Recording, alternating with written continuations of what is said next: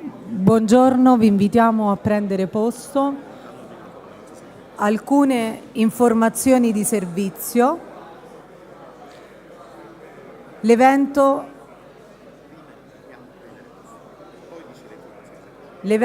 avrà inizio tra qualche minuto. Vi invitiamo gentilmente. Good morning.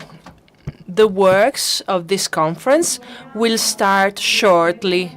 Please take your seat. The speeches will be in different languages: Italian, Spanish, and English. Please get your earphones at the entrance so you will enjoy translation into your language. You can get the earphones on the left.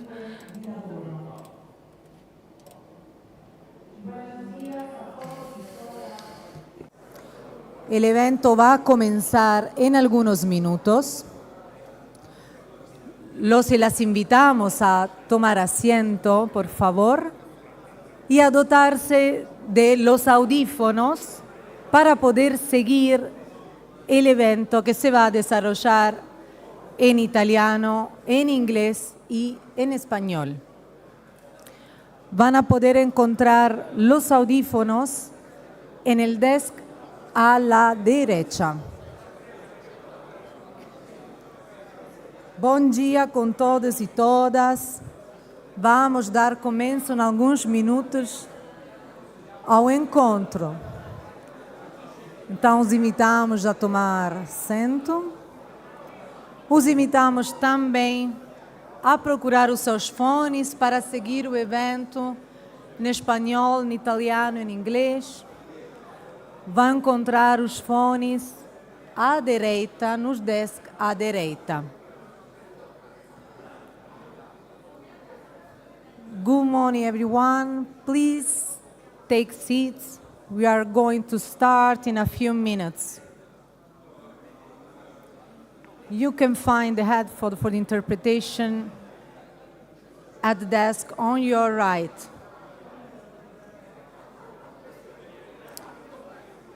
So please take seats, and we are going to start in a few minutes.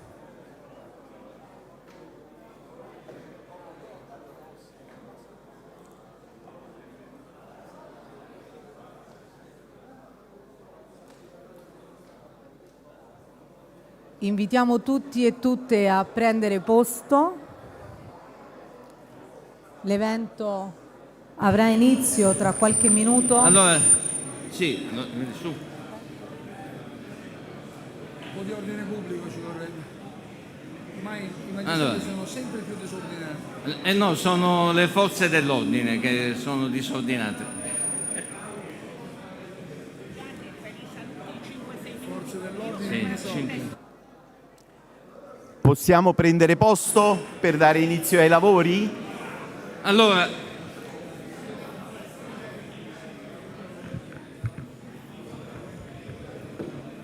che le forze dell'ordine non contribuiscano al disordine. Allora,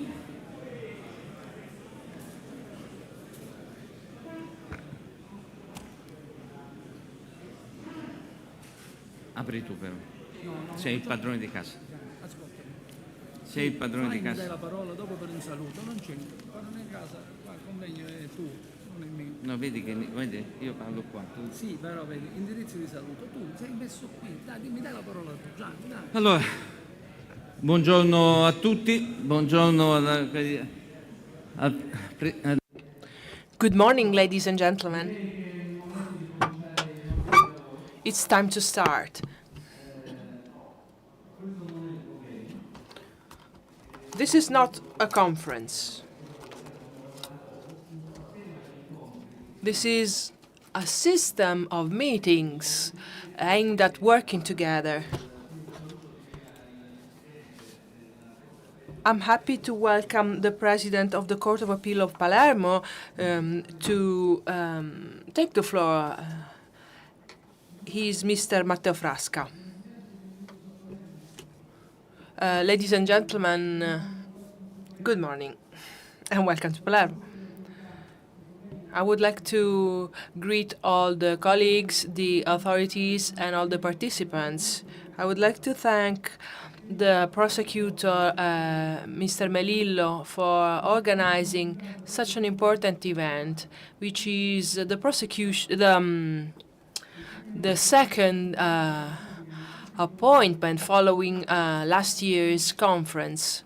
I would like to thank everybody who had worked behind the scenes in order to make this event possible. The contrast to organized crime is very important because criminal groups have grown more and more in latest years, and they represent a threat to the citizens and their rights. This initiative is important because it's to pay homage to the memory of Paolo Borsellino 30 years after his murder. We want to commemorate Paolo Borsellino and Giovanni Falcone, but our job is not only remembering them. We have to work and continue the work.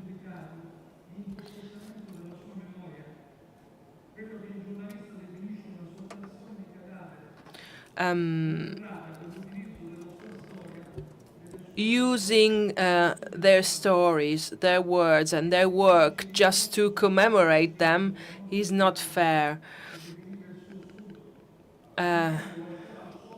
Paolo Borsellino, after the death of Giovanni Falcone, felt lonely and neglected by the institutions. And it was like that. He was left alone. I think that we need to give a meaning to the sacrifice, to Paolo Borsellino's sacrifice. The right to know the truth is considered as vital by international institutions. Our Constitution does not recognize the right to truth as a proper right, but it is important. It is an assumption. It's important because it makes reference to each individual and to the society as a whole. The whole society gets hurt by attacks and by tragic events. We have the right to know about the events. This is some important part of our democracy. Everybody has got the right to know the truth because we have to learn from history, and we have to prevent other horrible facts to be repeated again. The right to know the truth implies the right to investigate and to look for the truth and to protect those who work within the institutions, who are obliged to work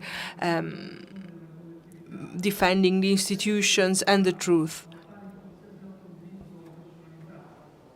I think that this right to know the truth must be strengthened. And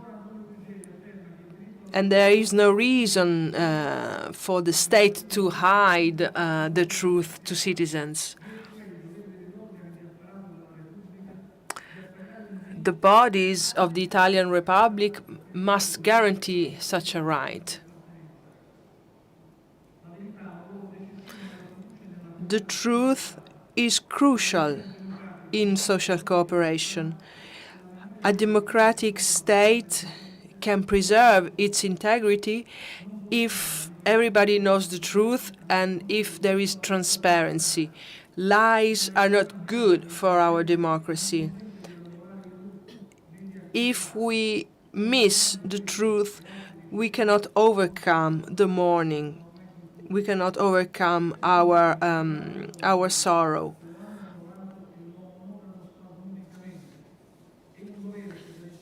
This is our duty, involving all the citizens, not only the police forces.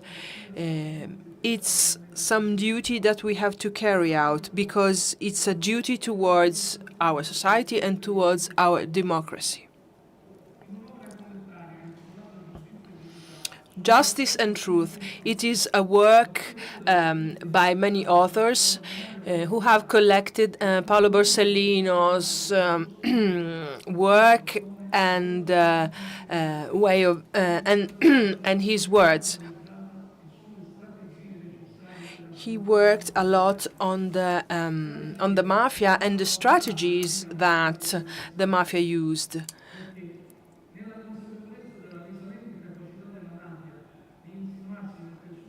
Paolo Borsellino knew that the mafia was able to infiltrate society and economic sectors. So appropriate strategies were needed. He worked in synergy with Giovanni Falcone, and they both had understood very early that international cooperation was crucial because organized crime was transnational. And they had realized that very early, before everybody else did. So that's the way they wanted to work, by tackling transnational criminality.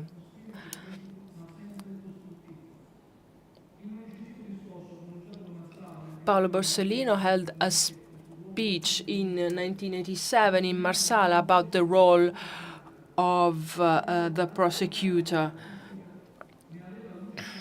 He had described the crucial role of prosecutors, who were the protagonists of this new type of trials that was implemented back then. And in early times, he had underlined that the political power could have hindered the magistracy.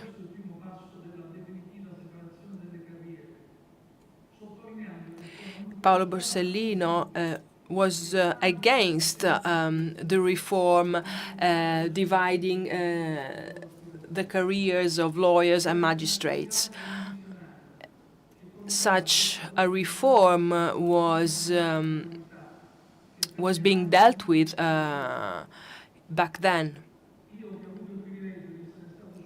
I had the privilege of being one of his students, and I really admired him because he was very empathic. He was a real humanist. He was hard with the evil, and he was very very careful with the people in need. Paolo Borsellino embodies a magistrate and a very empathic man.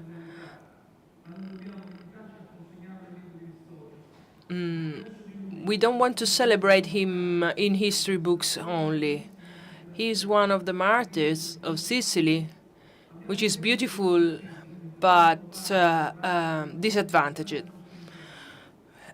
So we want to celebrate Paolo Borsellino by renovating his work, his commitment, by sharing his hopes, because it is true that a society without memory has no future, and people without hope have no future as well. Thank you. Allora, prego di porgere il suo saluto. I'd like to welcome Iila Savad, Prosecutor General of Palermo.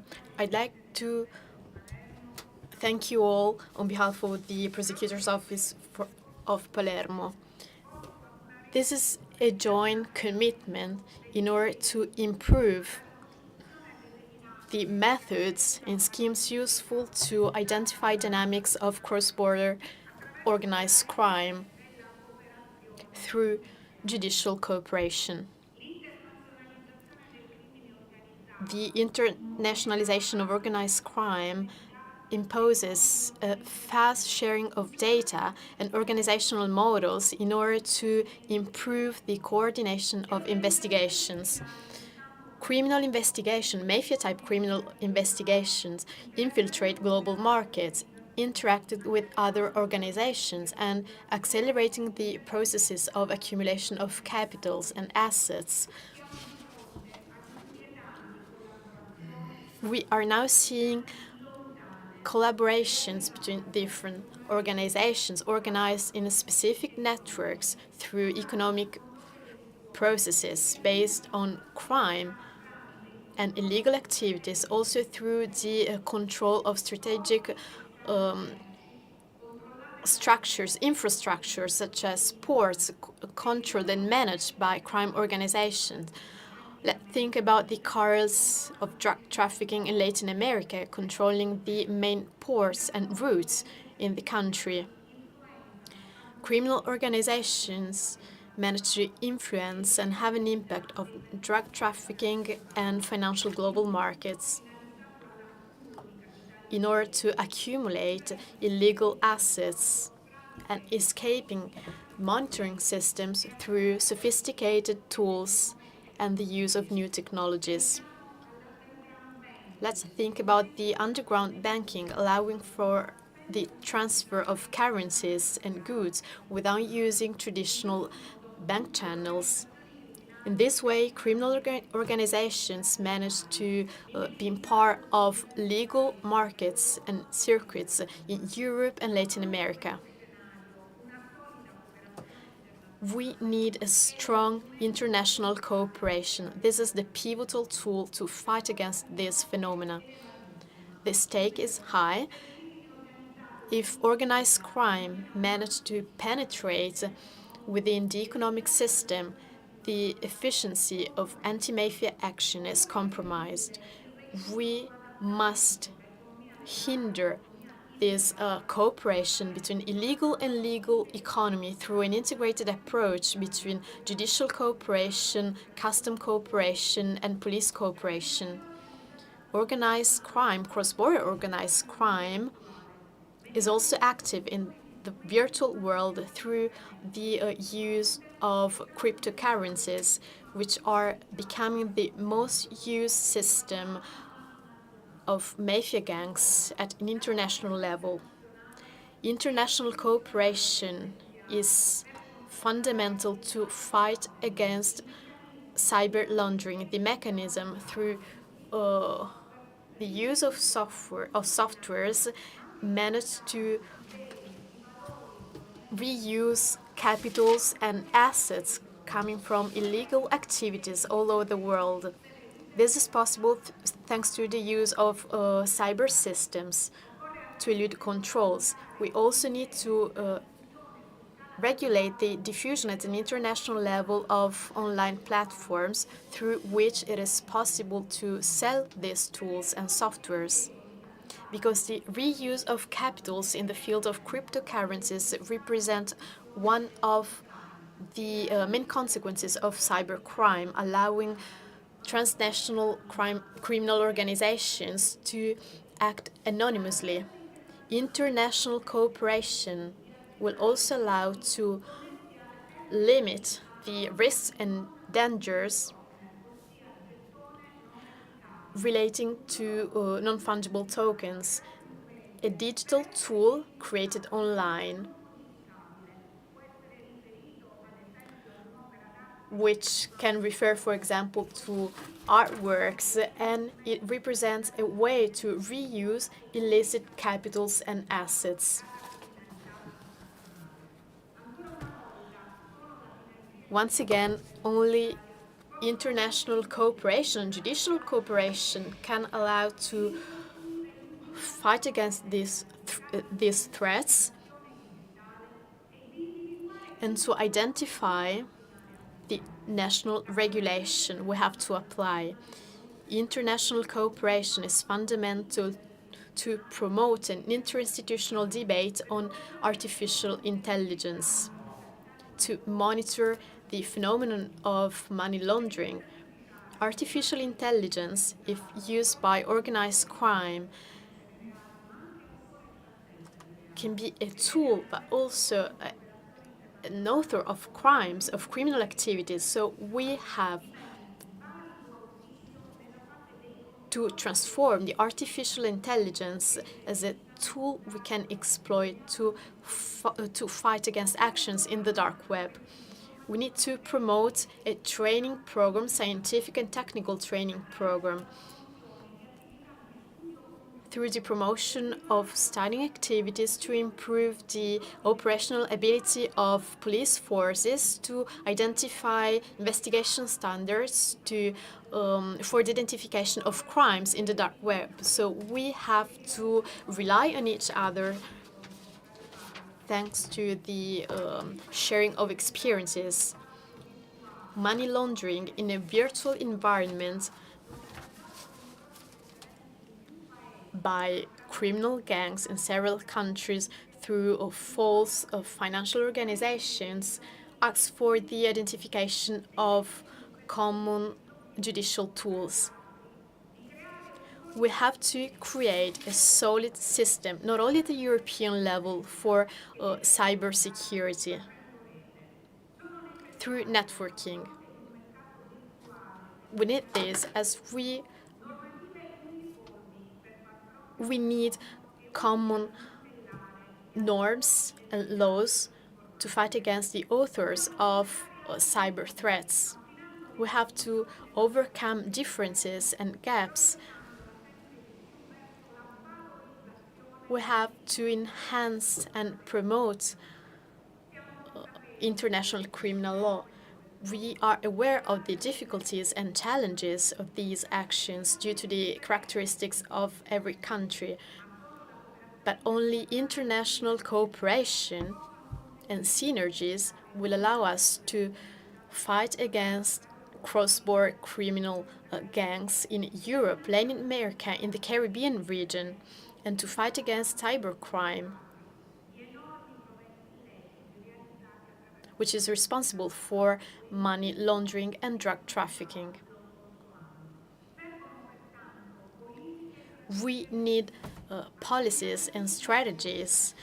We need to align our legal frameworks in order to operate at a transnational level.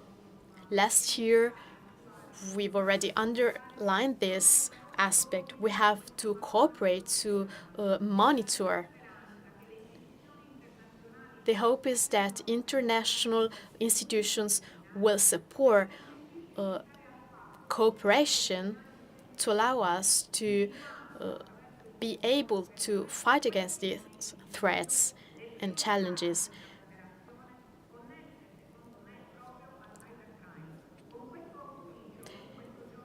So today, in a day in which we honor the sacrifice of Paolo Borsellino, I would like to thank you all of you, a profitable work, a fruitful work. Thank you. Prego di poggia il suo saluto Antonella Cavallari, segretaria. Antonella Cavallari, the secretary of Iila.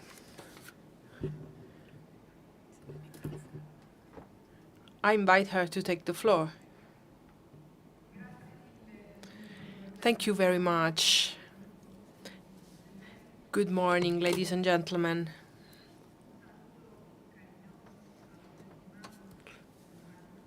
I would like to say hello to the magistrates who are coming, are from Latin America. It is a great honor for me to speak to you in this moment where we are celebrating and remembering Giovanni Falcone and Paolo Borsellino, two magistrates who were able to transform the fight against mafia into a global project on a global scale. The words of the two previous speakers were very touching, and they inspire us in going on with our work. Our association, Iila, will continue working and trying to fight back against the mafia. I would like to mention the role of Iila, an organization of cooperation between Italy and Latin American countries.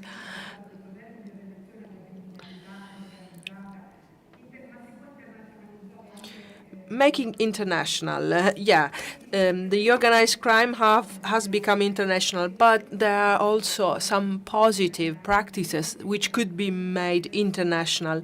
Safety, legality, and the rule of law. These are fundamental in order to pursue a sustainable development, thanks to strong institution and a strongly connected society. This is how we can guarantee safety for our citizens. Our association manages projects on a 4-year basis, and it gets almost 70 million euros from the European Union. And most of this money is directed towards the sector of justice. Just having a look at these figures reveals how important it is to fight against organized crime and how institutions recognize this importance, the importance of our fight. So we work together with the Latin American countries, and thanks to these deep connections, it was possible to organize today's meeting. So I want to thank all the organizers, the experts who have made it possible. The first program, named Falcone Borsellino, has now reached its 5th edition. It is also funded by the Italian Ministry of the Exteriors. We were able to involve 3,000 magistrates from 23 countries who have specialized in these matters, and also have formed a strong network connecting magistrates in Italy and in all Latin American countries. This is a very important treasure that we have and that is available to all citizens. Another very important program is El Pacto. Italy, through Iila, leads the way in fighting organized crime at an international level. We talked about cryptocurrencies and other important new developments from the organized crime that we need to fight. ItaJuice is another program funded by Italy and Ecuador. This is coordinated by one of our guests. This program helped reducing the victims, the deaths that happened in Italian prisons.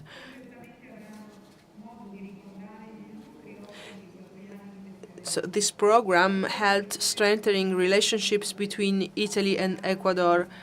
I would like to say hello to Mrs. Diana Salazar, the previous General Prosecutor of Ecuador. She's a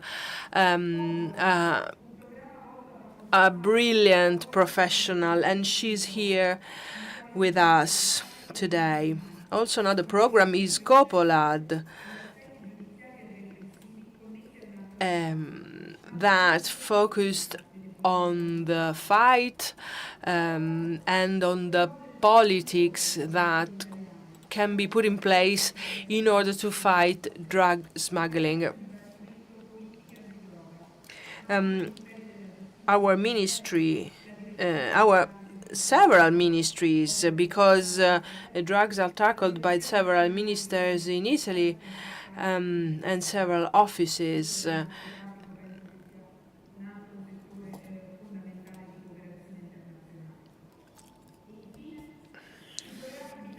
Last, there are many bilateral programs funded by Italy in order to share with Latin America our best operational models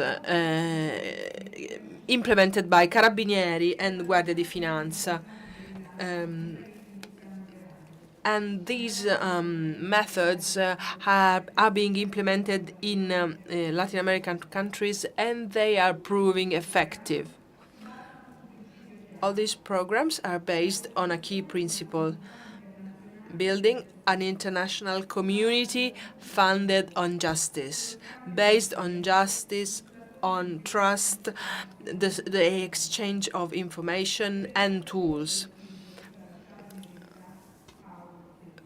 This is Paolo Borsellino's thought and spirit. This is his legacy to us. So we need to overcome our cultural differences in order to preserve the rule of law and the right to get the truth, the right to know the truth.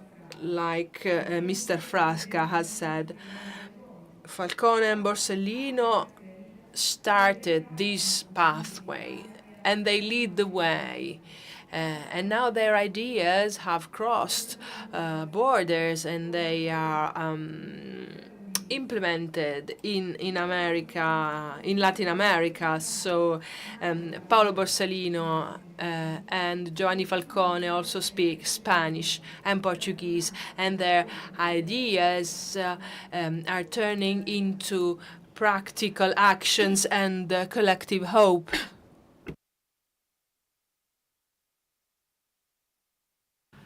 La parola Giovanni. Now the floor to Giovanni Tartaglia, Deputy Director of the Program of the European Union El Pacto 2.0, thanks to which this event is organized. The floor is yours. Thank you. Against a new way of working of transnational organized crime, we are building together a new modus operandi for judicial international cooperation. This process has already contributed to consolidate a new form of cooperation revolving around three main assets: the knowledge of mafia operational models in different regional contexts, the analysis of connection between criminal organizations, the sharing of tools, innovative tools to strengthen judicial international cooperation. Today's meeting is only one step of a broader path launched last year, which will continue also next year with a new meeting in Portugal and another intersessional meeting. But there are two other dimensions of the activity of judicial diplomacy and security revolving around programs such as El Pacto 2.0. And I will introduce these two dimensions. The first one is the support in the implementation of reforms and the strengthening of institutional architectures for the prevention and fight against organized crime. At the national level, it is important to underline the recent Argentine anti-mafia law, Ley Antimafia, the constitution of the Special Group of Prosecutors Against Organized Crime in Brazil, GAECO, launched by the National Anti-Mafia and Anti-Terrorism Prosecutor of Italy in Brasilia in June 2025, the important reform approved last week by the Chilean Parliament, establishing the Superterritorial Public Prosecutor's Office, inspired by the National Anti-Mafia and Anti-Terrorism National Direction of Italy, wanted by public prosecutors Angel Valencia. At a regional level, we've recorded an important event within the Mercosur organization. a regional organization similar to the European Union in Latin America. Well aware of the threats represented by organized crime, countries of the Mercosur have launched the process for the creation of the first international anti-mafia agency at a global level, drawing inspirations from the principle of the National Direction for Anti-Mafia and Anti-Terrorism in Italy. The other dimension is the one relating to practical operations, because El Pacto finances also judicial and police operations, such as the ones for the identification of absconders and fugitives, thanks to the operations of Interpol El Pacto.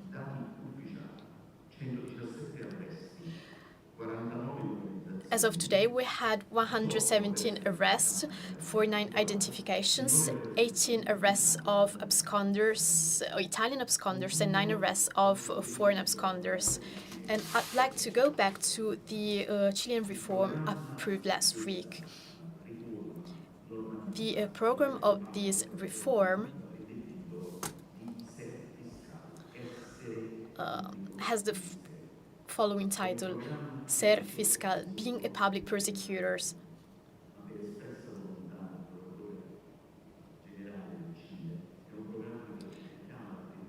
This program highlights the importance of magistrates within the modern society, especially in relation to organized crime at an international level. According to this new way of working, following the example of Falcone and Borsellino, I'm sure that we will be able to do more. And I'd like to conclude saying that we have a video we'd like to show you to honor and remember Latin American heroes, people that, such as Giovanni Falcone and Paolo Borsellino, have sacrificed their lives. Thank you for your attention. Allora è il momento di vedere questo. We'll now show you this short video. Todos tenemos miedos, incluso quienes eligen defender la justicia. Paolo Borsellino lo expresó así: no soy un héroe ni un kamikaze, soy una persona como tantas otras. Temo el final porque... Well, I'm afraid of the end, but courage is the key. These words tell us about his fear, but also about his strength to go on, to pursue his goals. These are the people who fight against organized crime. They are strong because they know that the mafia is a human phenomenon. So it has a beginning and it has an end. Today, organized crime has changed a lot. It's updated. It's in many businesses. It uses technology, but it has the same goals and the same strategies. It means imposing their power and imposing silence. As you know, Cesar Suarez used to be a prosecutor. He used to deal with corruption in the health services as well. He was very good at his work. He had also asked for personal data of the wife of a very important trafficker. He was killed. He was the father of 4 children. Marcello Pecci also was killed. He had investigated on money laundering and drug trafficking. He dealt with important homicide cases. He was on his honeymoon with his wife when he was killed. He was on the beach and he was shot dead by 2 gunmen. His son was born shortly after. This is another magistrate in Brazil who used to fight against the Primeiro Comando da Capital. He was also killed, but his job, his work stays there, and it stands as a mission. These 3 magistrates were killed, and they were convinced that organized crime is not invincible. We can overcome it, and the law cannot stop in front of these barriers built by organized crime. We are not afraid. We want to go on despite everything. That's what they did, and that's what they that's what they did, and their memory stands before us. So we have to continue their job, and we have to be brave so that the sacrifice of these 3 prosecutors was not in vain. So we want to continue fighting, and we want to fight for the truth.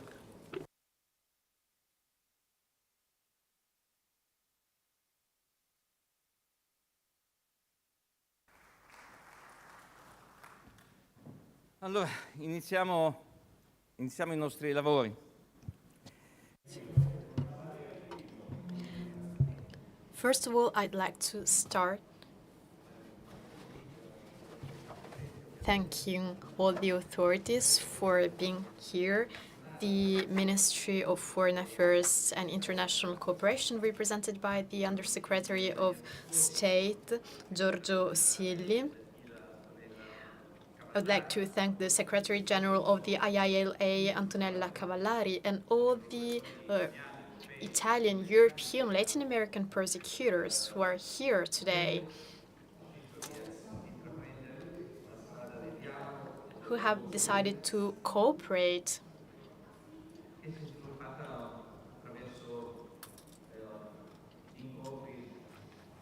and to take part in meetings, initiatives, which have been launched over the years. I'd like to thank the President of the Court of Appeal of Palermo, the Prosecutor General of Palermo.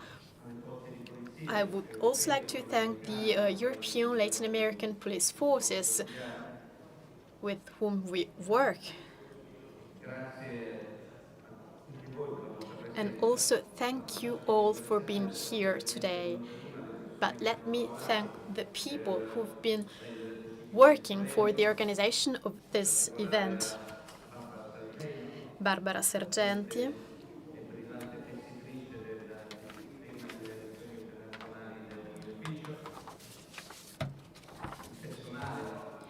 then all the staff of the Court of Appeal and of the Public Prosecutor's Office of Palermo, my staff,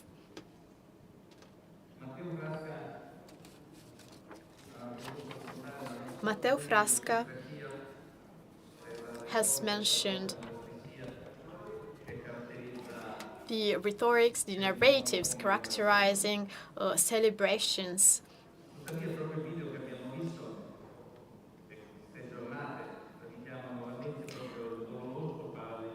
But in these days, we have to focus on the common path and story of judicial systems in Italy and Latin America.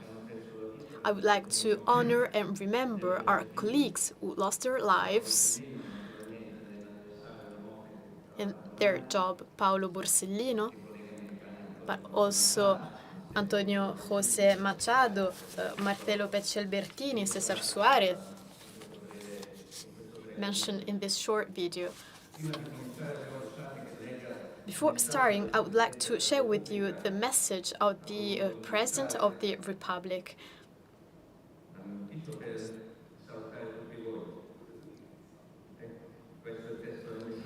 I will read his message. In this event, a meeting of judges and magistrates, both European and Latin America, I'd like to thank you all to share the support of the Italian Republic to Latin American countries. Today's meeting is taking place 30 years after the murders of Giovanni Falcone and Paolo Borsellino, whose work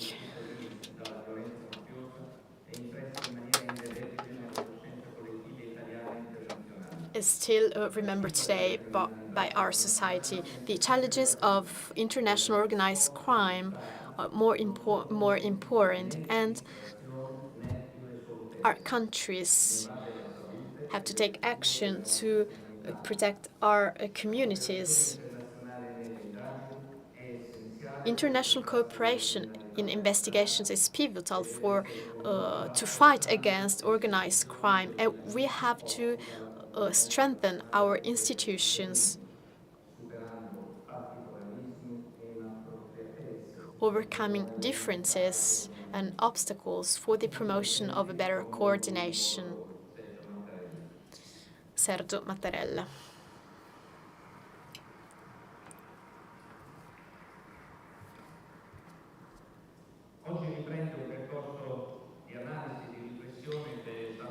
Today we are continuing with a path we've launched a few years ago with colleagues from other countries, European countries and Latin American countries.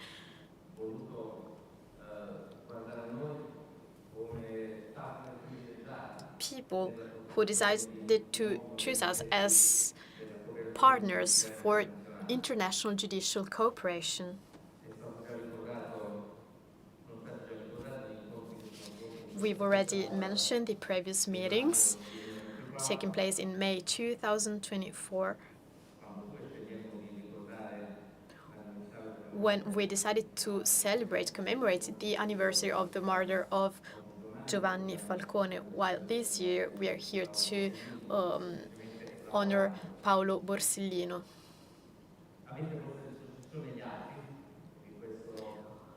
You have the documents of previous meetings at your disposal.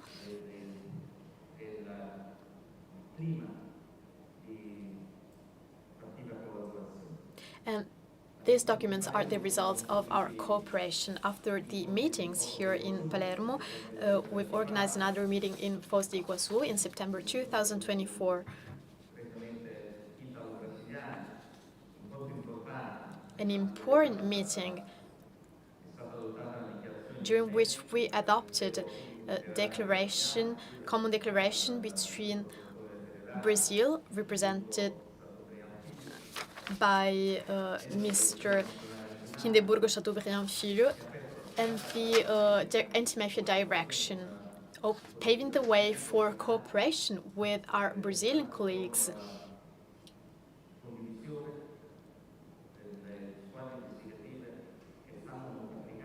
The goal was to enhance cooperation among investigative teams in Italy and Brazil.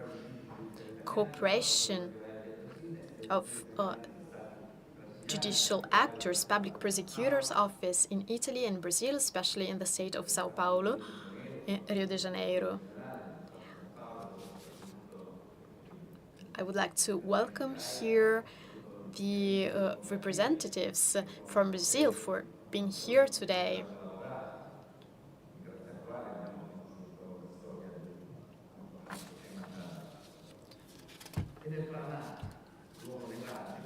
And then cooperation with the state of Paraná, a central hub.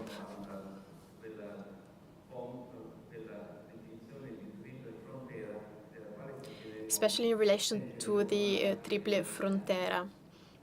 We'll talk about this later.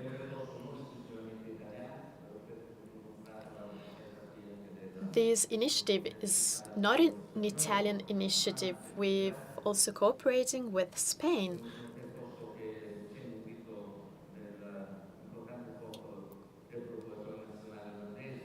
And we are also supported by the Dutch public prosecutors. And in March 2025, we've also organized a meeting in Amsterdam with the same goals of today's meeting and with the same participants.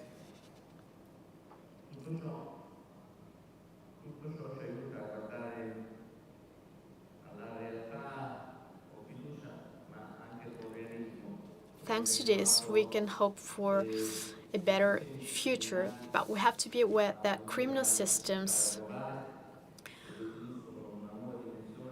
are increasingly becoming part of our society,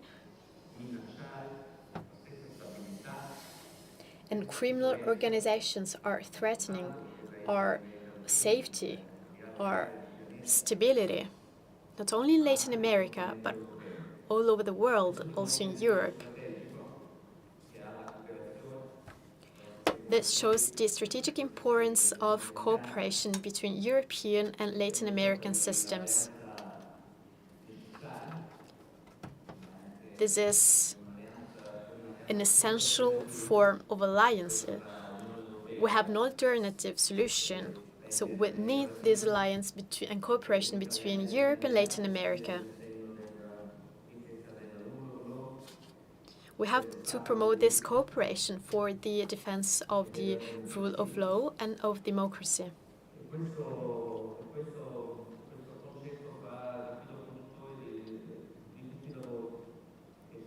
And this notion is at the heart of our meetings. The first session of today's meeting concerns drug trafficking, money laundering, and destabilization risks for democratic systems in Latin America. The session will be moderated by Professor Nando Dalla Chiesa.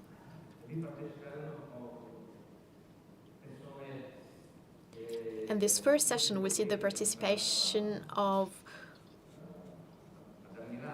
several people I admire: Francisco Roberto Barbosa Delgado,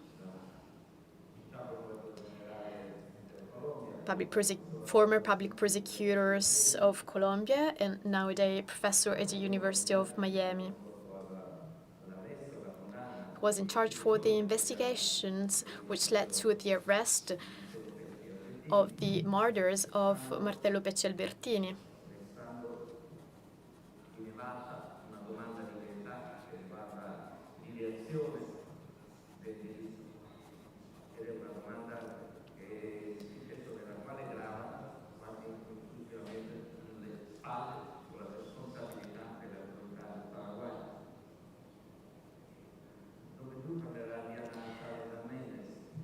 Then we'll give the floor to Diana Salazar Mendez, former Prosecutor General in Ecuador, an important country for drug trafficking. She used to work with Cesar Suarez.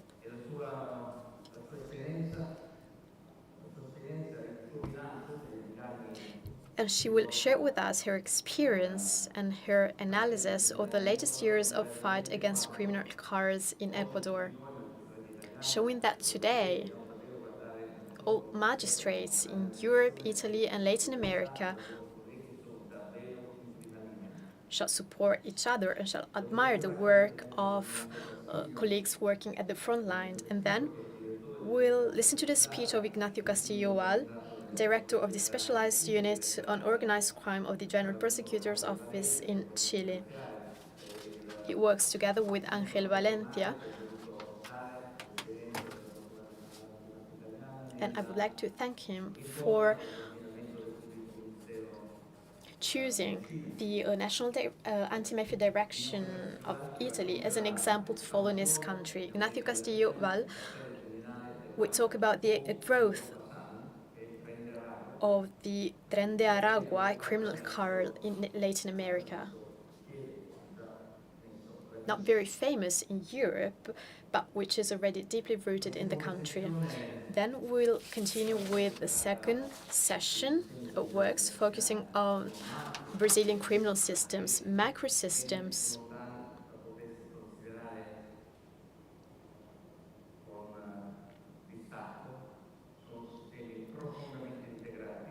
These systems are deeply integrated with Italian mafia groups.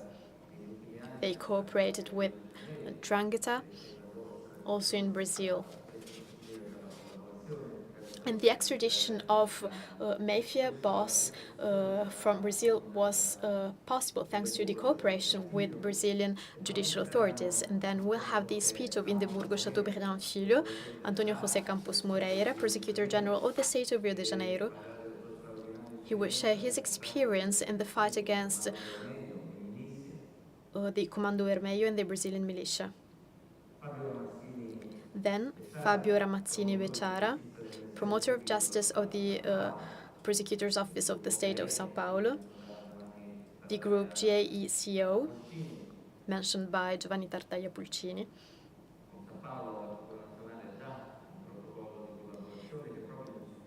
We already have in place protocol of cooperation with the state of Sao Paulo.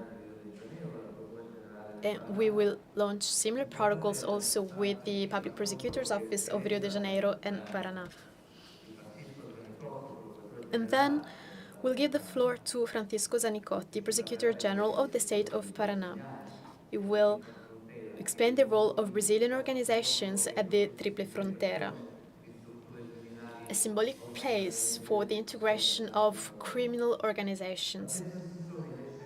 Then we have a third session moderated by Barbara Sergenti and concerning European experiences.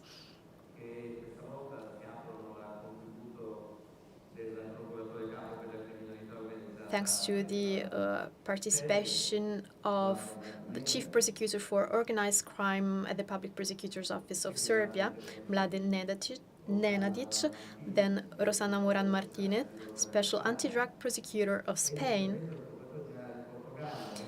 and Amadeu Francisco Ribeiro Guerra, Prosecutor General of Portugal,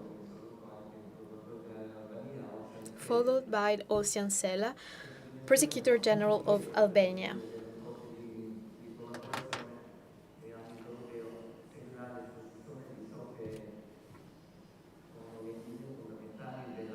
And I'd like to thank them all for being here, and then we will continue sharing the Italian experience in judicial cooperation. This session will be moderated by Salvatore De Luca, Public Prosecutor of Caltanissetta.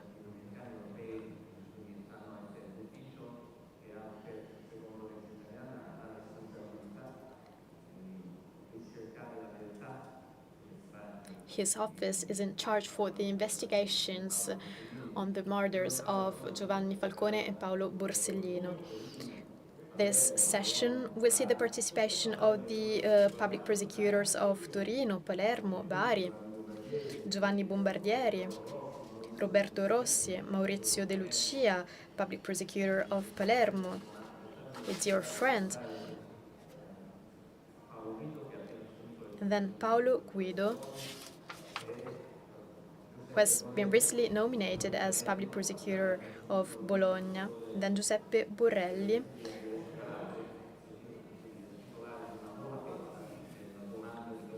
public prosecutor of Salerno.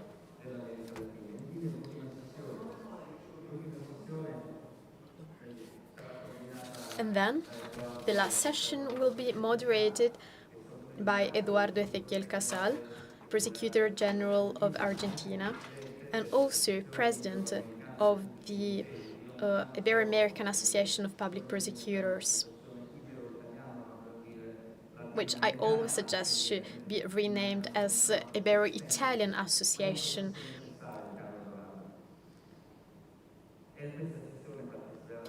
This session will see the participation of Indeburgo Chateaubriand Filho, the Prosecutor General of Peru, Delia Milagros Espinoza Valenzuela, Angelo Alencia, Prosecutor General of Chile,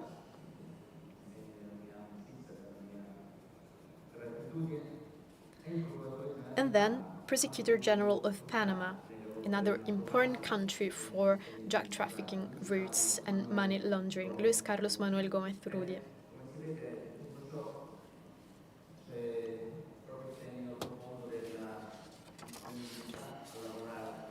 This is a clear sign of the importance of collaboration. Today is a very important day. This meeting is extremely important,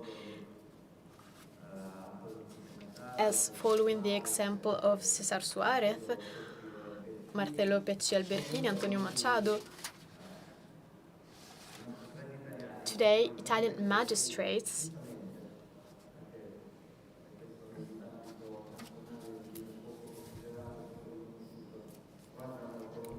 who are considered as an example to follow by other European countries, as a model to follow.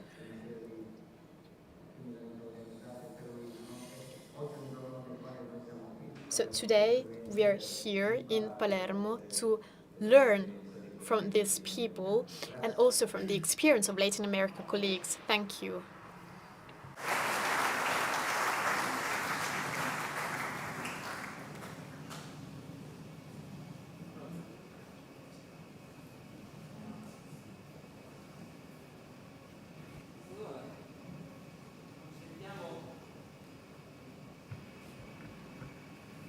E intanto come dire, è intervenuto come dire, superando gli ostacoli dei...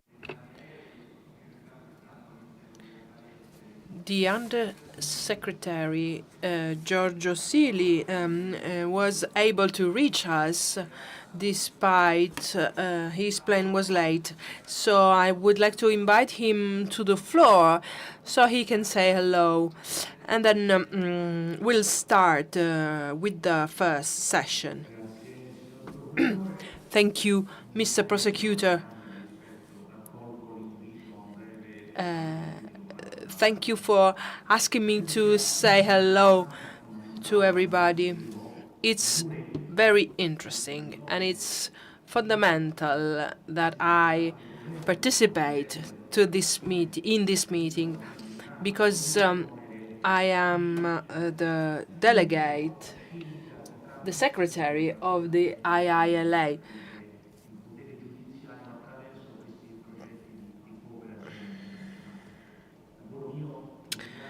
My job is actually at the Ministry of Foreign Affairs. I work side by side with Antonella Cavallari, but I also know many among you. For example, Diana. I had the pleasure and the honor to work with many of you. I met Diana last year in Ecuador.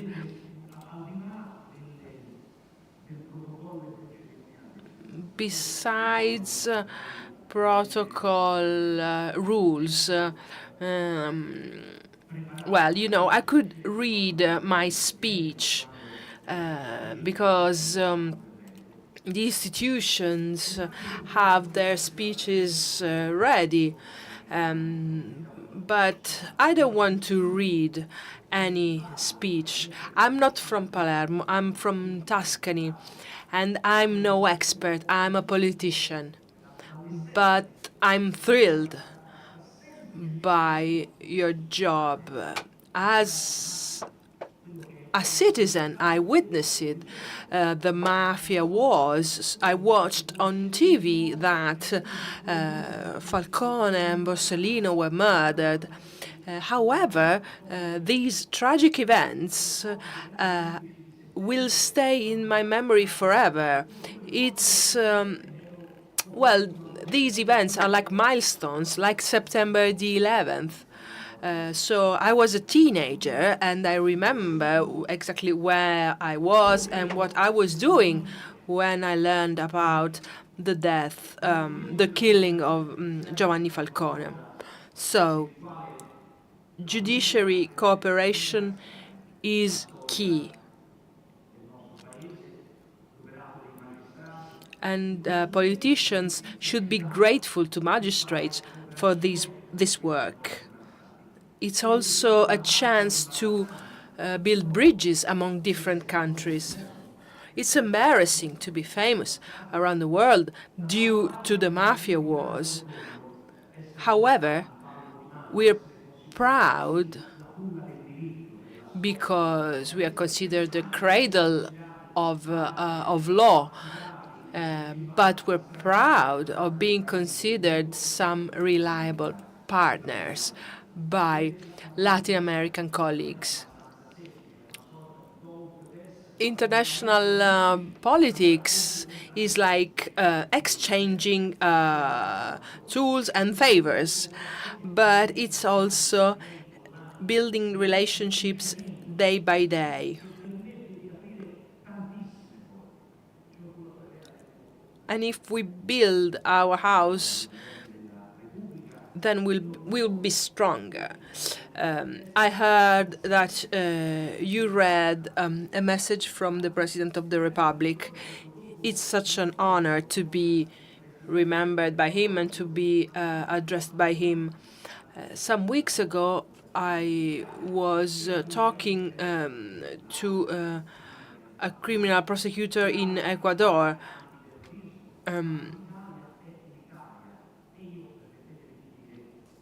Each one of us has their own interest because we work in different fields. But I'm aware that regardless of the matter, of the specific matter, Italy is still a leading country in this subject. Italy is a reference point. So here I am to welcome you and to say that the role of politics is to fight against the enemies of the state and the enemies of peace. Thank you, Mr. Undersecretary. Well, I've illustrated the program of our works, and there will be some moments which we will share and will be used to express gratitude to some people. 2 prizes will be handed. One to Carlos Maíquez, judge of the Supreme Court in Argentina.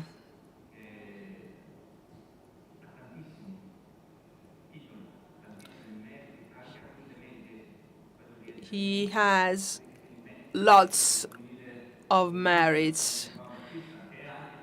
He's a top-level magistrate.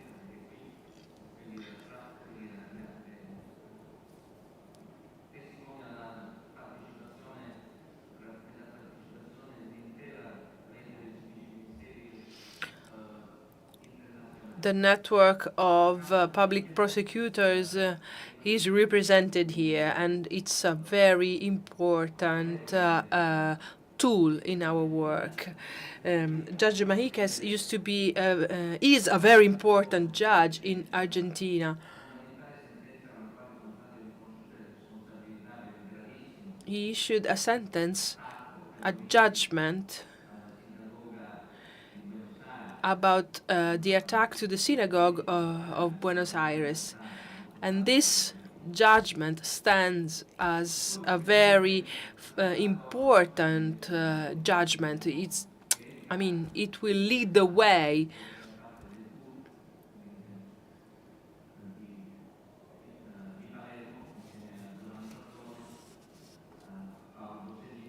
Another man who was part of the team formed by Giovanni Falcone and Paolo Borsellino, and this is Mr. Di Lello, whom we will greet tomorrow.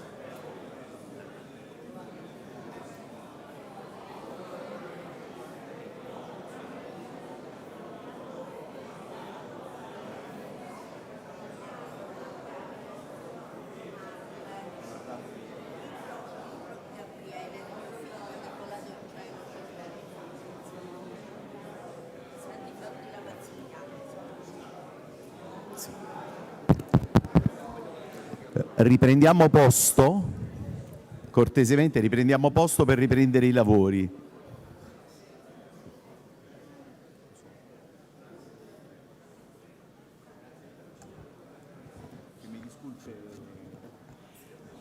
Per favore, riprendiamo posto per dare inizio alla sessione successiva.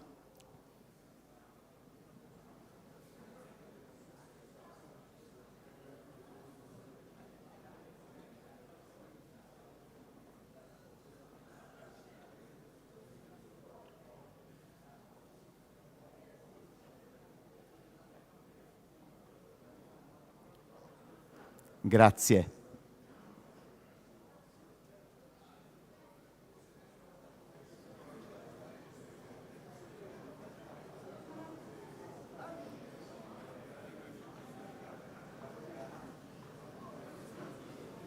Buongiorno. Good morning. First of all, I'd like to thank all the authorities and all people here today.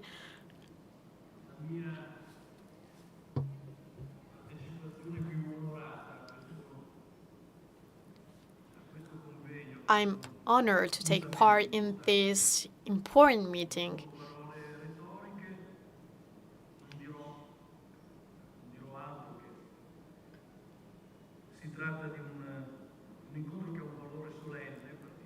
This meeting has a special value, even more to me. We are in Palermo,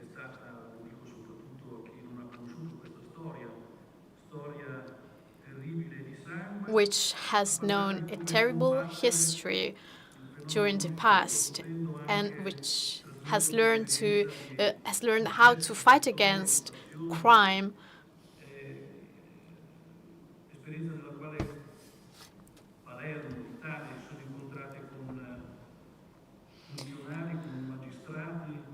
And Palermo and Italy in general have seen the cooperation between Italian and Latin American authorities. This meeting was organized to focus on cross-border organized crime,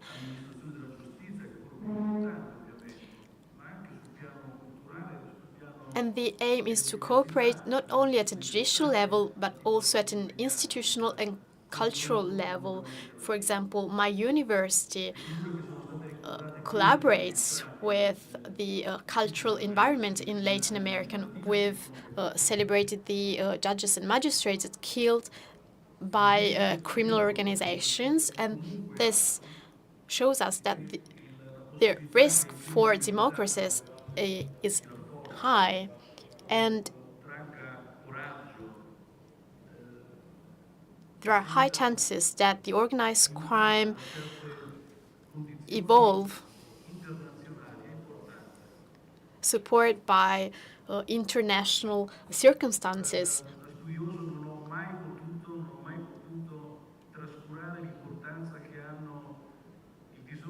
I've never underestimated the importance of disorders and wars for the growth and development of criminal organizations. Over the last 20, 30, 40 years, we've seen conflicts and wars leading to new forms of organized crime. We've seen organized criminal organizations penetrating our societies and institutions. We are facing an important international disorder. We do not know the possible consequences yet concerning criminal organizations, and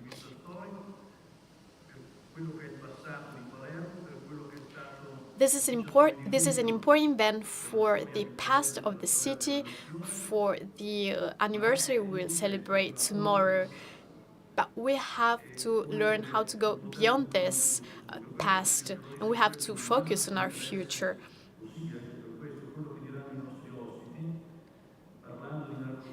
So we now give the floor to our guests, who share their experiences in terms of drug trafficking, money laundering, and crime in Latin America.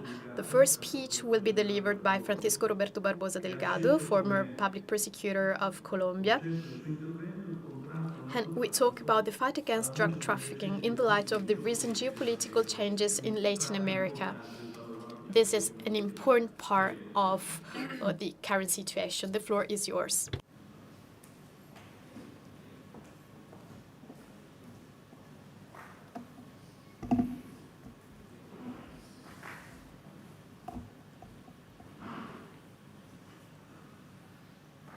Muchísimas gracias a todos ustedes. Un saludo muy especial, muy afectuoso a Giovanni Melillo, fiscal nacional antimafia. Thank you very much for having me. I would like to thank Giovanni Melillo for his introduction. I would like to thank Giovanni Tartaglia Polcini for having me. He is also the vice director of the European program El Pacto. Hello, dear colleagues. Hello, prosecutor of Ecuador, Mrs. Diana Salazar, who is between countries, Colombia and Ecuador. Hello, Mr. Ignacio Castillo Val, director of the Special Unit for Organized Crime in Chile. And hello, Mr. President of the Association of Latin American Magistrates, Ricardo Casal. I admire you a lot. And then hello, ladies and gentlemen. Thank you, Professor Dalla Chiesa, who is a professor on the sociology of organized crime in Milan. First of all, I would like to start with some words in Italian. Being in Palermo is a great honor to me.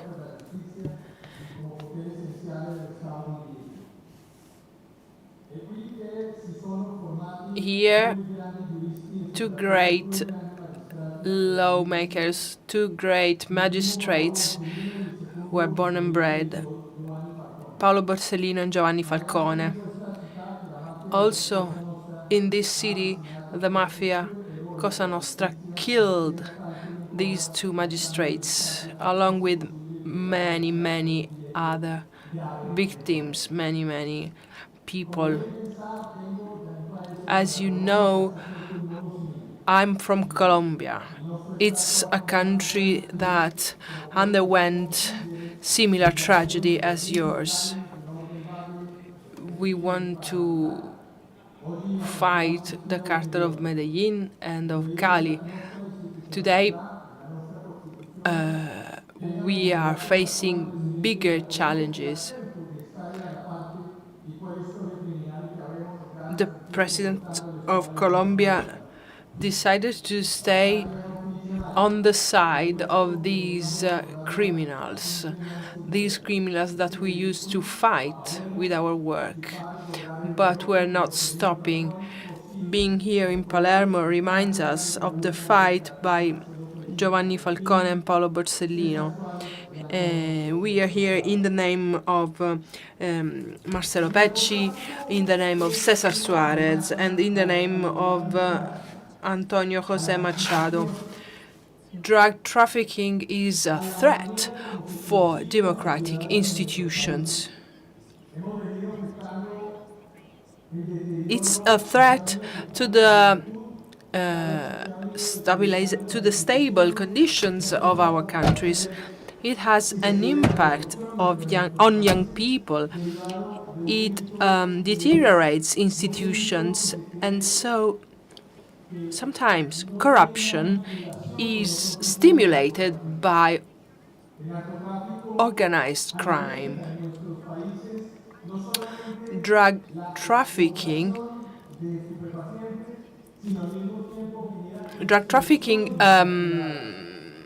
provides drugs to our country, and it generates other types of illegal activities. For example, the sale of drugs to underage people. In Latin America, we have two important perspectives of on drug deal: drug trafficking and micro drug trafficking. Drug trafficking in Latin America meant exporting drugs. Well, today we know that there is drug consumption in our city, and it has increased because the economy of our countries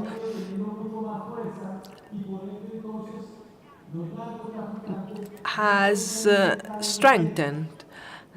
And so, drug dealers have a richer inner market.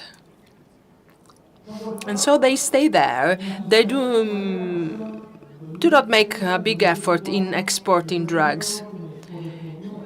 From 2020 to 2024, when I was working at the prosecutor's office, and during that period, I cooperated with two presidents, two Colombian presidents. One of them supported us, while the second one complicated things for us, and he tried to break the bonds among institutions, and he even tried to get many big drug dealers out of jail.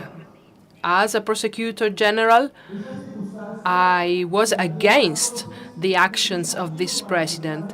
However, these conditions posed a challenge for us. It was a challenge to our job, which is contrasting organized crime. We cannot do our job only by applying the laws. It was necessary to attack their assets, to follow their resources, follow the money. If we don't track down their money, then we are helpless because drug trafficking are aimed at earning money. So it is necessary to come up with laws able to support us. During these 4 years, we seized 7,000 billion of dollars thanks to the laws on seizure. So we were able to hit hard on these organizations. Drug trafficking cannot and can't be fought simply by looking at illegal activities in themselves. We need activities such as seizures. As we were saying, and as we agreed with my colleagues, other prosecutors in many working sessions in the past, we know very well what the difficulties are. In 2024, 100,000 violent killings happened in the region. 20 deaths over 6,000 inhabitants. It's important to fight organized crime on both sides of our borders. For example, Ecuador in the first at the beginning of the century had a high rate of murders, 7-8 deaths every 100,000 inhabitants. Today we have 46. casi que natural ver todos los días. So the rate of murders has raised a lot. Every day we were used to see lawyers who were killed, prosecutors who were killed. It was normal. It was in the news every day.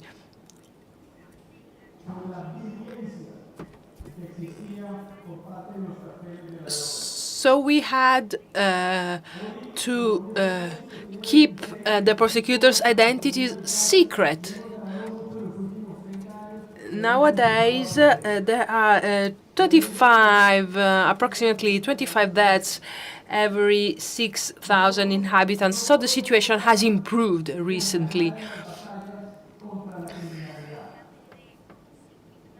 However, the war is not over.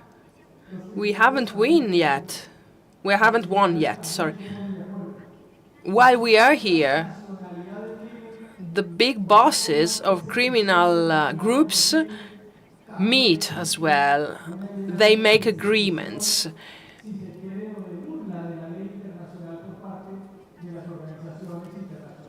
They also want to mock us, to mock legal institutions. Drug trafficking is an interesting world. These people do not use the traditional channel to spread and use their money. There are cryptocurrencies nowadays. Maybe I'm in Colombia, but I can send billions of dollars to Palermo. I can transfer any amount of money from anywhere to anywhere. So, yes, some people are caught in airports with their suitcases full of money. But this used to be in the past. Today, there are new criminal activities, new criminal behaviors.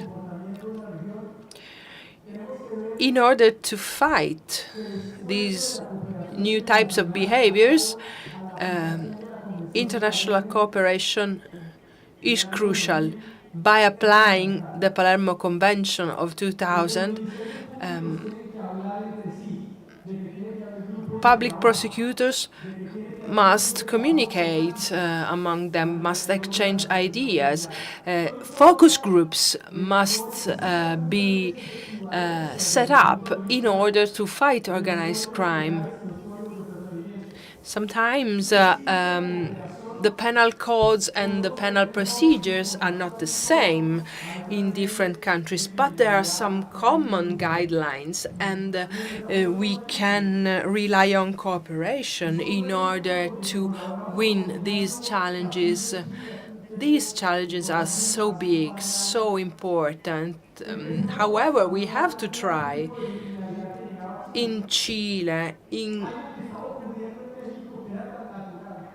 in Chile, we saw that the type of criminality. We saw that in Chile a new type of criminality was entering the country. It is the same criminality that we used to see in Mexico. So. Remember El Chapo's son, who was imprisoned, and then he was freed because it could have been dangerous for the whole country, which could have been destabilized, because people would make riots in order to get him out of jail. This is incredible. We now know that the gang, the cartel of Tren de Aragua became a problem. It involves Venezuela, Colombia, Peru, Argentina, Uruguay, so many countries. and it could also involve Central America, Nicaragua, Guatemala, Mexico, and then ultimately they get to reach the United States. The United States are experiencing these phenomena. They are aware of the Tren de Aragua, which is also present in New York City. So, within our conference, we can state that drug trafficking has hit hard democratic institutions. In Ecuador and in Colombia, we started seeing attacks against presidential candidates. This used to happen in Latin America in the late 1980s, where in Colombia 4 candidates were killed. When the Medellin cartel used to rule the political scenario in the country. And today, we are experiencing something similar.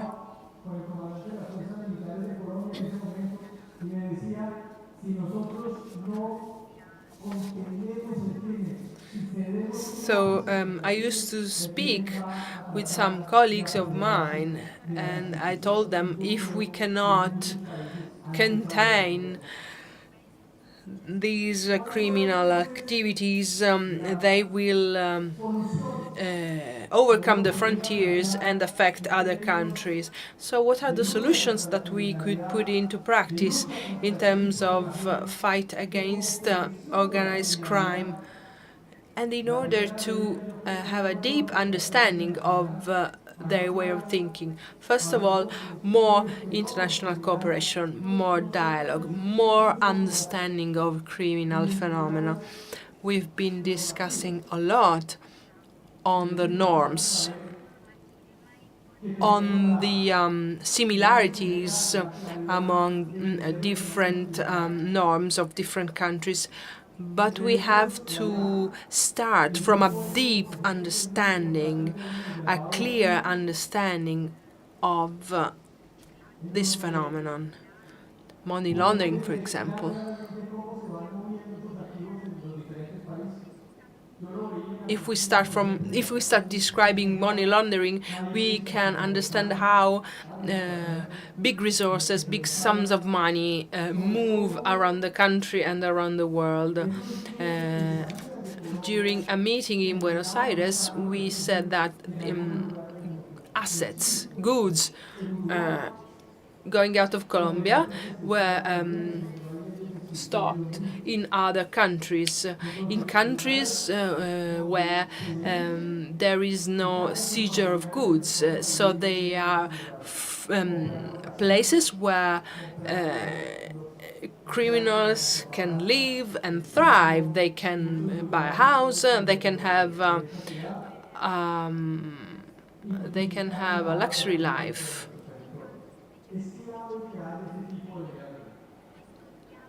This is due to the laundering of assets within this territory.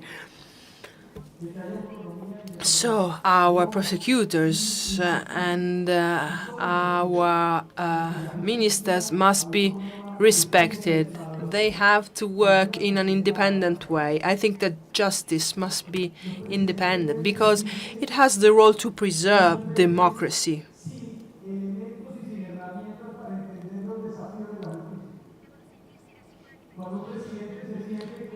Leaders must be reassured because we can help them.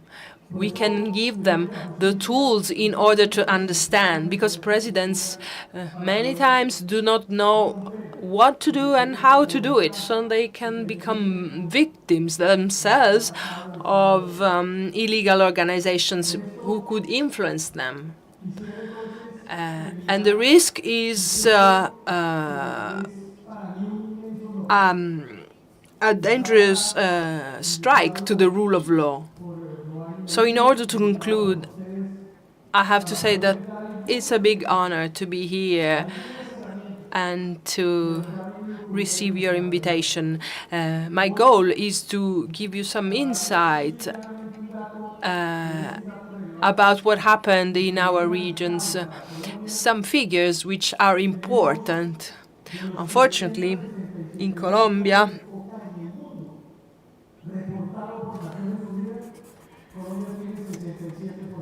we have almost 400,000 hectares cultivated with cocaine. The size of this land has increased a lot, up to 67% in Colombia.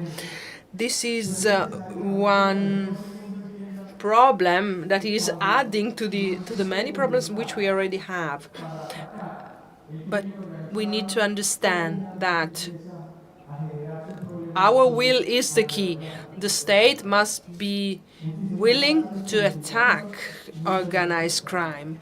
And this is the basic value for our democracy, the will to win over organized crime. Thank you. Grazie, certo, per questo grido d'allarme importante. Thank you for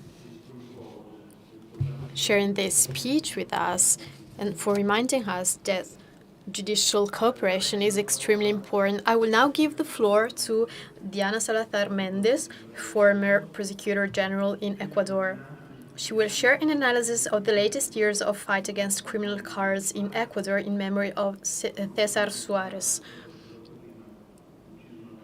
the magistrate killed 1 year and a half ago.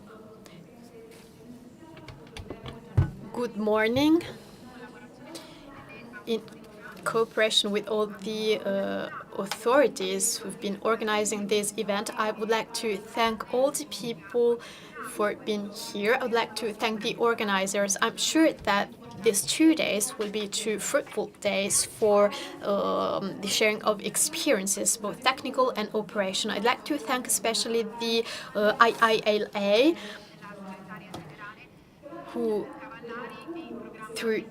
supported by Ms. Cavallari, and the El Pacto program for supporting us. Over the last 6 years, we've been supported by several countries and institutions which relied in our work against organized crime, also in relation to drug trafficking. I'd like to thank Giovanni Melillo, National Anti-Mafia Prosecutor. Thank you for sharing all your perspectives and ideas and for proposing such interesting topics in an environment focused on cooperation for fighting organized crime.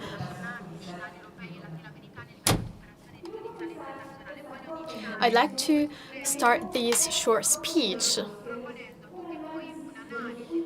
sharing with you analysis of the last years of fight against criminal cards in Ecuador, starting from our public prosecutor's office, acknowledging the effort, the work perpetrated by all people involved in this important activity, judges, prosecutors, police forces, who day by day have put their life at risk. This is a work requiring honesty and value, and very often this is a very complicated and complex job, but which at the same time is able to give us all hope, because in this way we can give back the proper balance to our society, and we can allow our society to survive, and we can add a more humane dimension. I thank you all, your staff, your teams, and I would like to pay tribute to César Suarez, murderer, for doing his job. And I would like to show my gratitude to his family as well. Organized crime is a very complicated phenomenon, multidimensional phenomenon, and drug trafficking is the most tangible expression of its consequences and effects. in relation to high level of violence and high amount of money. So the integration of technological tools have caused several changes, and geopolitical dynamics are more and more complicated, generating consequences in several sectors, such as the economic and judicial ones. And the facility to expand and create new markets have also opened new opportunities for the creation of illegal markets and networks.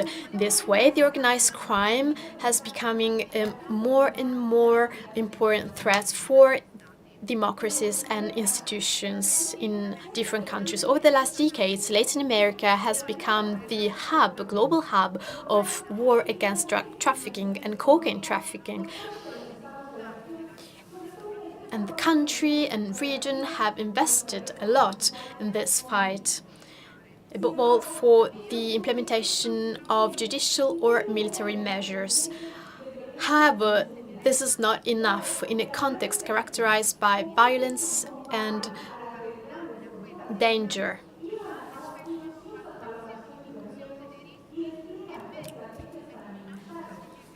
As criminal organization implement different strategies and are able to adapt faster and faster to the structure and organization of countries, creating and opening new routes for transports. This scenario is particularly manifest, especially in Ecuador, a country which, from an historical point of view, has been a peaceful country and where drug trafficking has recording an important evolution, an alarming evolution over the last years. So the country has now become a center for production and stocking of cocaine, drug in general, destined to European and American markets, according to the World Drug Report of 2023 from the United Nations. Between 2020 and 2021, the production of cocaine in Ecuador has improved.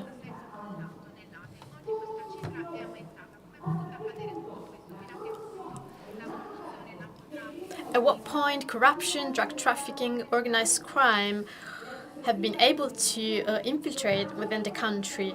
Investigations made by Ecuador between 2019 and 2025 allowed to discover how cross-border criminal networks managed to intimidate the country overall and to enhance its power and presence, and to infiltrate the social tissue. Criminal networks manage to infiltrate social structures through the corruption of administration, judicial organizations, and contaminating also the private sector. I would like to share with you some practical examples to better understand the current situation. For example, bribes and corruption affecting also the presidency of the Republic and the main private companies. We record important cases of corruptions, and then corruption increased during the pandemics, highlighting this situation and shedding light on these structures. For example, Muñecos or Jordan, the authority responsible for the surveillance of the state, the Contraloría General, discovered other cases of corruption, such as the case Las Torres. And then we have the fight against money laundering and terrorism. Cases such as Poseidon R7 or the case Pampa, or other cases such as Pantalla Independencia Judicial, which have revealed the way in which judicial authorities, monitoring authorities, had relations with criminal groups.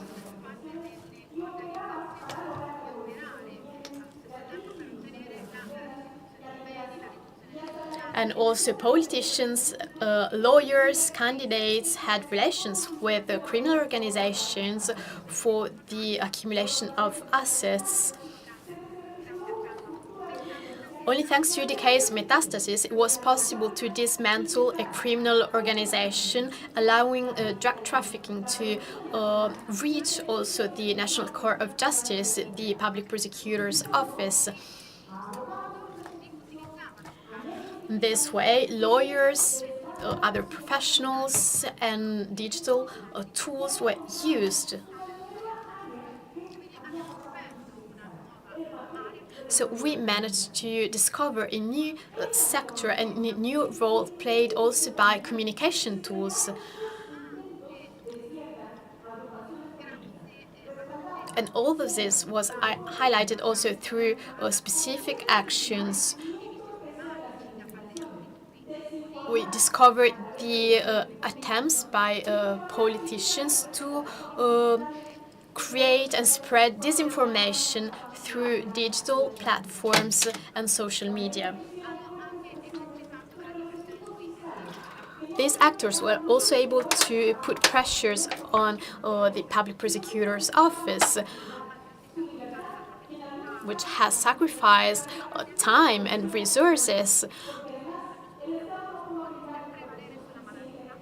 for this work in order to fight against crime, also because the state was not able to provide proper protection measures to the actors involved in this fight.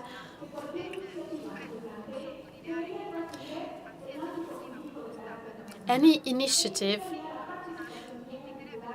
going beyond the judicial environment should see the participation of all actors of this society, which shall underline the importance of public policies and structural measures to be supported in the long term.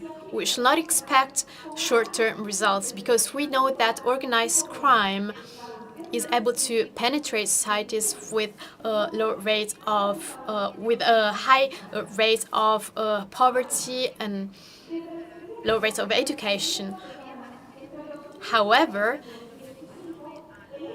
between 2019 and 2025, the emphasis on the fight against organized crime was based on several pillars. We try to provide support in different contexts, such as through the creation of specialized units.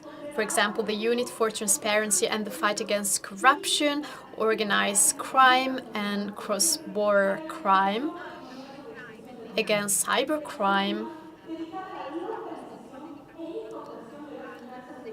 and also special units for patrimonial investigation and asset investigation in order to prevent illicit assets to circulate in our economy. We were able to identify important routes and to dismantle complex structures. We must also acknowledge that we were able to work to dismantle the different existing structures and criminal organizations. We know that the reduction of cross-border barriers has paved the way for supranational connections. In this way, we managed to get rapid response and to enhance the support and cooperation with important international partners. such as Italy or Great Britain or Canada, European Union in general, we managed to establish trustful relations through the application of technical tools for the implementation of joint actions against this criminal phenomenon. Furthermore, we've also improved in the exchange of information and the implementation of intelligence strategies with police forces, also foreign police forces. All of this was possible through the implementation of joint operation for the arrest of international criminals. So technical specialization, transparency, the use of technology and international cooperation have been pivotal to allow investigations carried out by the Public Prosecutor's Office in Ecuador to improve and to fight against criminal organizations. Although my work in this sector has come to an end a couple of months ago, the responsibility of the country to investigate shall be enhanced to ensure continuity to the existing strategies and investigations, allowing protection to authorities and people during the implementation of the work.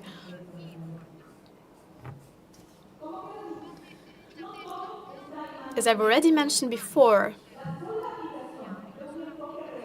not everything lies in the end of the judicial system. The application of the judicial or military framework is not enough to face this problem. And there are no fast solutions because criminal organizations relating to drug trafficking have spent years creating their networks and infiltrating the society through the corruption of authorities and entrepreneurs. And I'd like to conclude my speech going back to an idea I shared at the beginning. The work of justice is complicated, yes, we know that, but at the same time, it gives us hope. It's a humane work, and above all, we cannot give up in this work. Sometimes we need a break, that's true. We have to reinvent ourselves to keep going, but we have to keep preparing ourselves to enhance our work and cooperation. Thank you all, and thank you for listening, and thanks for your support.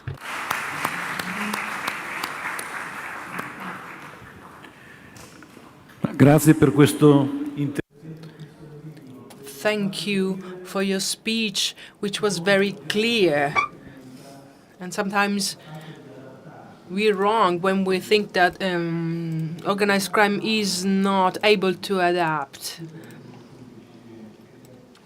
But it's wrong. Organized crime adapts to new situation. But it is also able to transform itself and to turn into something else. So now I leave the floor to Ignacio Castillo Val. He's from the National Prosecutor's Office in Chile. He belongs to the Special Unit for Organized Crime. Thank you so much. I would like to thank Mr. Melillo for inviting me, and as well Giovanni Tartaglia for inviting me, not only for the chance of being here, but also because what they did for us, for the shared work. Organized crime in Chile has become stronger in later times.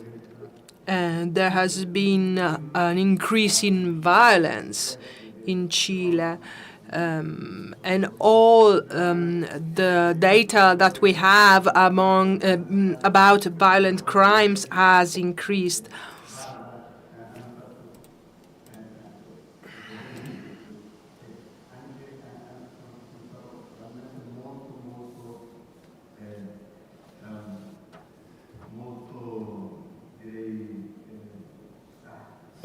Ho perso la parola. Parlerò in spagnolo per questo, perché non voglio perdere la parola su quello Muy che voglio bien. dire. Voy a hablar sobre el tren de Aragua. El tren de Aragua I will speak about the Tren de Aragua. Maybe most people don't know much about it, but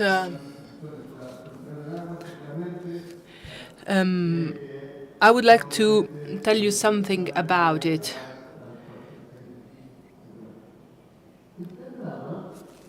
The Tren de Aragua is a criminal organization characterized, like many other countries, by some features. For example, our Brazilian colleagues will talk about the organized crime in Brazil, and we'll hear also about Ecuador.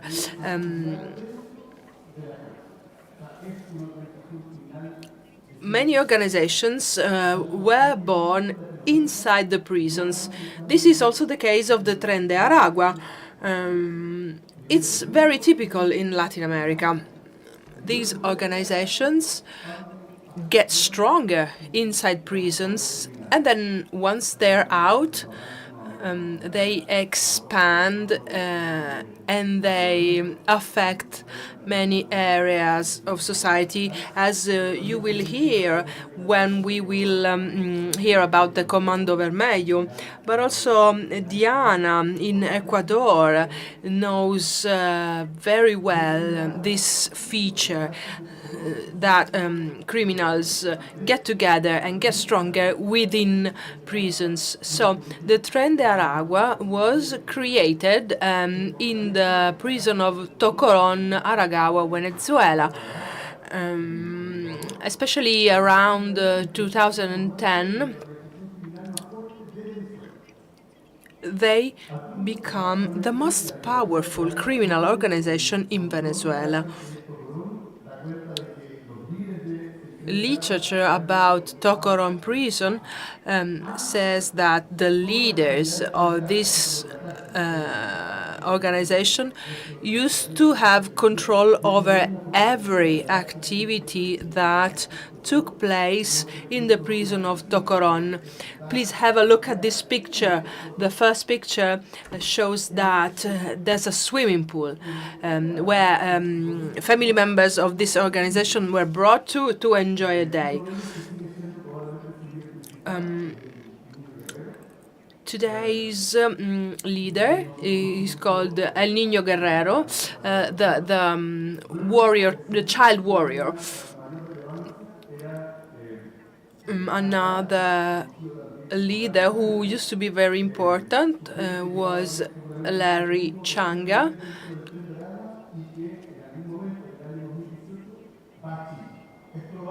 who was very important in 2018. And when he went to Chile, and that moment marks the beginning of the Tren de Aragua operating in our country. The picture on the left is Larry Changa. On the right side, you can see Hector, the so-called Niño Guerrero, child warrior. He went to Colombia for his activities. He also cooperated with the police, and now he should be sent to Chile for a trial, and we We will condemn him because he dedicated himself to drug trafficking, homicides, and many other activities. So the Tren de Aragua focuses on drug trafficking, extortions, killings, but also migrant trafficking and human trafficking in general.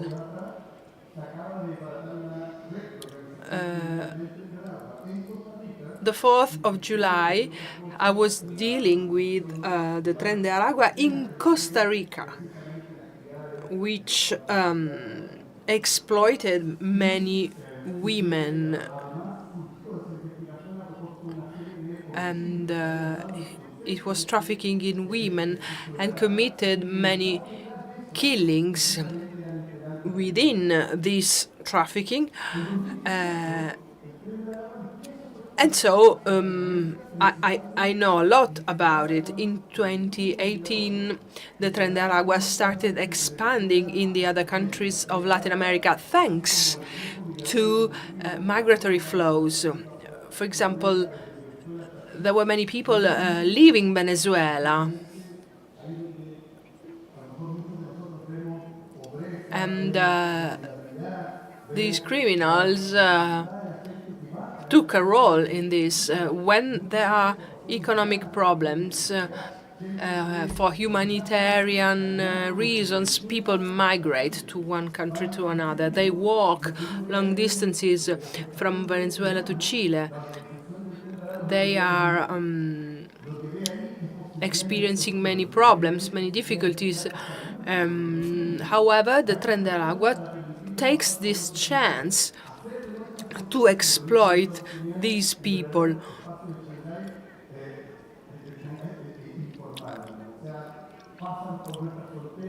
So the Tren de Aragua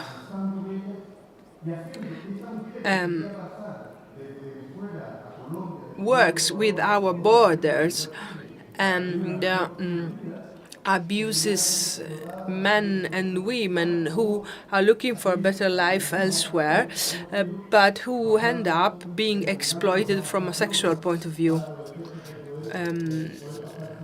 Many women are forced to carry drugs over the borders so that they would take all the risks.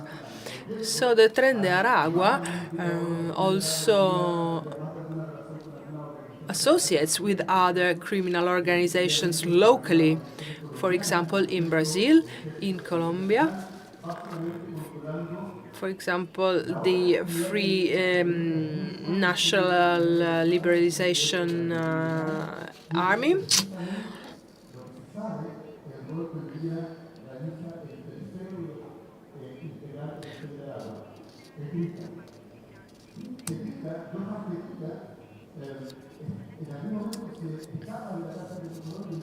So there is also another leader called Petrica, and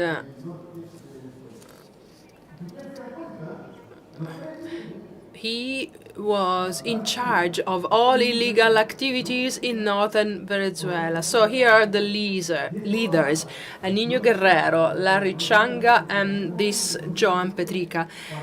They were the main leaders, and in 2023, due to pressure from international authorities, the government decided to take charge of the prison of Tocoron.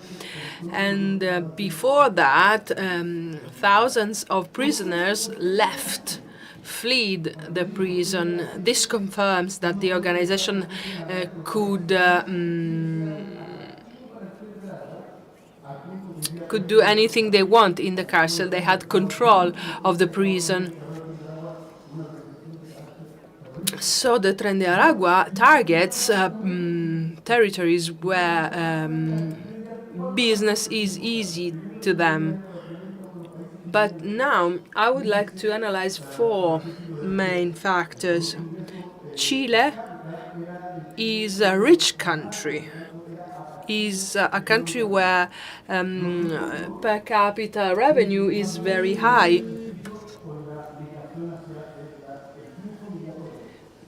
Secondly, migration flows. In Chile, we've never had so many migrants arriving from Venezuela.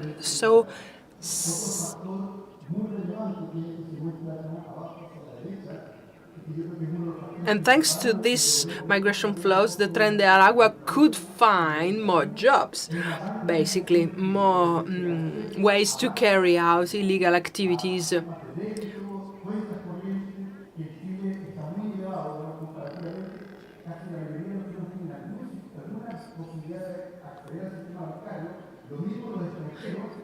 Citizens in Chile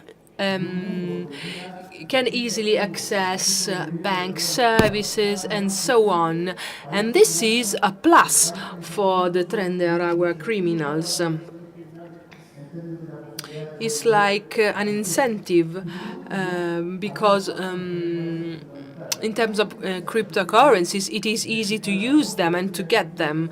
And this helps the activities of the Tren de Aragua.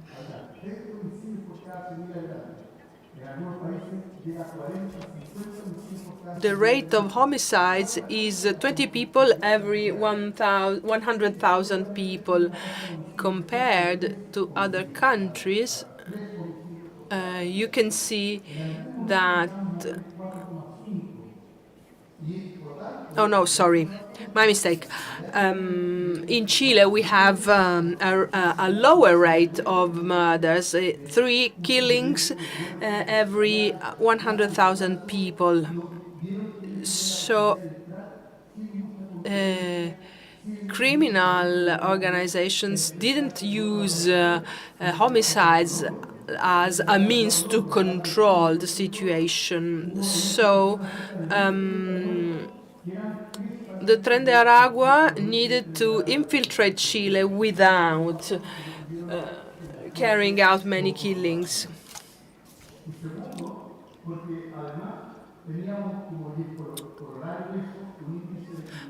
Also, the organized crime index is very low, especially associated to drug trafficking at a local level. Also, we have, the Tren de Aragua controls the territory, first of all. Once their control is established, they start carrying out several types of illegal activities, drug trafficking, and so on.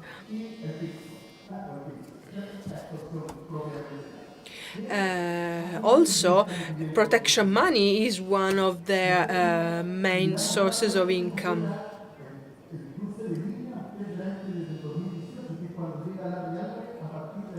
If we have a look at the timeline of their activities, starting from 2018, where Larry Changer gets to Chile, starting from then, the Tren de Aragua grew stronger and stronger. We know, thanks to our investigations, that the Tren de Aragua is not acting like Cosa Nostra, like the mafia. There's no fixed hierarchy. There's no boss. There are no very specific divisions. They are an organized crime organization working with other groups, but it's basically some groups all belonging, all falling within the authority of the Tren de Aragua. These people are very young, and leaders change very frequently. They can operate in an independent way locally, and all these characteristics make it very difficult for us to identify them, to track them down. They are more similar to the Camorra. They don't have a fixed structure or a fixed organization. in 2024 and 2025, we hit these people very hard. There were first-level judgments by the courts. We've been working with the prosecutors' offices in order to finalize these operations. In this map, you can see what I was telling you about before. The Tren de Aragua is very widespread at a local level. And also the flow followed by the Tren de Aragua, it is very similar. It runs parallel to migrant routes from Venezuela, through Colombia, to Chile. Also, the money flow was managed in a similar way, following the migrant routes. So the Tren de Aragua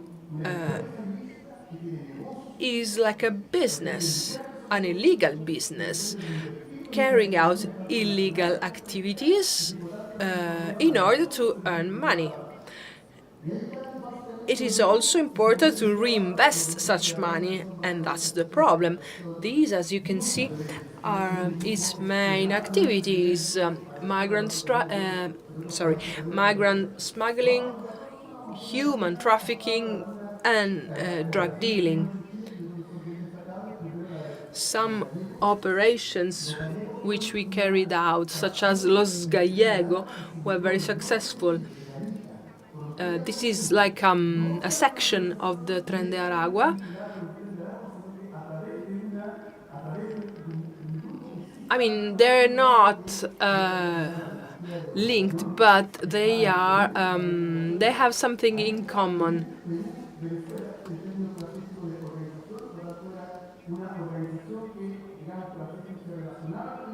So this organization, Los Gallegos, had some links with the Tren de Aragua. It could be considered as another group.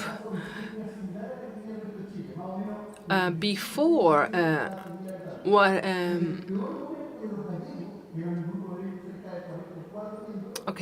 Los Gallegos arrived to this area, the rate of killings was in line with the rest of the country. After there were 22 killings every 100,000 people. So the figures have worsened a lot. Our operation was able to identify 45 members of this organization, and the sentence summed up. The sentence established that there must be 160 years of prison for these convicted people. However, these people get stronger and stronger in prison. That's why we need in Chile a prison regime, a hard prison regime, very similar to the one that you have in Italy called 41 bis. Another operation by the prosecutor's office of Tarapacá, we call it TDA1. Why is this important? Because one of the bosses is in prison at the moment.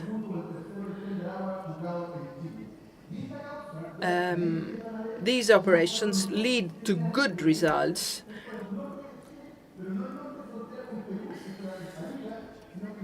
We're talking about northern Chile, the border with Bolivia. The Tren de Aragua is a leader in drug trafficking, migrant smuggling, and human trafficking. The second leader in Chile of this Tren de Aragua is Carlos González Vaca, nicknamed Estrella, Star.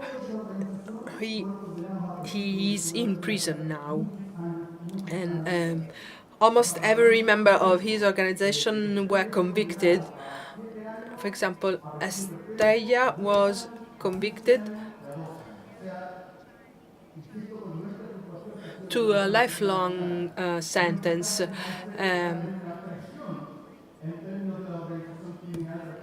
Our prosecutor is worried because many criminals are going to fill these prisons, so we need to find a solution about that. Another operation which was very successful was Tren del Mar.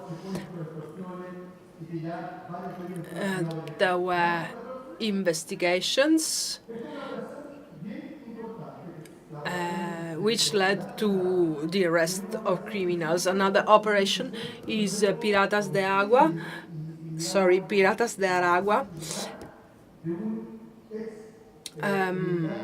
These people we were trying to track down, kidnapped and killed a lieutenant called Ronald Ojeda.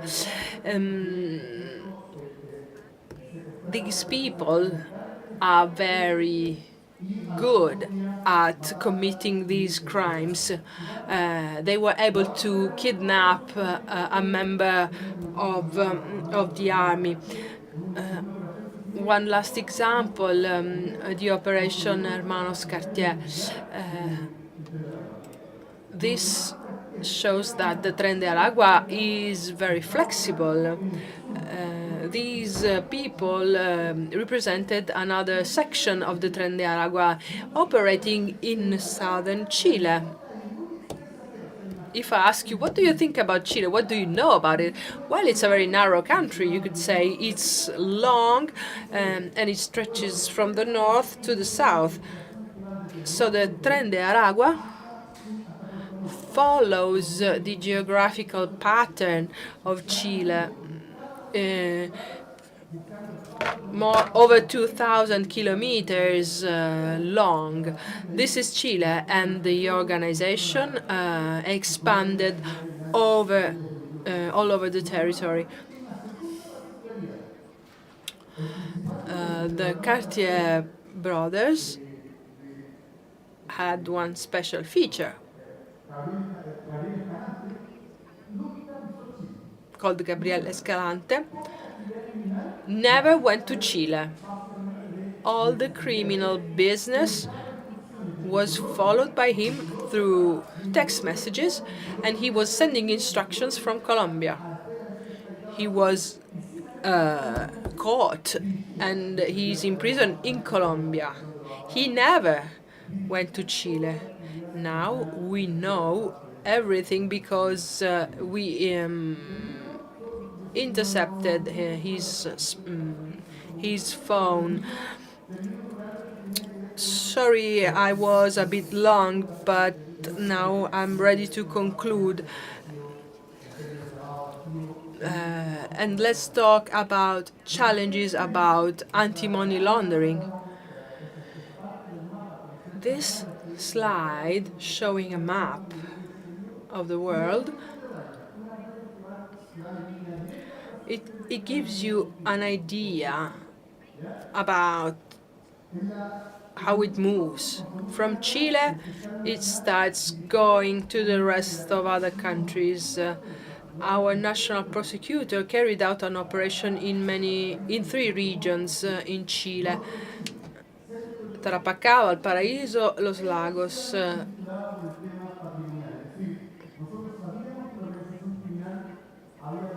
It was an investigation directed towards the seizure of assets.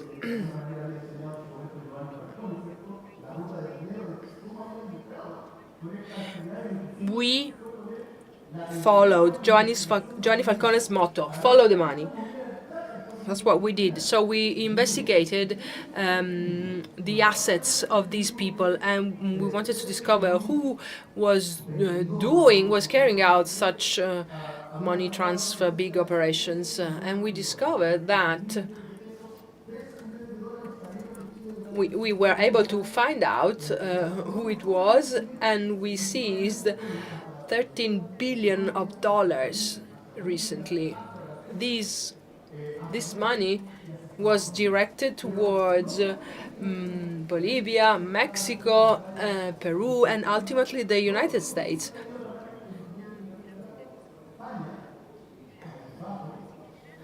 Some money flows were able to reach Spain, the Netherlands, and even Italy. So when we say that we need to strengthen international cooperation, well, that's true, because cooperation means tracking down the money. So that's why we need to work together, because we don't want these groups to get funds and to earn money. When we started understanding the route that the money goes along, we were able to understand how they used to take advantage of banks and cryptocurrencies. Cryptocurrencies and this related field was the main tool for them to transfer money to other countries. So this operation also helped other countries because it helped understand the operating modes of these criminal organizations in terms of money laundering.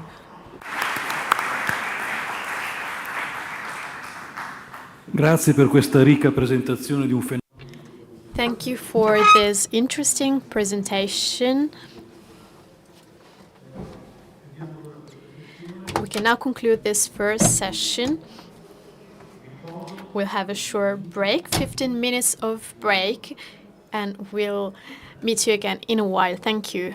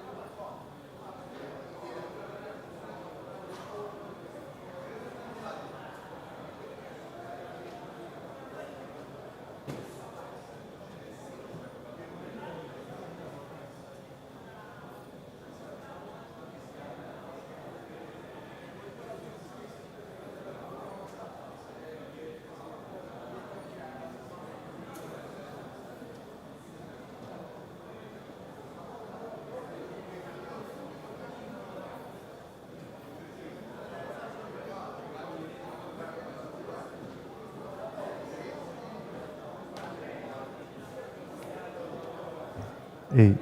Ah, è censala. Prova, prova, prova, prova, prova, ehi, prova. Prova microfono, ehi, sa. Prova microfono, sound check, prova, prova, prova, prova, ehi, ehi, ehi, ehi, ehi, ehi, sa.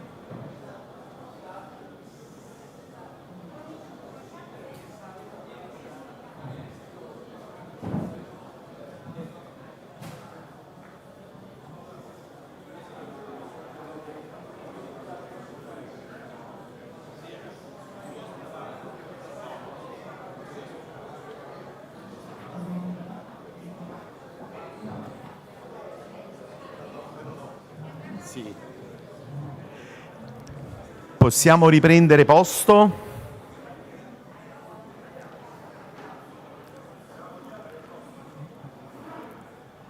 Riprendiamo posto per consentire la ripresa dei lavori. We are ready to start with our second session.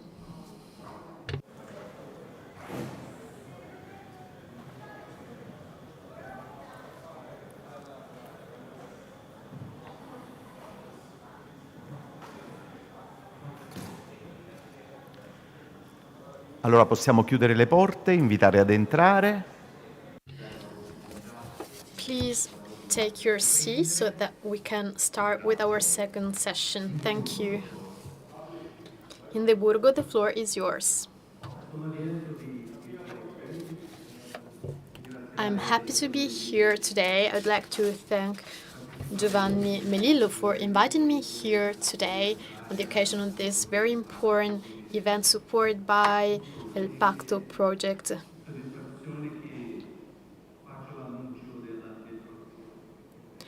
I will be moderating this next session. I'd like to introduce the speakers who will be sharing their experiences and analysis concerning organized crime, starting from the reality of their regions. Many of these criminal groups have expanded nowadays, have gone beyond their borders. But these specialists have a solid experience and will share a perspective and an overview of the phenomenon.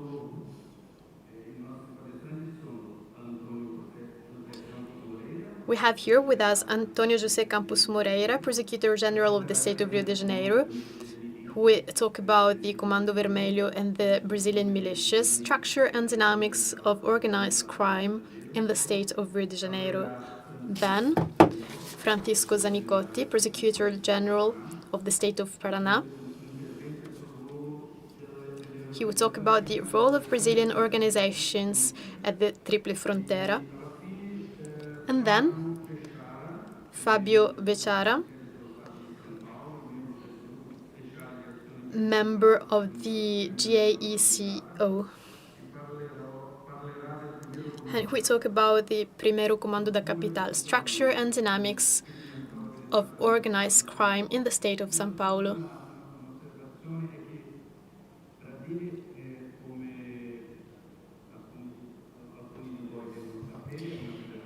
As you know, Brazil is a federation of states. We have many public prosecutors. We have federal public prosecutor, who is in charge of criminal prosecution for federal crimes. And then we have other prosecutors, each of them in a specific state of the Brazilian Federation.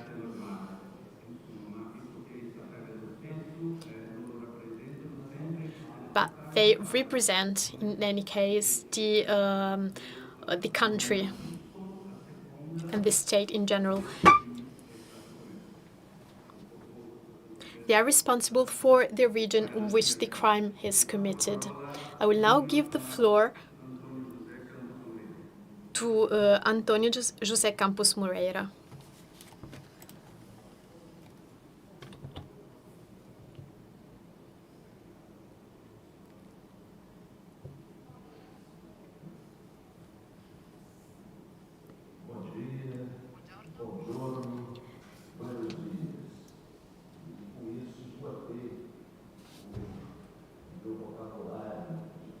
Good morning. I'm sorry, I have a limited vocabulary in Spanish and Italian. I try to be sure. I'd like to share with you my experience in the fight against organized crime. And I'll try to share an analysis of some phenomena. I'd like to thank Mr. Melillo for inviting me here today, Prosecutor General of Italy, for offering me this great opportunity and for offering this opportunity at the public prosecutor's office of the state of Paraná, the state where I'm from, and also the state of São Paulo, another important state in Brazil. It is a privilege for me to be here today to share with you some considerations. I've prepared a speech I'd like to share with you, and I must say that I wrote this speech together with other colleagues, other prosecutors, with whom I decided to work in strict cooperation. And we wrote the speech together also to support the interpreters. We prepared a presentation to share with you an overview of our work. I think that what we've done in Brazil so far is extremely important. The Brazilian state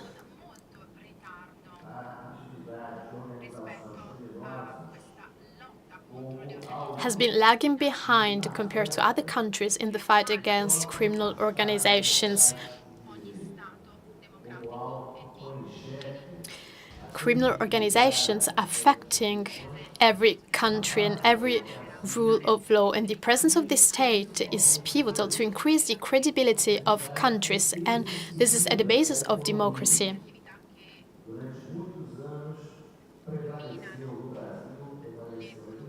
There are illegal activities undermining economies and systems of countries, and we've seen this in several countries, for example, Brazil, where criminal organizations are more and more important and present. We've recorded an increase in crime starting at a regional level. And according to me, Brazil has been able to implement interesting measures at the judicial level to fight against criminal organization and cross-border criminal organization, becoming stronger and stronger in the country. Within the country, but these criminal organizations have been working to expand at an international level. So I'm here today to talk about two criminal organizations, Comando Vermelho and the militias of Rio, to let you understand the current reality in our country. And I will read a written presentation. As I said, these two organizations are very important and also concern drug trafficking, especially for the Comando Vermelho, but we shall not forget the Brazilian militias created in Rio de Janeiro. I will share an analysis of the current situation and the importance at an international level of these two organizations.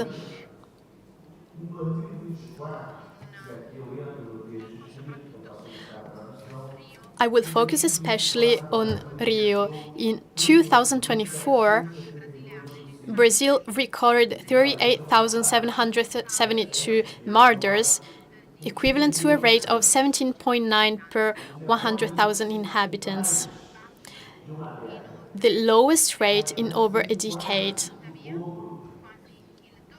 yet almost double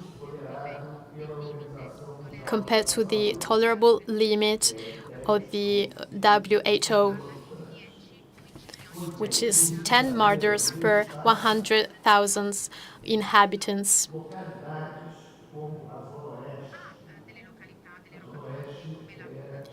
Rio has some strongholds, such as the West area, the West Zone, which saw an important increase in murders starting from 2023. The West Zone saw a 44% increase in murders only in 2023, which is 733 murders compared to 509 in 2022.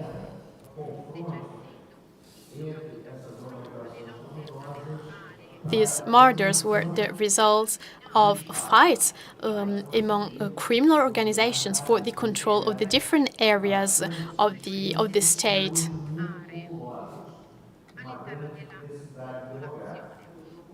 And control of the population.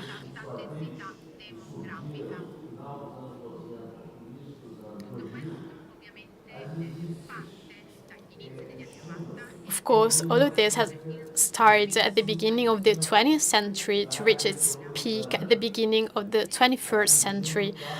Militias control about 25% of the metropolitan area, with nearly 2 million people. So a metropolitan area where criminal organizations are present. And we have to mention also the Comando Vermelho, which has retaken parts of this territory, especially over the last years. And now it controls approximately 52% of these municipal areas in the state of Rio. More than half of the territory is out of the control of the state. The state has no access in these areas.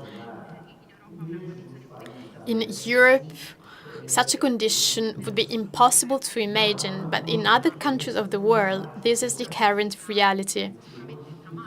It is a traumatic experience, of course.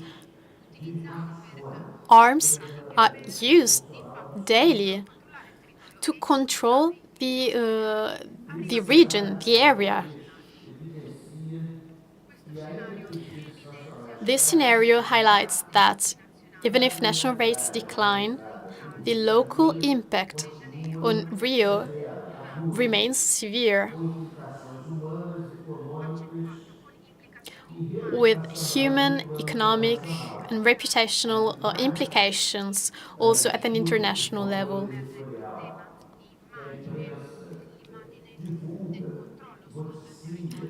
So here we are dealing with the image of the country, the image of the control of the country.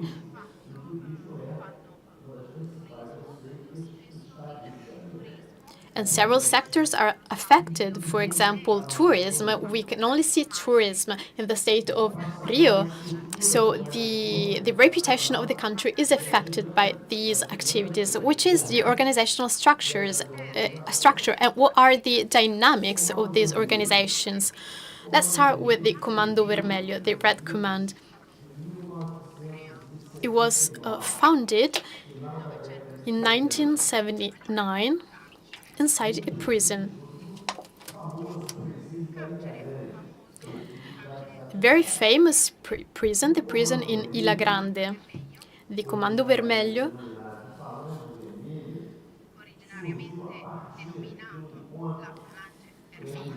first called Falange Vermelha, has today a network structures with state branches, with political corruptions and drug trafficking, both at national and an international level. Many politicians cooperated with the Comando Vermelho, were corrupted. And the Comando Vermelho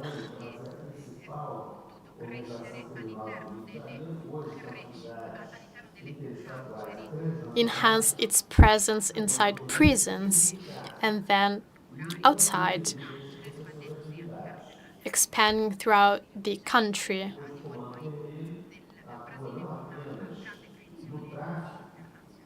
And also internationally.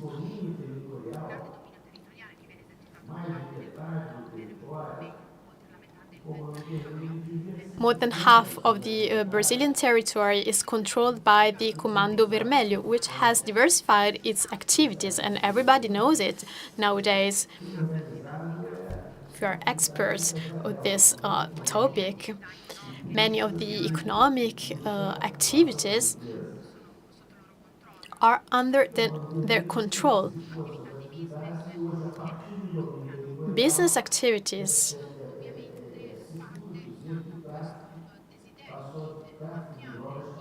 and all of this starts with the desire of the Comando Vermelho to expand their area of influence.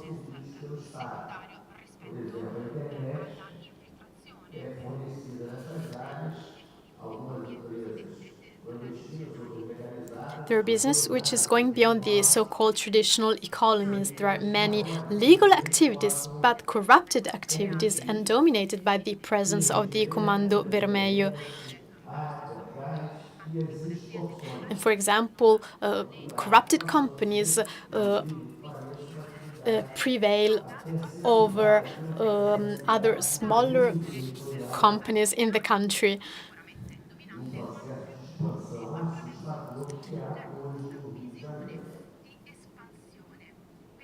So the goal of the Comando Vermelho nowadays is to expand and enhance their presence and control. Start from 2020 and 2021 until today, armed conflicts between factions and militias have caused 28% of deaths within the metropolitan region. And I think this is the highest rate ever recorded in the area. The Comando Vermelho has expanded through the diversification of its activities in the region. So not only trafficking, but also other activities. And it has expanded also in the Amazon region and at the Triple Frontera. And we know what is the role of the Triple Frontera. It's a global hub for drug trafficking with very high proceeds coming from these illegal activities, especially in the Amazon region. And this reality shows an important sign of internationalization of the Comando Vermelho. And then we have the militias.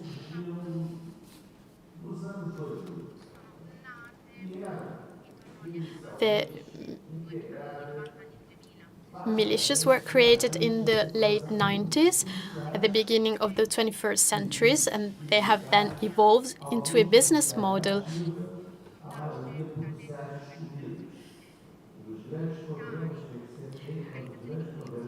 Everything started from military organization, corrupted police officers.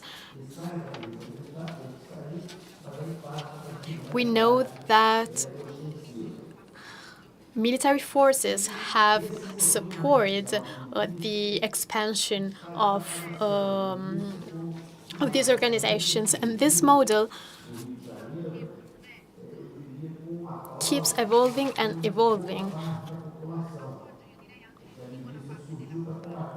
Support also by a great part of the population, because the militias were first created to fight against drug trafficking, but over the years then the influence changed in a negative way, and today this kind of militias are disappearing due to the numerous conflicts and clashes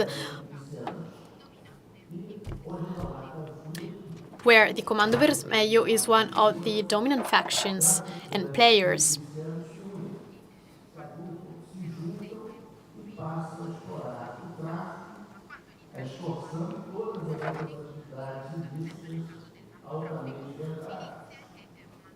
Despite different interests, militias and Comando Vermelho very often cooperate together to increase profits, especially in the case of drug trafficking.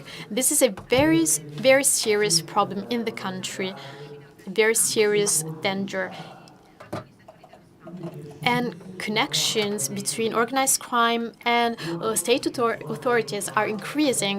Not only police forces, but also other institutions today are corrupted and cooperate with these criminal associations. For example, the PCC, Primeiro Comando do Capital. We know this very well. We know how sophisticated it is. They pay lawyers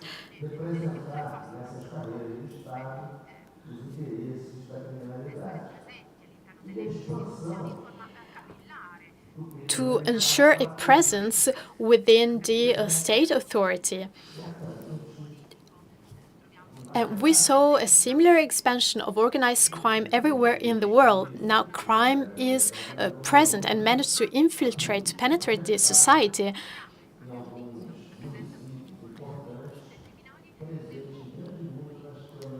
We have corrupt politicians, and the number of politicians cooperating with these criminal organizations increases and increases, not only at the parliament, but everywhere. What are the consequences and the impacts of these events for public safety?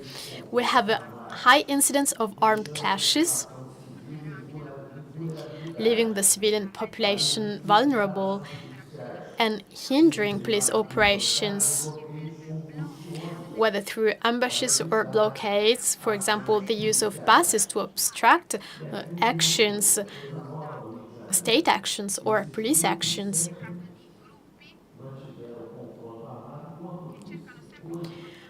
These groups always look for an armed clash with armed confrontation with the police. What is the aim? To hinder police actions. So ambushes are common in order to hinder police actions and measures.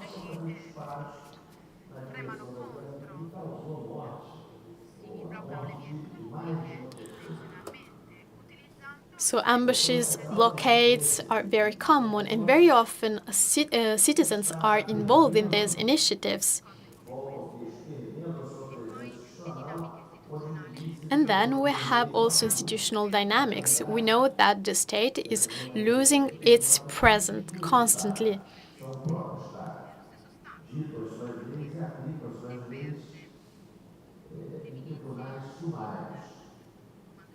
So militias and the Comando Vermelho operate everywhere, also within the judicial structure, which is weaker nowadays. And then we have impacts also on the economy and the citizenship, for example, through extortions, compromising the quality of services,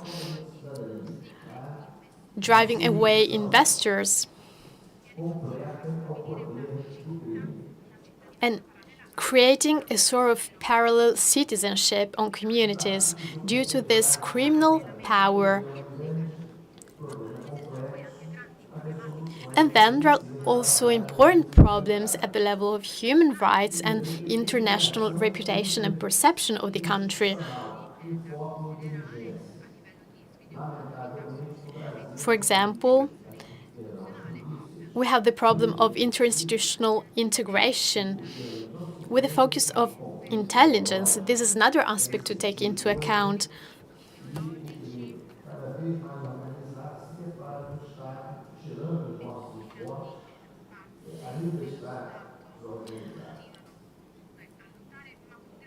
The state keeps fighting against these organizations, but it's not easy.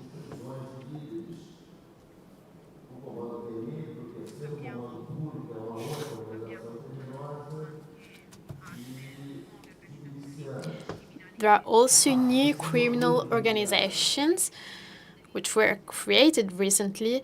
For example, recently the leaders of the TCP were arrested, and recent operations in the Israel complex, a favela in Rio, demonstrate the effectiveness of investigations.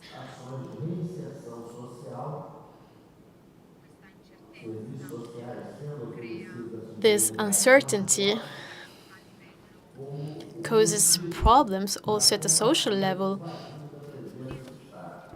And we have to cooperate all together to find a solution to this threat.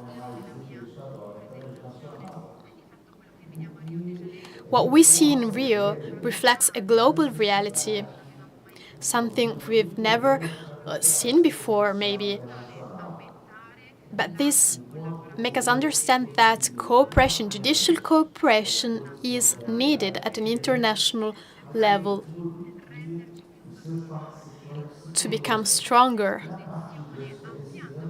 to reduce risks. We should organize more events and meetings like this one. This could be helpful and useful. We should improve cooperation between governments, states, municipalities, federal governments, public ministries.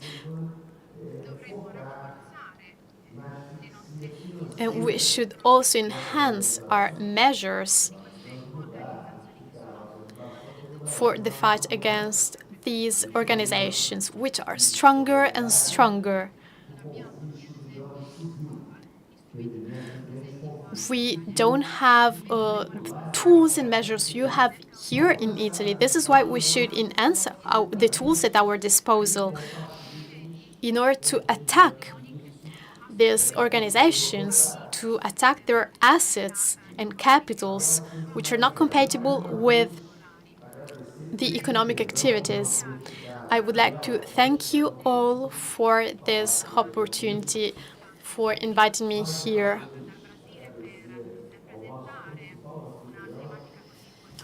I had the chance to be here to share with you an important analysis. Thank you. And I would like to thank once again all the participants, the moderators, and the city of Palermo. Thank you.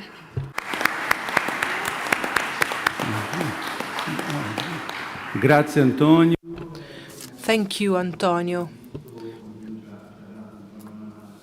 Listening to Antonio, we had an overview of these two criminal organizations. The militias, a kind of locally based organization which doesn't operate outside of the state of Rio de Janeiro, and the Comando Vermelho, which is a great organization operating everywhere in Brazil and not only.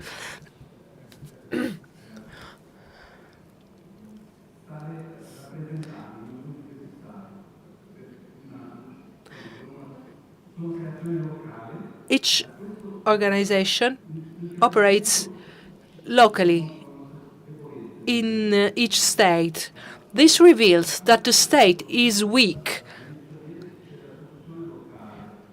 because each time every state, every area finds its own local solution. But at the central level, we don't have a solution which could solve this common problem. But now we are trying to arrange things. We sort things out in order to find a global solution for the whole phenomenon.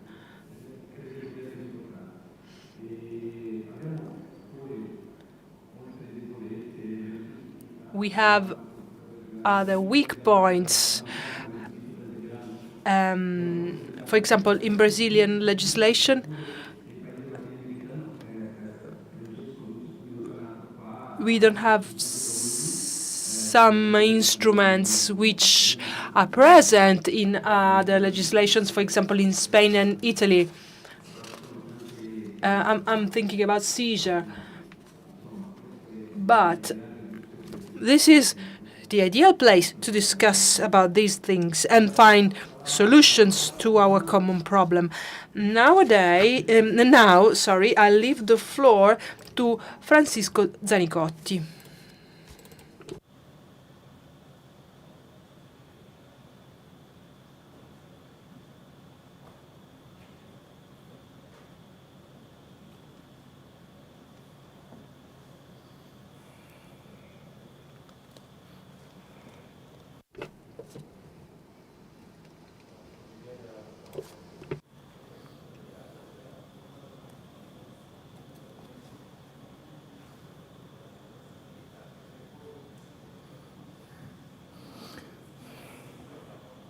Ok?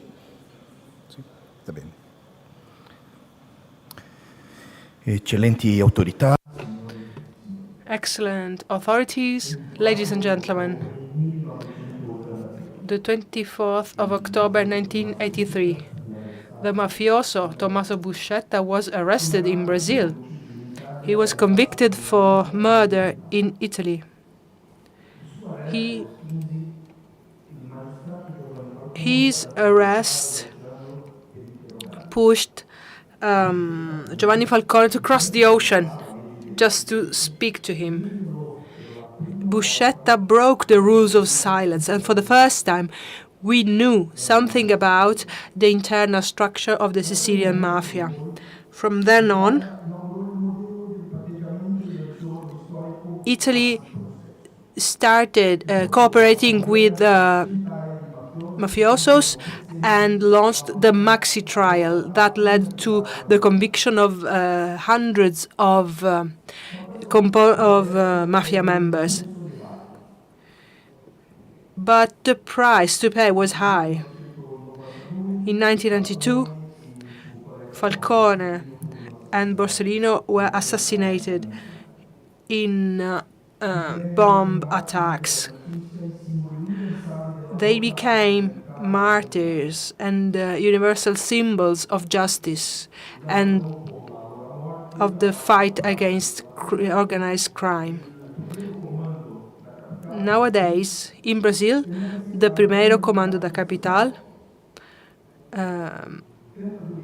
is very active.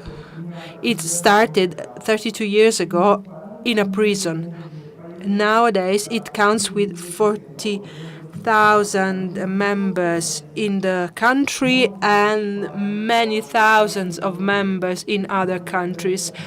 Many of them are in prison in European countries and in Italy as well.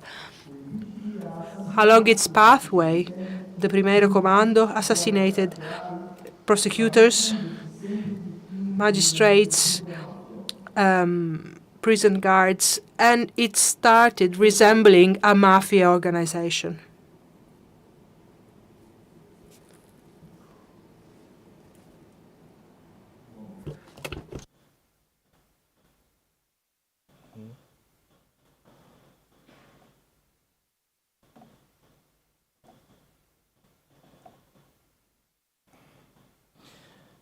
Essere a Palermo.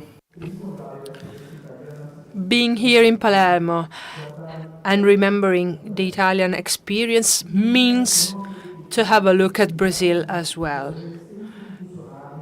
The resistance of institutions against organized crime is a source of inspiration for Brazilian people who want to be brave and who want to build a bridge between Brazil and Italy. With such an inspiration,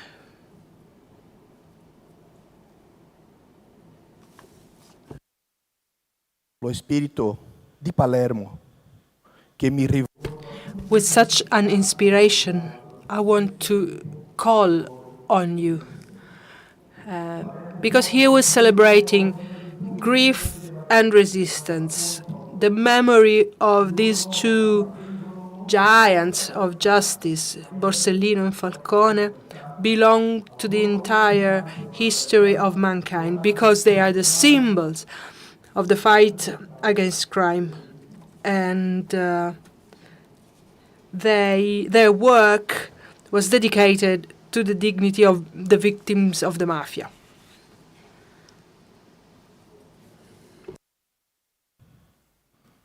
Falcone e Borsellino non si sono limitati a confrontarsi con i criminali. Falcone and Borsellino worked tracking down the structures of the mafias. They did that with a deep sense of duty, and they paid with their own lives with that. For that, sorry. But their example teaches us that we need to believe in the power of justice, and justice must be supported by the cooperation of us all. With such an inspiration, which I call Palermo inspiration, here I am. I am the public prosecutor of the state of Paraná, and I would like to share with you some common guidelines in the fight against organized crime. I'm very grateful about this event being organized in Palermo because it highlights how important it is to cooperate at an international level. I would like to start by talking about Brazil. Brazil is a federation of states.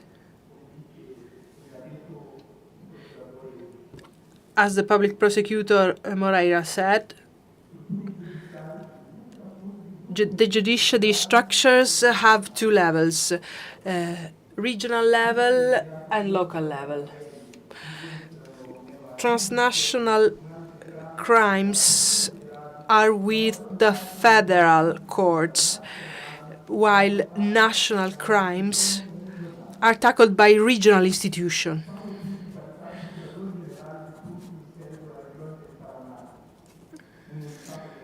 For example, the region of Paraná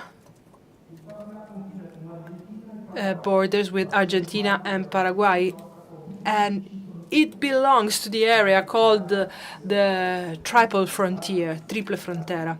It is characterized by the beautiful falls of Iguazu and by a very complex situation from a political point of view and from the criminality point of view. Since the 1990s, it experienced a big wave of immigration by the Middle East and by China.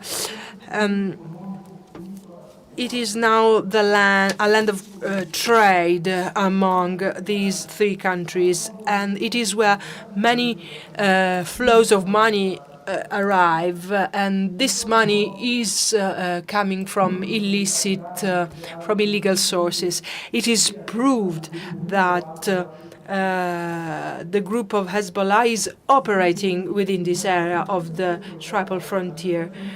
We think that this is linked to the migration of Lebanese people from the 1980s. Who took charge of many activities such as religion, education, and trade. We have certain proof of their involvement in drug trafficking and money laundering. A famous case is Assad al-Barakat. He belongs to Hezbollah. He was arrested in 2018 in Iguazu, and he was extradited to Dubai in 2020. According to Argentinian institutions, we think that he laundered $10 billion. $10 billion in the casinos of the area.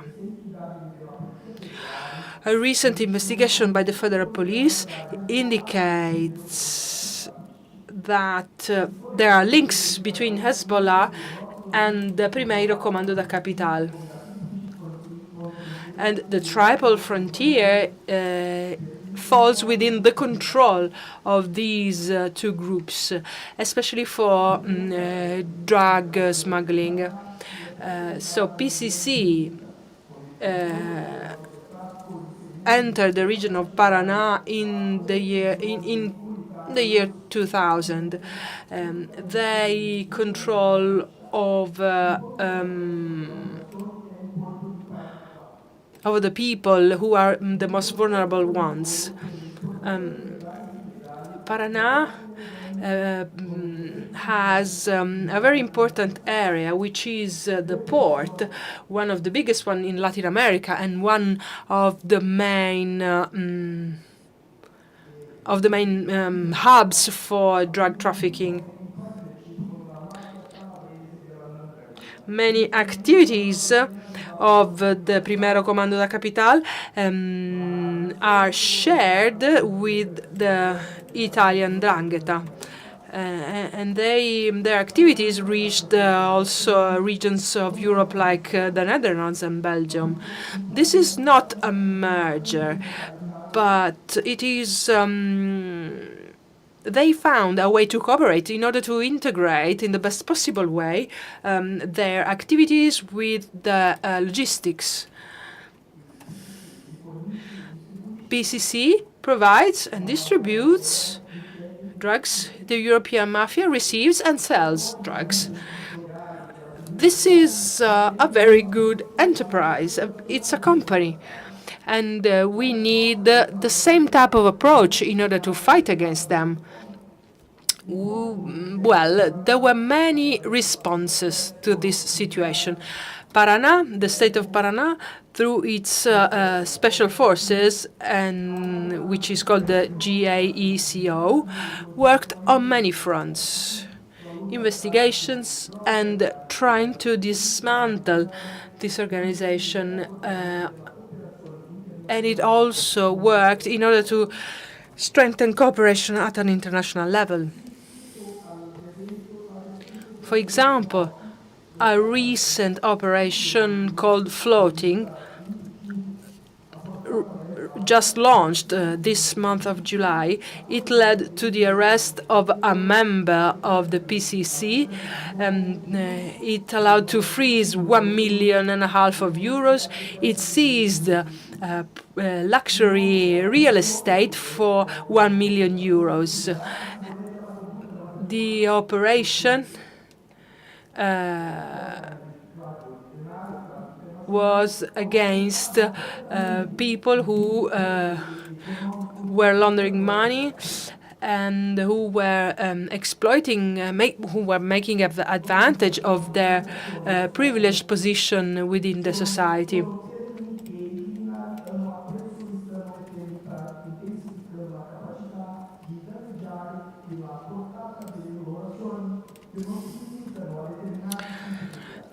So these criminals can operate in a wide range of activities, and they also already know the importance of international cooperation, the division of jobs, the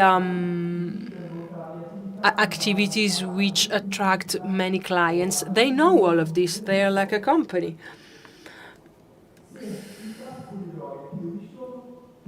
If drug trafficking is risky, then they turn to illegal trade.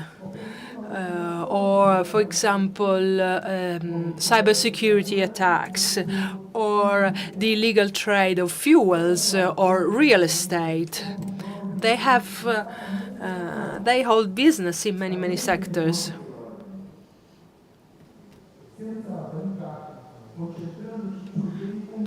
On our side, we should operate by focusing on the common good and remembering the victims of such crimes.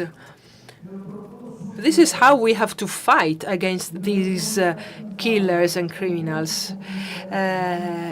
In the south of Brazil, an area which is also very difficult from a geographical point of view, my office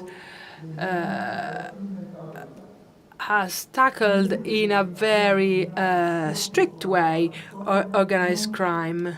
Members who are under our custody are identified, mapped, and monitored. With the support of regional and federal police forces, we were able to hinder the operational modes of these organizations. But this is not enough. Our goal is not mere resistance. Our goal is to win over them. And in order to win, we need cooperators. because we're not we're not winning alone, on our own. The experience with the program El Pacto and its comprehensive approach is an example of successful international cooperation. It could act as a coordination, the exchange of good practices between Latin America and Europe. This is a basic requirement for us for working together.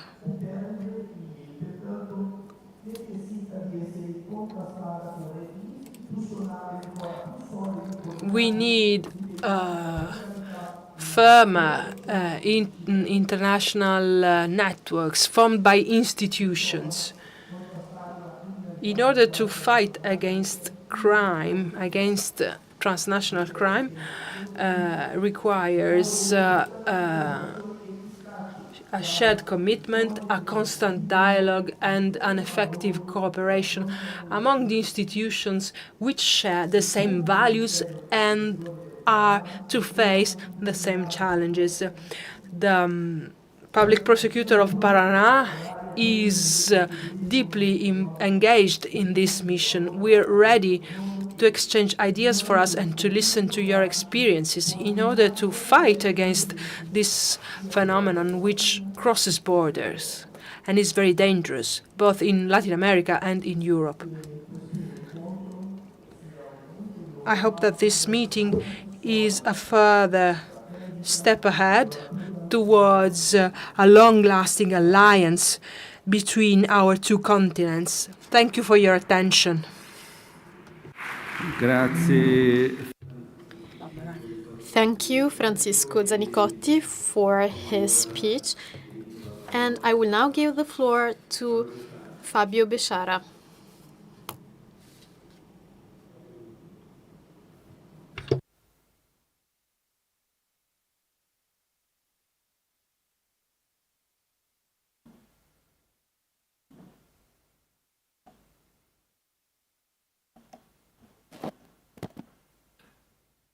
Buongiorno. Good morning, everybody. First of all, I'd like to express my gratitude to Prosecutor General for Anti-Mafia and Anti-Terrorism in Italy, Giovanni Melillo, for inviting me and for his commitment in the promotion of international cooperation.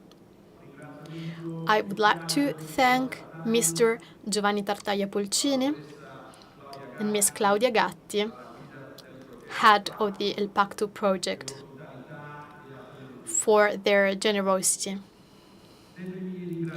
I would also like to thank Mr. Hindeburgo Chateaubriand, Deputy Prosecutor General in Brazil, and Mr.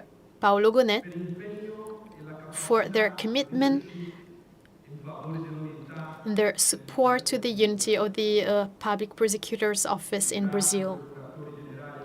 And I also thank Prosecutors General Antonio Alberto and Francisco for the state of Rio and Paraná, and my colleague Lincoln Gakia.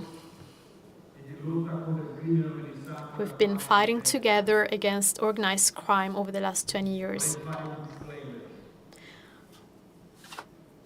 First of all, a disclaimer. 25 years ago, I was here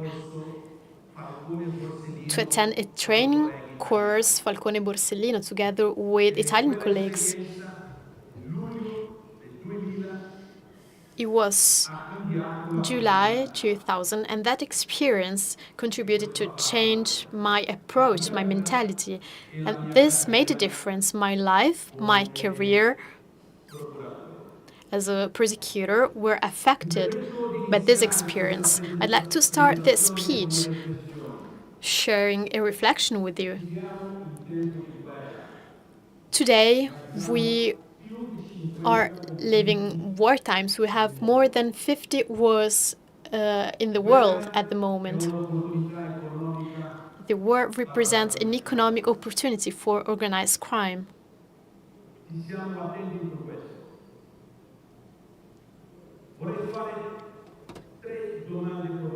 I have 3 provocative questions for you. The first one, if the Primeiro Comando da Capital, the PCC, is today a real cross-border criminal organization.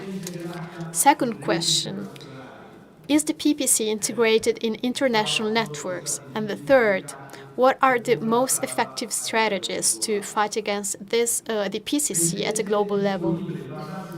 The available evidences we have based on investigations, tappings, international operations, economic flows suggest a positive answer. The PCC today is one of the strongest non-state actors in the international criminal scenario. Its structure, its ability to coordinate, its presence in at least 23 countries, and its operational versatility make the PCC a perfect case for the analysis of new forms of organized crime.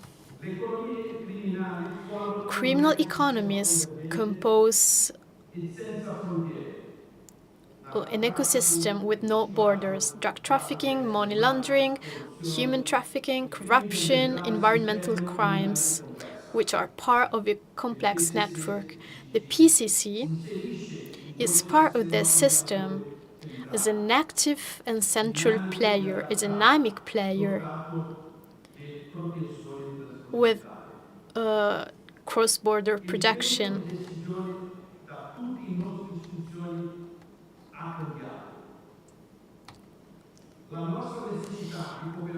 Today, we need to cooperate, and this necessity to cooperate has evolved over time,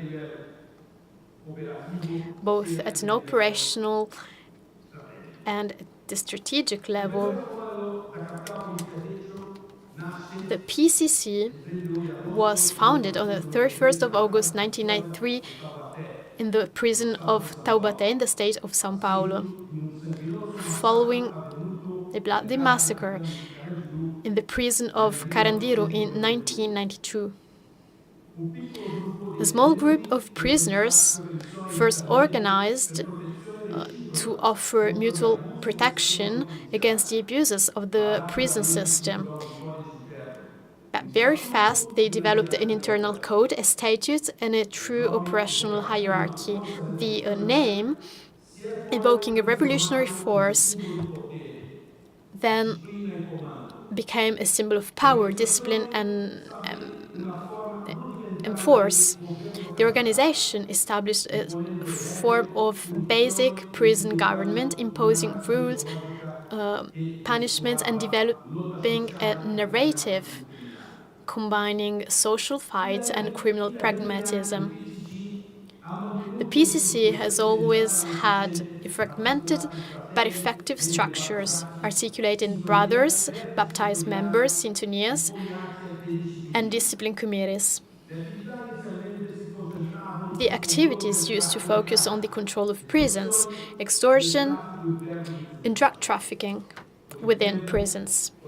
Inside prisons, over time, the organization has expanded its radius of action at the national and international level, but always keeping its control base within the prison system.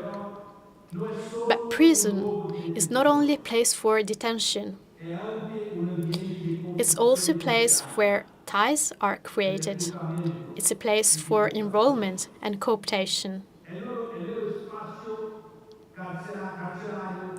Inside prisons, but also in the areas controlled by criminal organizations, it is possible to create connections, relations, to strengthen alliances, and to disseminate a method. The transnational projection of the PCC is the direct result of these dynamics.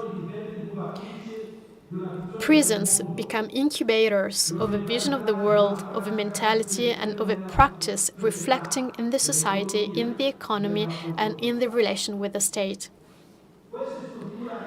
This structure has ensured an incredible operational resilience to the PCC. Even if their main leaders are in prison, operations keep going. They are financed through a sort of cash pool, a common pot, and they are coordinated through the use of encrypted communications, shared rules, and a sort of religious orders among members. The direction is controlled by the Sintonia Fidal, with sector ramification in branches for logistics, finance, international expansion, and also regional branches. They are present in all Brazilian states and in over 20 countries. The members swear their allegiances with the baptism and are subject to rules of internal discipline. The PCC is active today in countries of Latin America, Europe, Asia, and United States. Paraguay is the main foreign hub with more than 600 members. And then we have Venezuela, Bolivia, Uruguay, Argentina, Portugal, Spain, France, Italy, Japan, England, Colombia, Switzerland, the Netherlands, Ireland, and many other countries. The Port of Santos is the main hub for the export of cocaine towards Europe. The PCC uses contaminated containers, triangulations in Africa, submarines, and private jets. The logistics is based on false documents, dummy companies, and corrupt officials. The most emblematic case is the murder of Antonio Vinicius Grisbach in 2024. He has revealed investment in assets. He is repented. So he revealed investments in assets, fintech sector, cryptocurrencies. The PCC recycle money through gas stations, building companies, digital banks, cryptocurrencies, gambling centers, football teams, churches, and public tenders. It also managed to penetrate in the public transport system in São Paulo, as we discovered last year during an investigation. Other operations of the Federal Police and of the Federal Prosecutor's Office of Brasilia reveal a collaboration with Balkan Italian mafia and with Colombian cartels, and transfers for 371 million euros were documented, as well as transports of cocaine through private jets in Belgium, Spain, and England. Among the main names we have Armando Pacani, arrested in Dubai, Alexander Nesic, arrested in Brazil. In 2024, the public prosecutor of São Paulo revealed an operation of hidden financing to influence the municipal election through NGOs, public tenders, and dummy companies. And this is a sign of the ability of the PCC to destabilize the democratic state.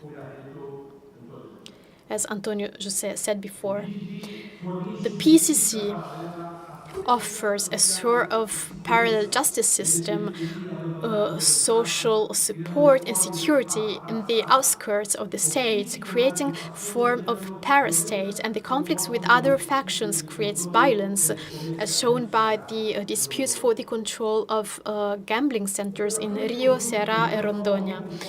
Joint operations with Europol, Interpol, DEA, and DOJ are pivotal.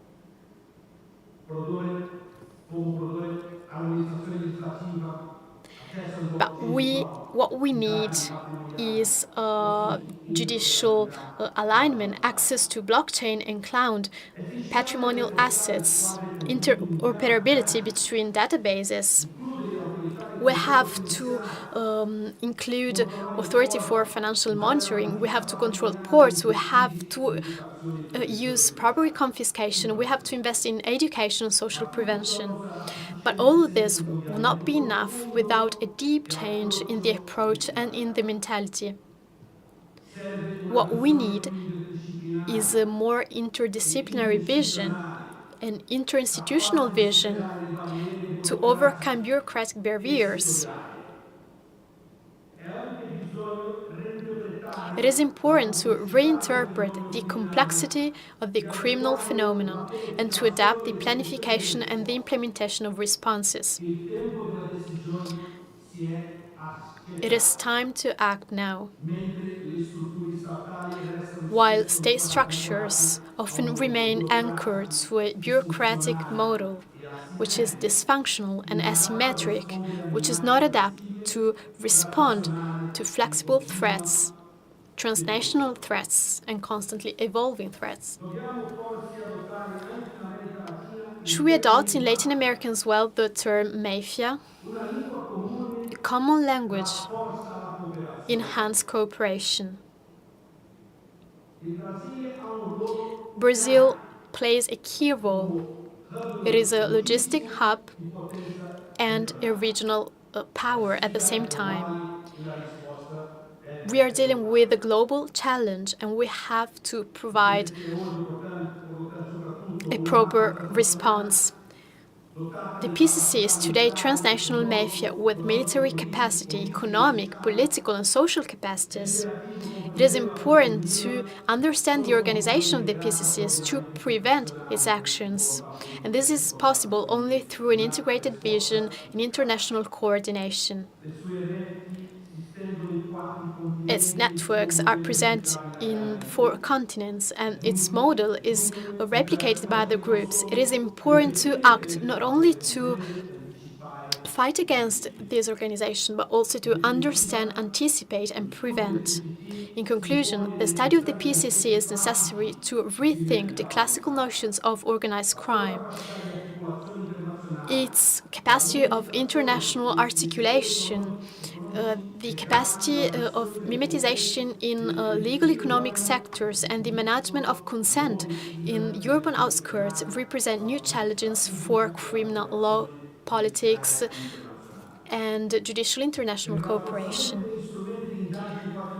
The strengthening of tools for asset investigation, digital forensics, the use of open source intelligence and interoperability of databases are only some of the priorities. This is not a national fight, but a global fight, and we need an integrated vision. Thank you for your attention and thank you for your commitment for the implementation of a common response against the organized crime. And I'd like to conclude sharing a short story I've been told.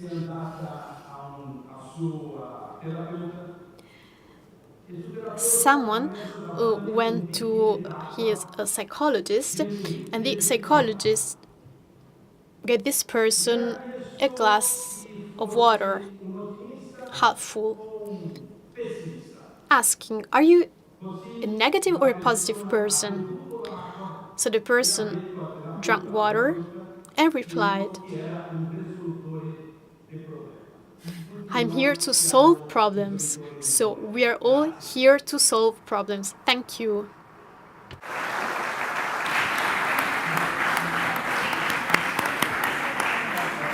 Grazie. Thank you, Fabio. We saw that PCC is worrying for other countries than Brazil. It's a global phenomenon, basically. So we have to worry about it, and we have to find the right solutions. We need to find the right responses to phenomena like this. We have to do our homework because, as we've said, coordinating our efforts in contrasting organized crime is not easy. Even in the case of Brazil itself, we've seen that it's a federation, but there is no central coordination. We need to make an effort in this area. Maybe tomorrow I'll have a chance to go into further detail on this topic. So now it's time for lunch. The lunch will be served on this floor, and see you at 2:30 to resume our works.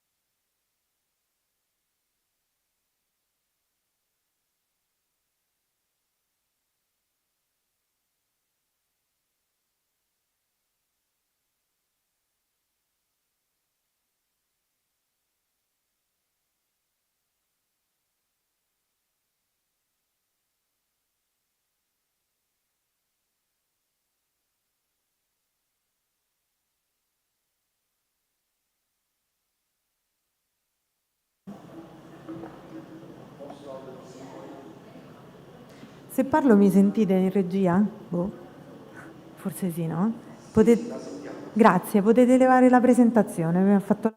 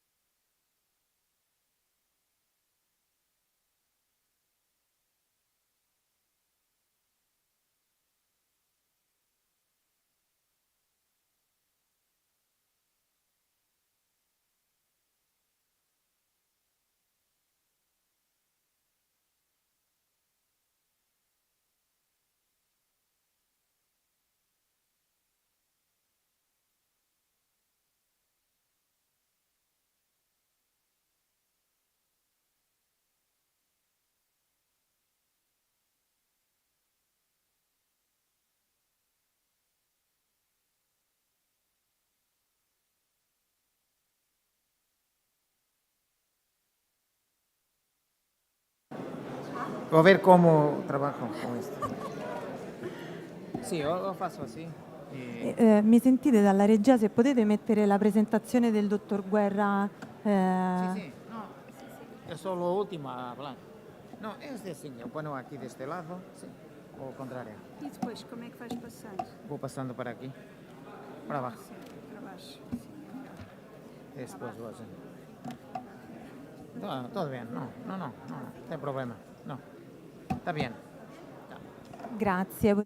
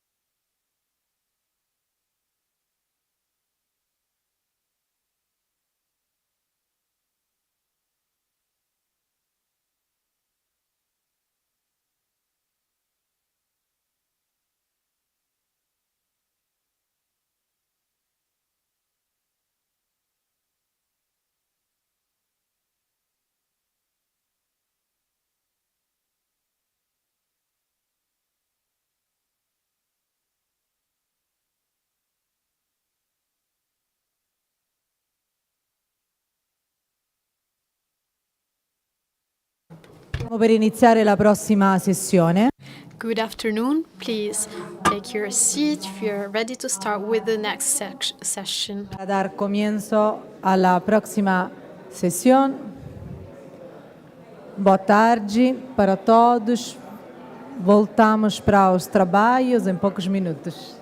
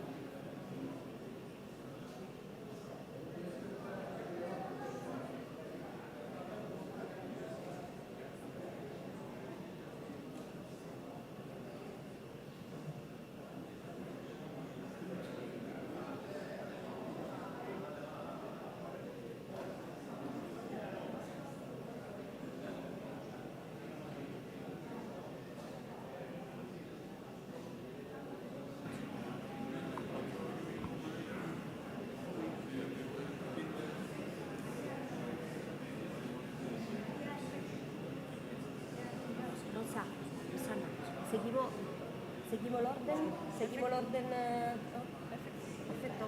Cada uno habla su idioma y tenemos traduzione. Perfetto.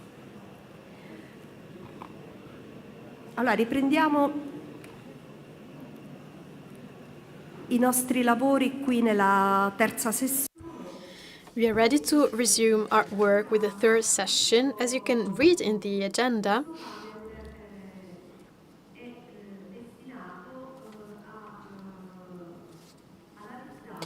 with this panel, we'll analyze another segment, another aspect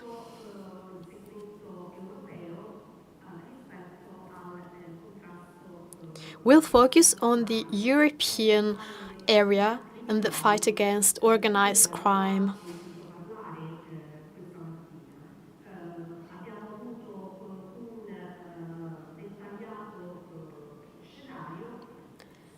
We've listened to presentations concerning the integration of criminal systems, not only in Latin America, but also between Latin America and European countries.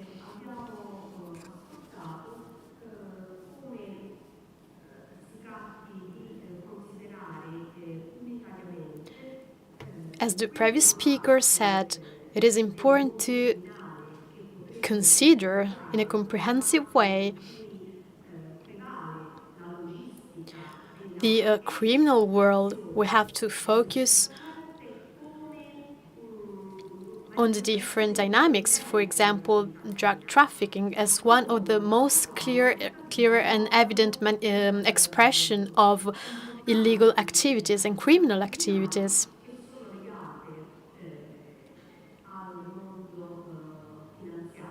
But there are other illicit activities relating to the financial sectors, the payment sector,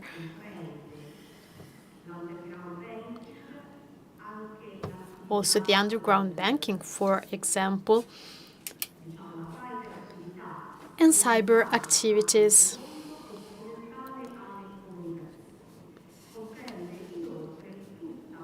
Illegal activities also include money laundering.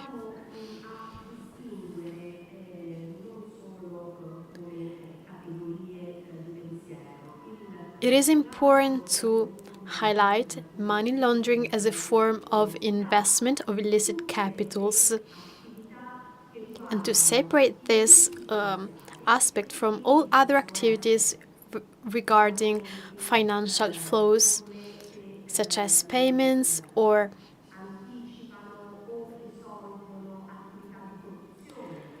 other forms of corruptions.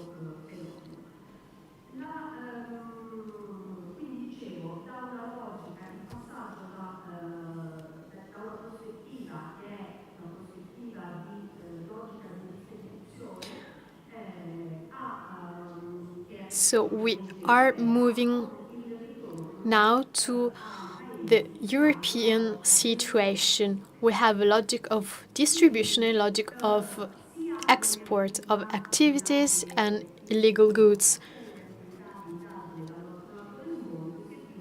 Both in Latin America and in Europe, during investigation, we've seen that these integration between criminal systems are possible in both parts of the world. So this is not an alliance between criminal groups and therefore a bridge to create between one bloc and another one. But this is an integration within each bloc. So we need to create a bridge between two blocs which already exist. Our Brazilian colleagues talked about an integration of the members of criminal organizations in Brazil, for example, Primeiro Comando da Capital, in 23 or even worse, 28 countries outside of Brazil. And in Europe, these countries are Italy, Spain, the Netherlands, mainly these countries.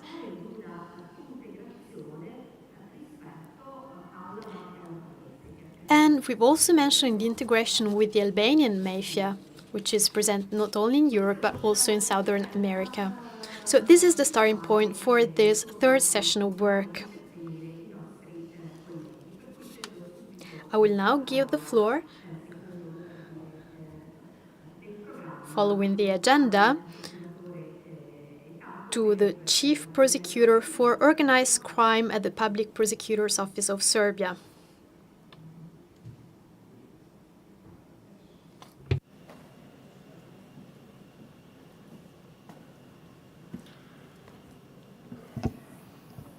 Ladies and gentlemen, dear colleagues, I would like to greet you on behalf of Public Prosecutor's Office of Republic of Serbia, and especially on behalf of Prosecutor Office for Organized Crime of Republic of Serbia. Today, organized crime is a harsh global reality. While our nations unfortunately still struggle to establish effective mutual cooperations, criminals have long since overcome these barriers, forming multi-ethnic networks and making state borders irrelevant to their operations. Over the last 15 or 20 years, organized crime criminal groups from the Balkans have significantly expanded their scope of activity, moving beyond their region of origin. We can now speak of global players who export all their activities not only outside the Balkans, but also beyond whole Europe. The experience gained from supplying rare goods during the wars in ex-Yugoslavia in the 1990s, last century, served as a foundation for developing criminal businesses in drug trafficking and conquering the global market. We face the reality that belonging to organized crime from this region is most often associated with Serbia. However, I must emphasize that their structure typically includes citizens not only from Serbia, citizens of Montenegro, Bosnia and Herzegovina, and Croatia, all of whom were historically citizens of the state, ex-Yugoslavia, speaking the same language and sharing common cultural manners. Balkan organized criminal groups have become key players in the entire cocaine trafficking chain, from procurement to distribution. They maintain direct and often exclusive ties with cartels and cocaine producers in Latin America, establishing themselves as dominant wholesalers, supplying Europe and beyond. In addition to arranging transatlantic shipping with crews consisting of Balkan nationalities, these groups also have strong contacts in drug loading ports in countries like Ecuador, Brazil, Uruguay, Argentina, Aruba, where they mask cocaine with legal goods. They increasingly employ sophisticated methods for hiding with legal goods. They increasingly employ sophisticated methods for hiding illicit goods and evading detailed custom inspections. Specially adapted vehicles and even aircrafts are used for the distribution of narcotics and money. The destination for smuggled drugs include ports in Spain, Netherlands, Belgium, Greece, Croatia. In recent years, Serbian authorities have not had information suggesting Italy was among the destination countries for drugs transported by Balkan traffickers. Rather, connections with Italian criminals are more related to drug distribution. Organized criminal groups, the Public Prosecutor Office for Organized Crime in Serbia has prosecuted in 40 criminal cases over the past few years, are charged with smuggling over 20 tons of cocaine seized in Western Europe and Latin American ports.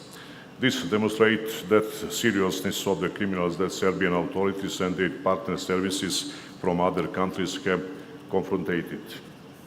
These organized criminal groups are at the forefront of using the latest available technology to conceal their communication. The seizure of the Sky ICC server by the competent judicial authorities of the French Republic, which were shared with Serbian authorities through international legal assistance, led to the discovery of millions of communication and exchanging information between members of organized criminal groups, detailing their drug supply, transport, and distribution operations. With the seizure of Sky ICC, EncroChat, and other platforms, criminals have moved to new channels for secure and undisturbed communication. Given that our French colleagues currently have a legal framework enabling the decryption of this platform, it will be necessary in the coming period for the legal frameworks of other countries to be amended and adapted to new communication technologies. This will allow us to use these materials as evidence in criminal proceedings, as traditional methods of communication interception are not now outdated. Beyond the primary activity of drug trafficking, Balkan organized criminal groups have engaged in a very wide range of illicit activities, fundamentally aimed at securing a dominant role in the criminal environment. To gain market dominance, these groups do not shy away from committing the most severe crimes. The brutality they employ against their competitors in the drug market rivals the most notorious Mexican criminal cartel, as they have cut into pieces and ground the rivals in machines, removing the remains in the river.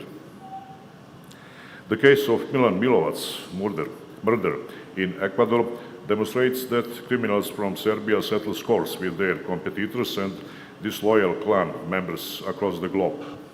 This murder was ordered by the leader of an organized criminal group convicted in Serbia for smuggling over 6 tons cocaine, who is now facing a third criminal proceedings. In addition to these organized criminal groups of the so-called mafia style, Serbian prosecutors have also encountered organized criminal groups that exported their know-how in marijuana production to Western European countries. Lately, the importance of organized criminal groups that provide services and logistical supports to other organized criminal groups, as well as individuals from the criminal world, has been increasing. This includes counterfeiting of personal documents, various certificates, or professional money laundering as a distinct activity. Considering that the purpose of organized crime and the goal of committing criminal offenses are to acquire financial gain, and through it, economic and even social power, their constant tendency to integrate illegally gained proceeding into legal channels through money laundering is evident, as is their effort to give their activities an appearance of legality and social acceptability. In most cases, money obtained through drug trafficking is largely laundered within domestic jurisdiction through investments in real estate or the constructor sector, the purchase of luxury cars, watches, jewelry, using family members and close relatives as front persons.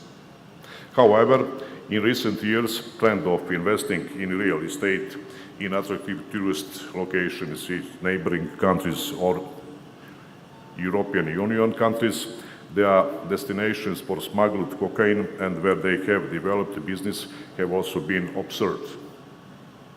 In this regard, international cooperation should be intensified regarding the identification of assets and tracking of money flows in all countries involved in criminal business ventures, from Latin America to Europe. It is necessary that the exchange information on drug trafficking activity always be accompanied by data related to criminal assets, which would contribute to their more efficient confiscation in their countries of origin, as well as in the countries where they have developed their criminal activities. The signing of agreements on the sharing of confiscated assets should also be considered, so that all parties have an additional motive for more agile action and seizure of these assets.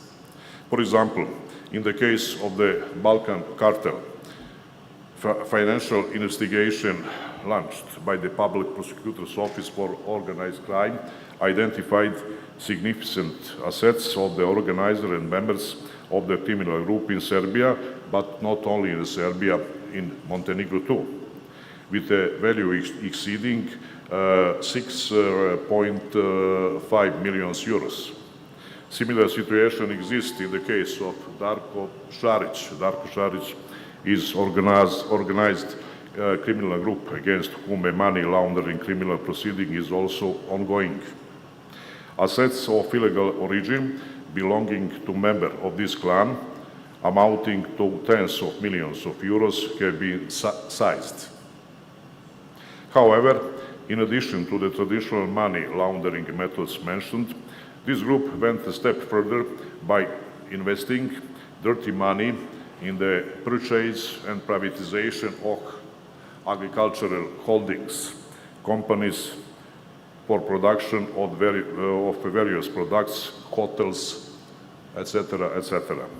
Organized criminal groups use the construction sector to launder dirty money, investing in the construction of luxurious residential and tourist facilities. For this purpose, they established or used existing companies registered under nominal owners, which allowed them to further invest criminally acquired assets. Additionally, dirty money was invested in legal companies, mixing with legitimate income, thereby making it difficult to identify and seize these funds. To inject dirty money into legal channels, criminals hired professional intermediaries, such as lawyers, bankers, accountants, tax advisors, currency exchangers, and others. Money obtained from drug sales abroad was transported across border in hidden car compartments or business, hidden in luggage, and even in truck carrying various goods to Serbia. For example, in one case, we found the large amounts of cash from drug sales across Europe were transported in refrigerated trucks carrying flowers. This group, specializing in the transport of drug-related money from entered Europe, provided services to Serbian criminals as well as criminals from other countries in the region, for example, Montenegro, Bosnia and Herzegovina, and other countries.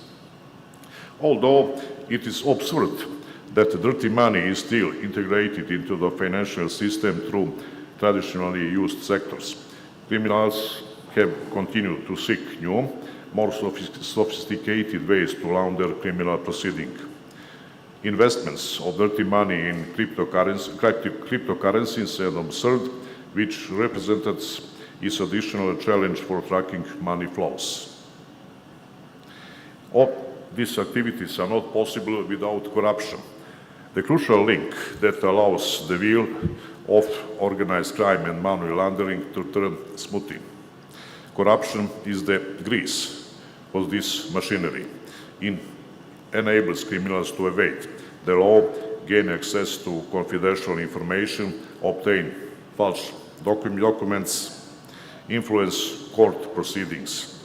And when officials of state, whether working in public administration, police, or judiciary, become corrupted, they open the door to organized crime. At that moment, this connection becomes a systemic challenge that erodes the fabric of the state, undermines citizen trust, and threatens democracy itself. In the Balkans, including Serbia, we witness how organized criminal groups strive to establish deep ties within the police, judiciary, and even political elites.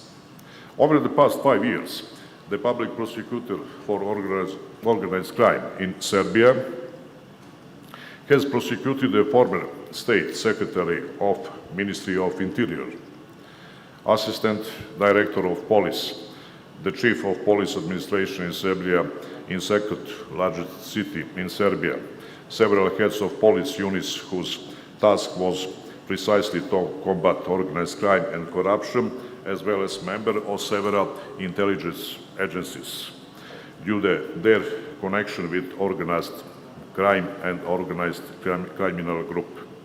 This is not a new phenomenon, nor is this exclusive to our region. History is full of examples where criminal organizations try to take over parts of the state apparatus.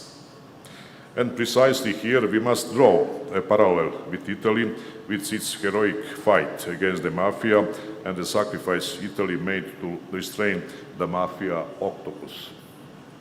We remember, and here we are making the anniversary of events that were a turning point in the fight against organized crime. So I cannot help but reflect on those events. At the end of the 20th century, when the mafia Cosa Nostra was on the height of its power, it didn't hesitate to directly challenge the state, believing it was stronger.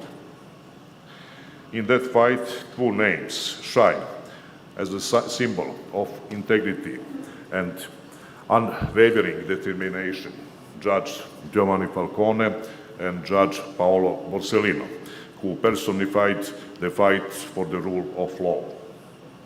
Despite the threats, despite knowing their lives were in danger, Falcone and Borsellino persistently worked to expose mafia networks and their ties to state structure.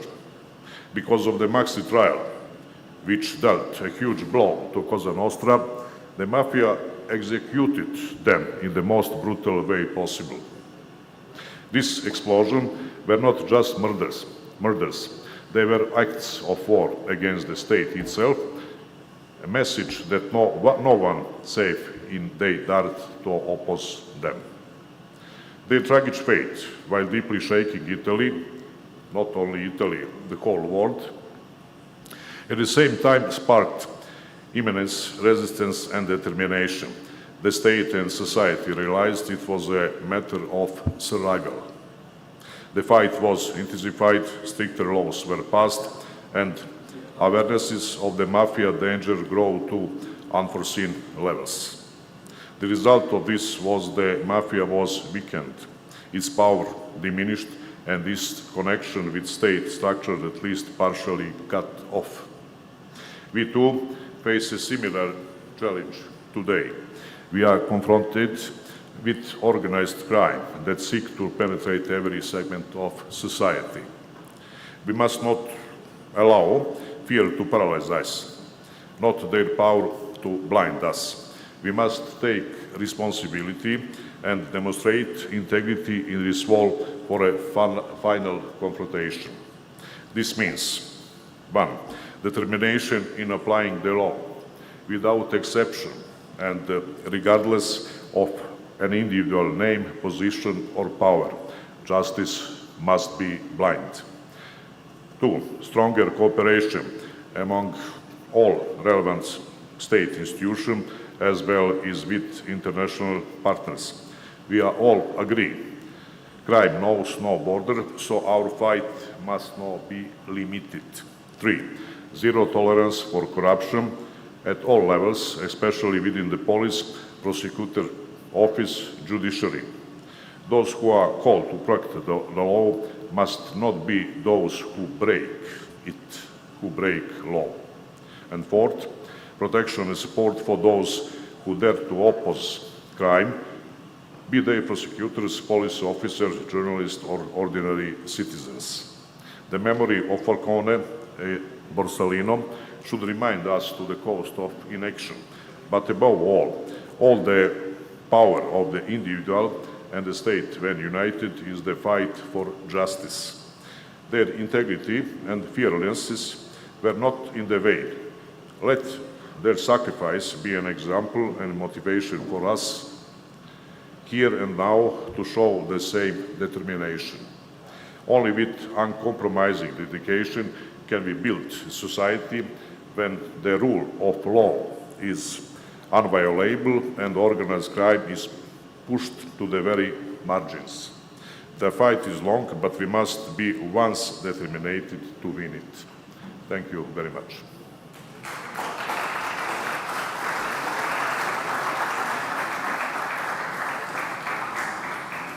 Grazie, grazie. Thank you.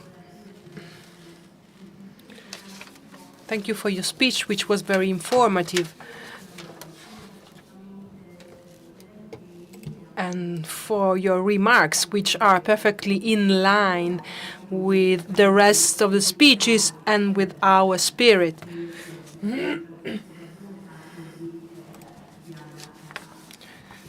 Pretty much in line with Mr. Barbosa's and Mrs. Salazar's speeches. Now I leave the floor to Mrs.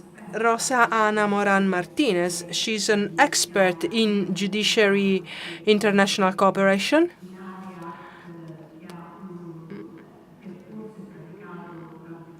A field which she knows very well. She's also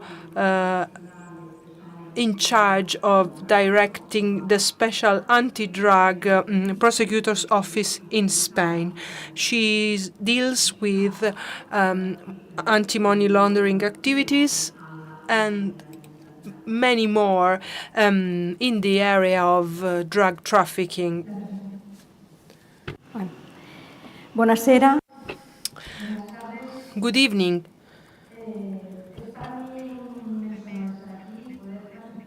It's a great honor to be here with you, to share with you some of the good practices which we have developed. I would like to thank Mr. Menillo, who invited us to this beautiful event. I want to thank also the President of the Court of Palermo, and I want to thank our moderator, because she achieved a very important result. I also want to say hello to all the magistrates, lawyers, and all the participants in general. I'm a bit nervous being in such a hall with the photograph of Paolo Borsellino and Gianni Falcone in front of me is a very big emotion for me. We've been talking about their far-sighted view. They were the forefathers of international cooperations, and thanks to their investigations, we are able to continue working. Their far-sighted approach makes us more responsible.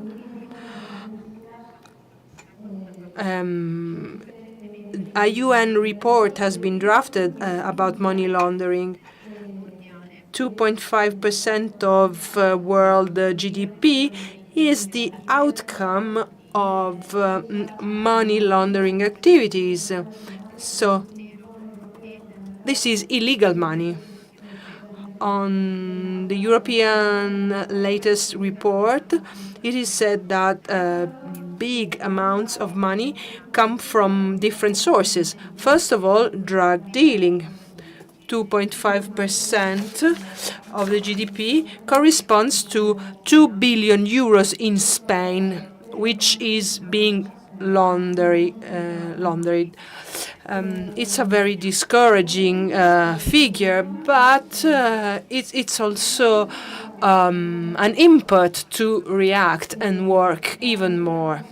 I would like to tell you what our work is at the prosecutor's office and what our organization is about. In 1988 in Spain, we established an anti-mafia office because we wanted to fight against the spread of heroin, which was causing the death of many young people. So this office, which is dedicated to drug smuggling, has two different divisions. I work in the central division, which is more operational.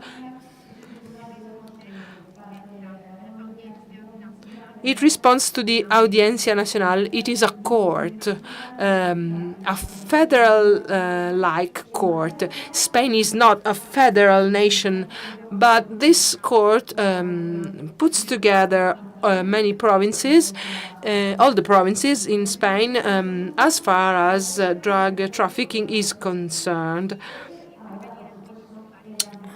Also, our aim is to act in the several areas of the country. Back in 1988, the situation was different. Now, we have to change methods. We have to adopt new competencies, adopt new policies, and be more and more competitive. In Spain, we have an international organization that's working in order to bring 20 tons of drugs every year to Spain. But this is not our only problem. The other prosecutors' offices all around the world have the same problem. So what we can do is to share our experiences. For example, one way could be to cooperate among people working in ports, because we need to enhance cooperation. And we've also seen that in these working sectors, like maritime sectors, corruption is very widespread. I am the coordinator of the offices against drug trafficking in the whole of Spain. Well, not all the provinces in Spain have an office, but the most affected ones do. There are areas where the problem is so hard, for example, in Madrid. So we have 31 delegates in the whole of Spain, and these people work in a well-coordinated way with the anti-drug smuggling prosecutor office. Just a second, I need to see this again. Speaking about the international scale, we should stress some aspects.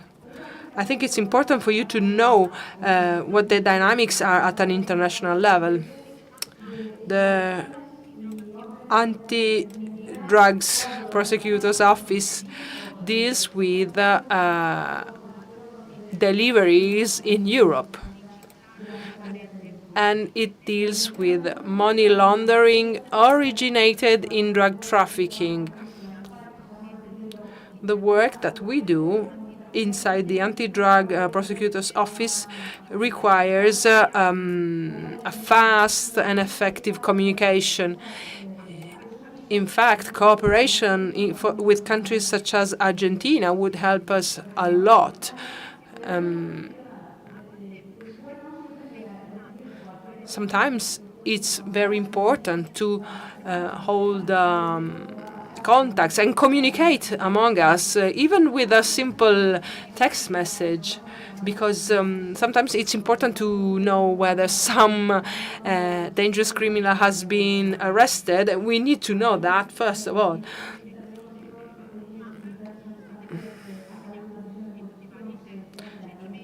we work and we have a role in many procedures, and we also help carrying out extradition operations.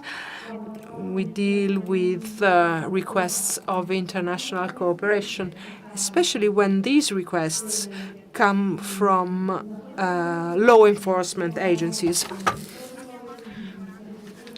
We also have a memorandum of understanding, which is very valuable, and it's crucial in order to cooperate with countries like France.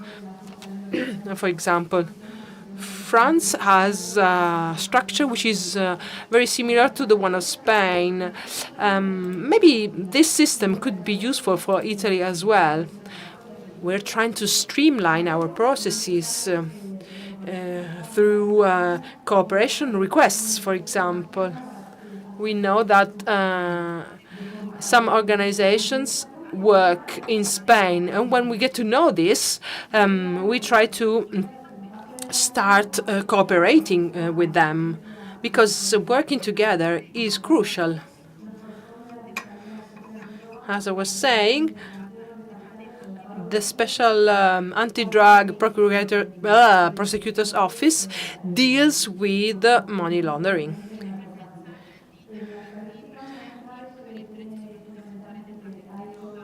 Especially when these activities are connected with drug smuggling.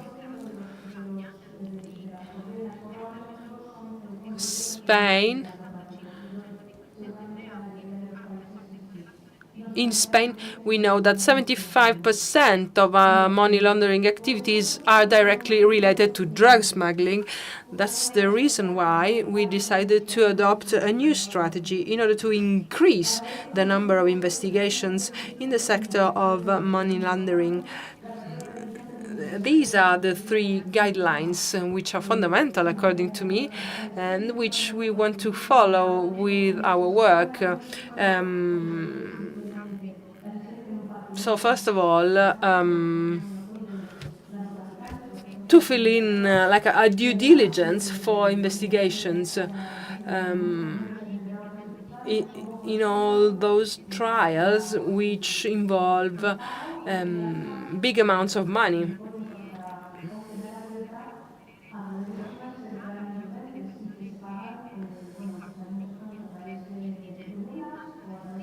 Also, we want to strengthen controls, because some people who declare having no revenue at all are actually involved in illegal activities.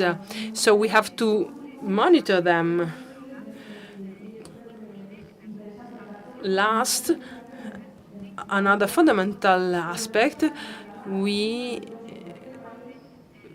are able to investigate people through the extradition process. We often observe that there are many people living above their possibilities, and this is suspect. It's suspicious, I mean. So if these people lead a luxurious life, and they live in Spain, but nobody knows where the money comes from. So this is suspicious, and we know that many drug traffickers live like that in Latin America as well.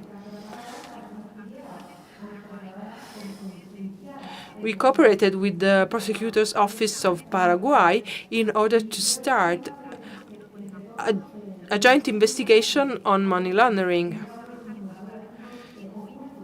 We could have done it on our own, but cooperation is crucial.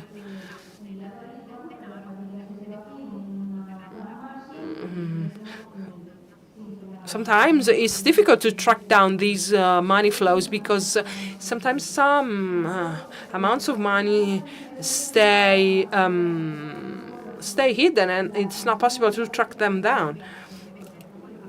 Well, this slide is about the fourth guidelines. I'm not telling you about this guideline, but I just want to mention that the European Union is imposing some obligations to member countries in order to fight against the money laundering. This is important for Spain as well, because this directive, this guideline, is aimed at providing the state with more control mechanisms. This initiative is aimed at investigating bank activities and bank data of people in order to tackle money laundering. Also, it is established that there is a threshold for payments in cash. And such a threshold allowed us to start a very large operation against drug smuggling. And this involved the person in charge of a police unit against drug trafficking. As a matter of fact, you cannot pay in cash. If you exceed that threshold, this bit of information is passed on to the anti-money laundering unit. So, of course, there are people who use cash normally because digital payments are not accessible to everyone. However, this guideline allowed us to track down 5 million euros, which were hidden in Spain. This is the fifth initiative or fifth guideline. I just want to mention that this forces all the cryptocurrency holders to declare themselves, to make public declarations. This guideline also requests more transparency through more severe obligations, especially for some countries.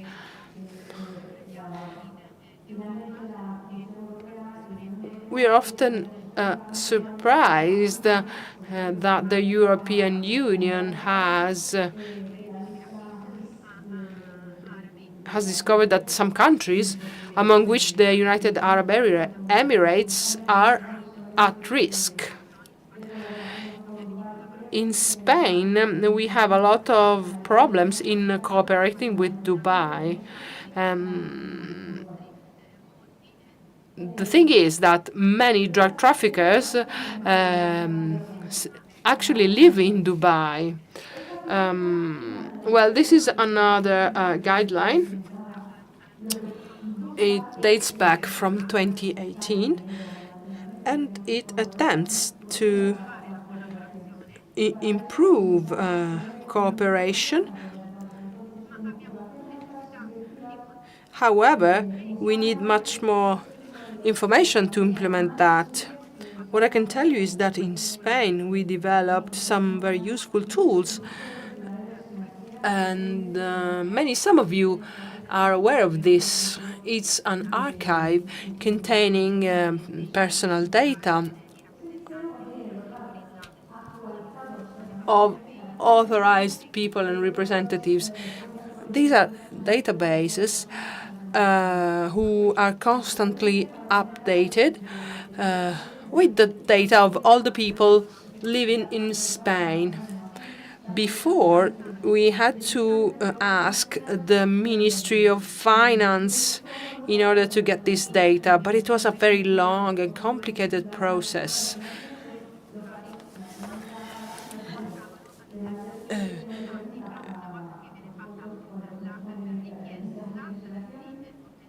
Once you make a request during an investigation in order to obtain bank data of the people under investigation.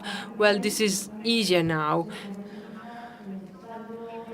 We get to know their bank accounts and their final balance, and we can also ask for the details and all the operations carried out in that bank account.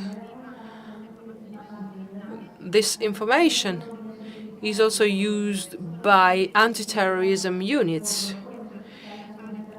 In the past, they had to make a special request to a judge, while now it's much easier to use this tool to get this data and information thanks to this guideline, thanks to this archive, which is at our disposal. So if you ask for technical assistance, even from other countries, we can give you this information that you need. It's quick, and you don't need any authorization in particular. You can have data and information the day after. And you don't have to give any special motivation to do that. You can simply ask. Another instrument which we use is this RETIR, the Register of Real Shareholding. This is about companies, and this is at our disposal, and it is at your disposal as well if you want. For this reason, I think that cooperation outside the European Union is crucial. Inside the European Union, cooperation has grown a lot. Anyway, we are at your disposal because we want to cooperate more and more, even outside the European agencies. And these guidelines that I mentioned to you are laws, and they have the goal to be effective. We also have the financial intelligence units, which draft some reports. They contain very private information, and they cannot be used as proof. However, we can cooperate if you want to make a request about someone in particular.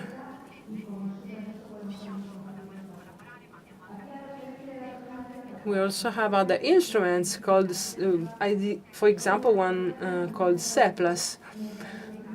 These data must be employed according to Chapter 5 of the regulation of the European Union dating back to 2016.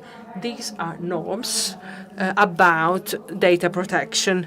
This is the hardest field for us because data protection was an obstacle for us.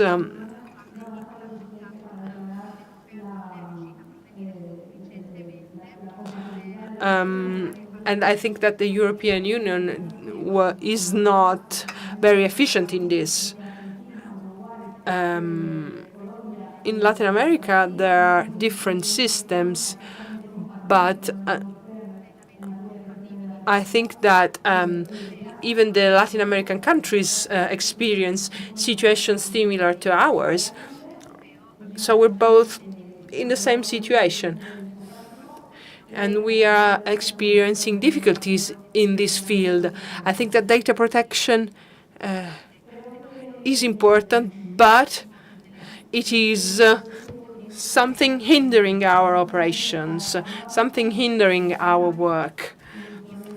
Okay, I don't want to be too long, but I need to mention an issue which is the problems that we have in anti-money laundering activities.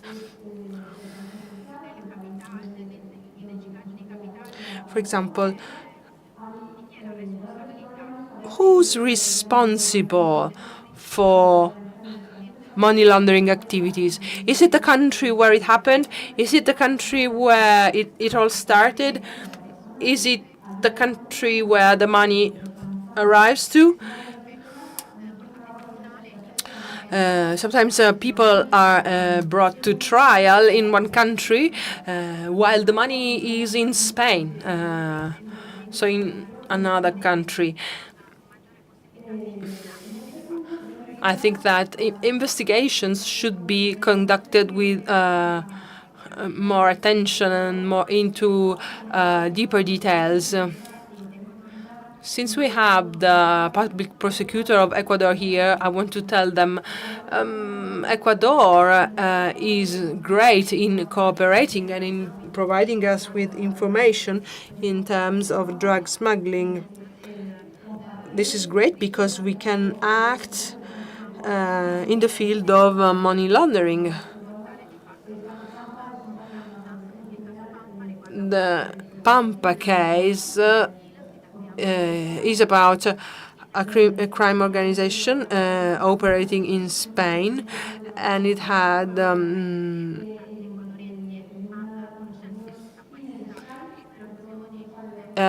it was tackled thanks to international cooperation.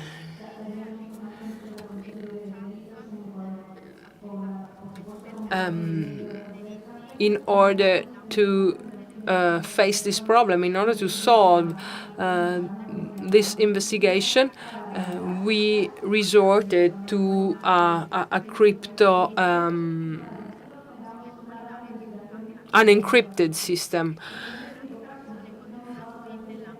That was a very important operation which we conducted in the field of anti-money laundering.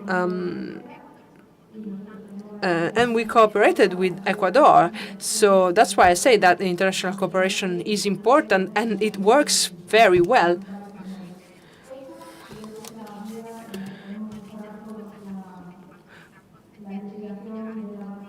In order to work better and to lead better investigations in terms of money laundering, having the images of Falcone and Borsellino is incredible, as they were ahead of their times. They have worked so hard so that now the communities can have the right instruments to fight against drug smuggling. And we can do that together through our cooperation. There's a lot of work to do, but I'm really proud of what we've done, especially with Ecuador. Thank you very much. Grazie Rosalia. Anche il nostro collega del Portogallo ha esperienza frequente e diretta. Also, our colleague from Portugal has direct experience in this context. The floor is yours. Thank you.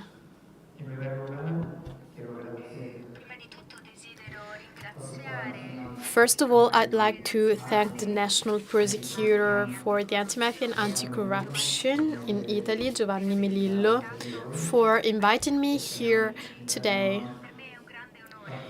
It is a great honor to take part in this meeting.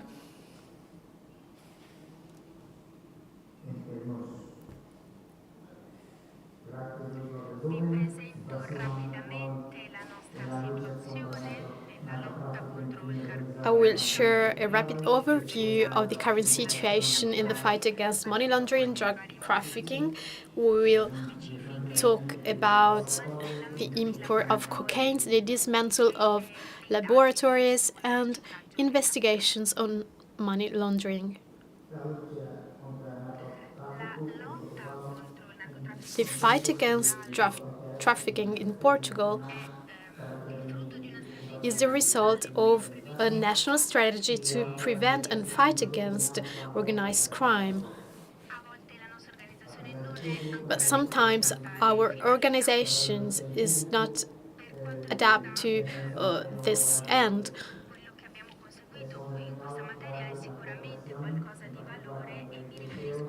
Of course, we've reached important results also thanks to the cooperation with Latin American countries and European countries.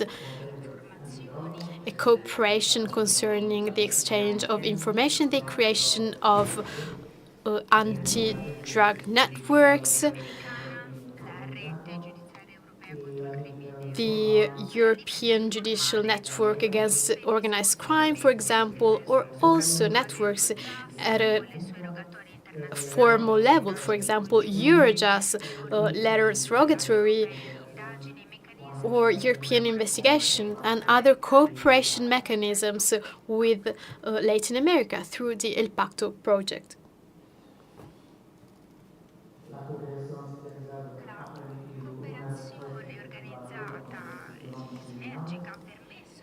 This cooperation has allowed to fight against these criminal groups.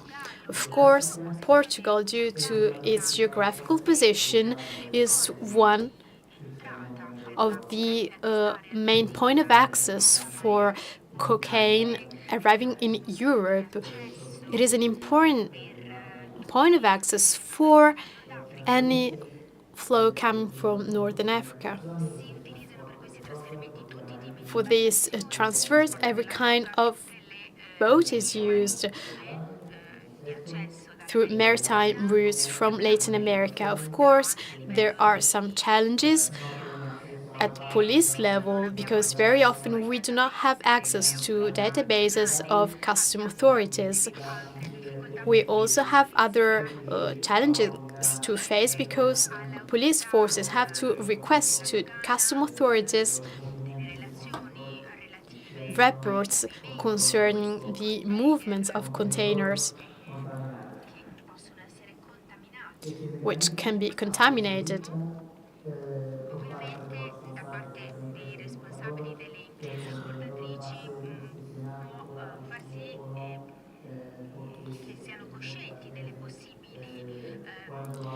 The persons in charge of the exporting companies are well aware of the possibility of police inspections. So, of course, they always know when inspections will take place in advance. Inspection of containers, of suspect containers, are carried out also by custom authorities, which can intervene at any moment, allowing the police to discover such containers.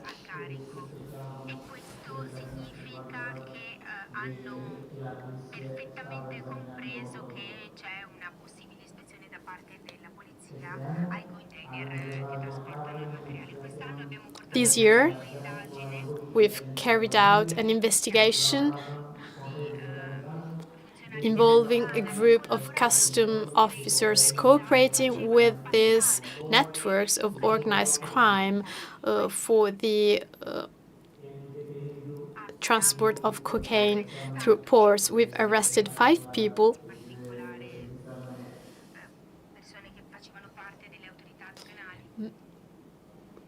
who were custom officers.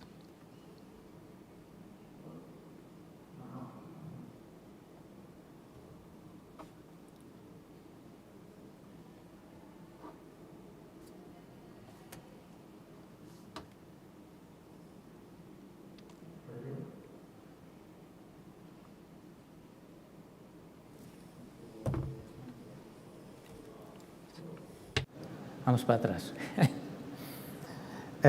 Para confirmar. After confirming the presence of cocaine inside the container, the police has 2 options. First of all, the requisition of cocaine, taking a small amount of cocaine inside the container and then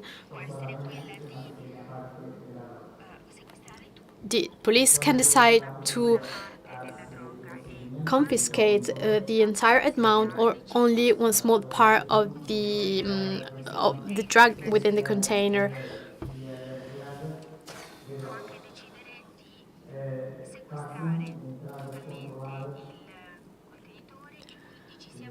The police can also decide to confiscate the whole container.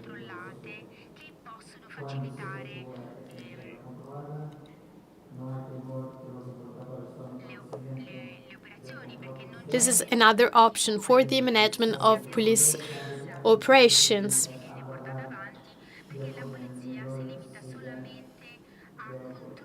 In other occasions, the police may decide only to observe, follow, and monitor at a distance the movement of the container from one port to another, cooperating with the police agents of the country of arrival of the container.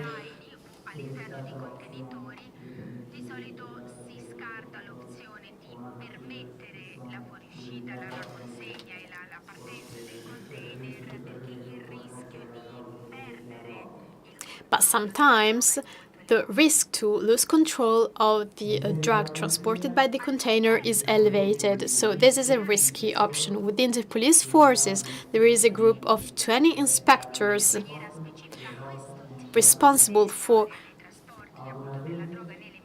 these aspect of transport relating to drug trafficking. Sometimes custom authorities can confiscate cocaine and can also use monitoring system.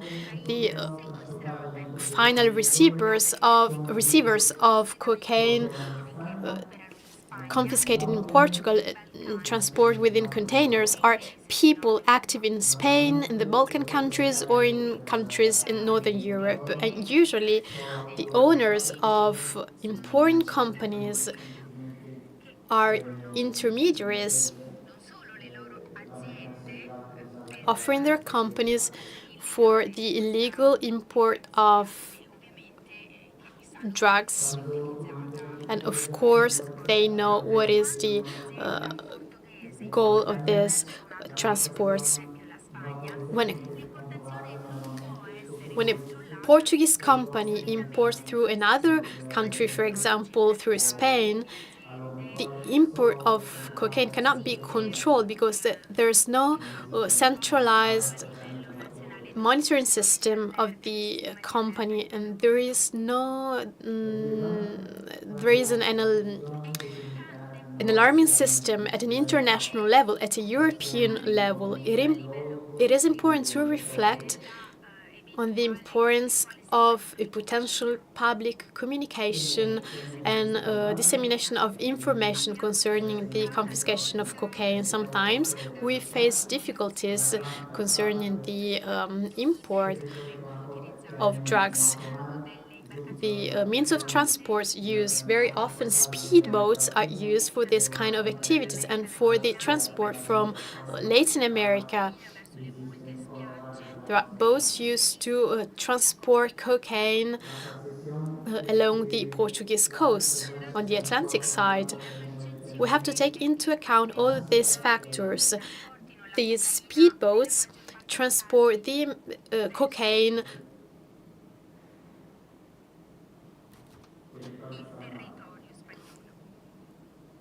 in Spain.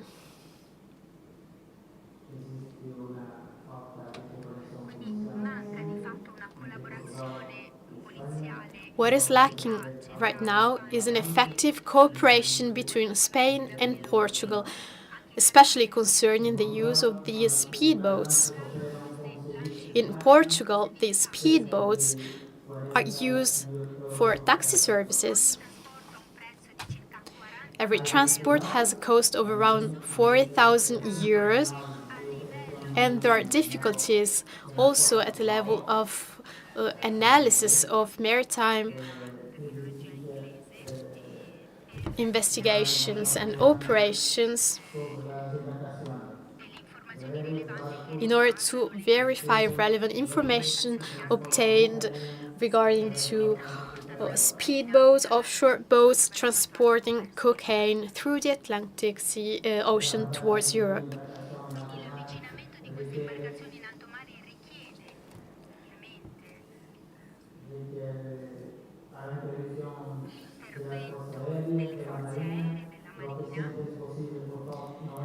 Air forces are requested to intervene to monitor these speedboats, but sometimes it's not possible due to the lack of resources.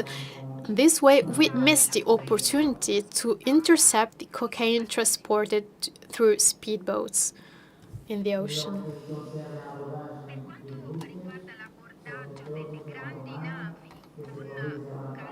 Concerning the approaching of offshore boats in the open sea, we usually respect the Article 17 of the Vienna Convention of 1988, and sometimes it is difficult to contact the responsible country to obtain the authorization and gaining access to the boat.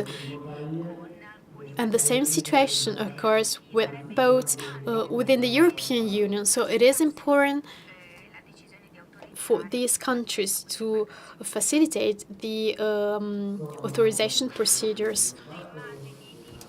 Here you can see pictures of boats and speedboats used for cocaine transport.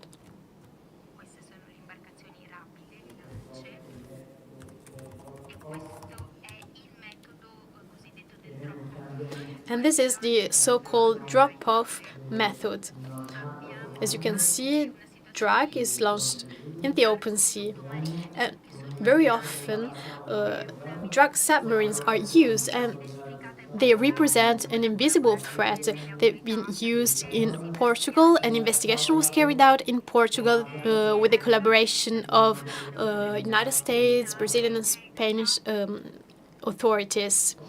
And this investigation has detected a criminal organization responsible for the transport of cocaine from Brazil through to Spain and Portugal. And Portugal has confiscated a submarine built in the Amazon forest in Brazil, used for the transport of more of 6 tons of cocaine, and 5 people have been arrested. And here you can see other pictures of the submarines used. And it is important to mention the dismantling of labs. At the end of 2024, during important investigations, we discovered several laboratories, and this laboratory was situated in the center of the country.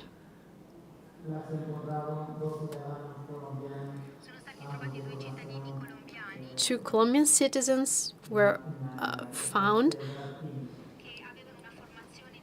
hidden in the laboratory.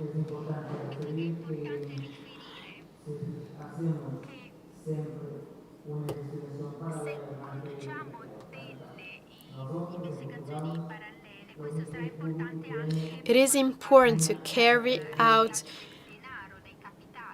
joint investigations and parallel investigations, also to detect money laundering path.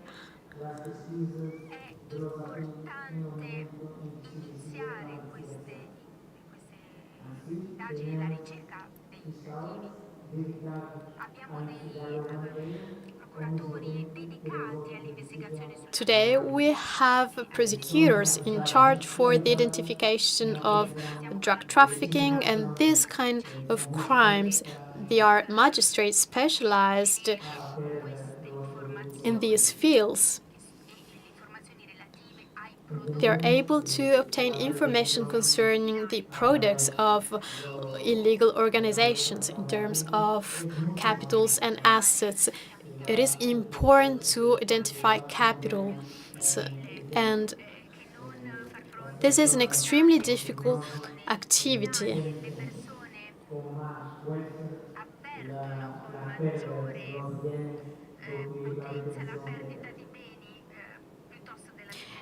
As the confiscation of assets and capitals is a serious threat for criminals more than prison. Today we have new methods at our disposal.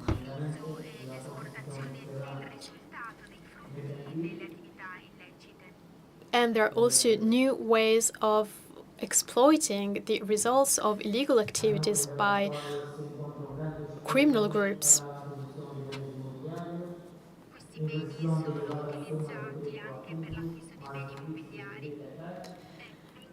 The proceeds of illegal activities are used for the purchase of properties, and cryptocurrencies are widely used today.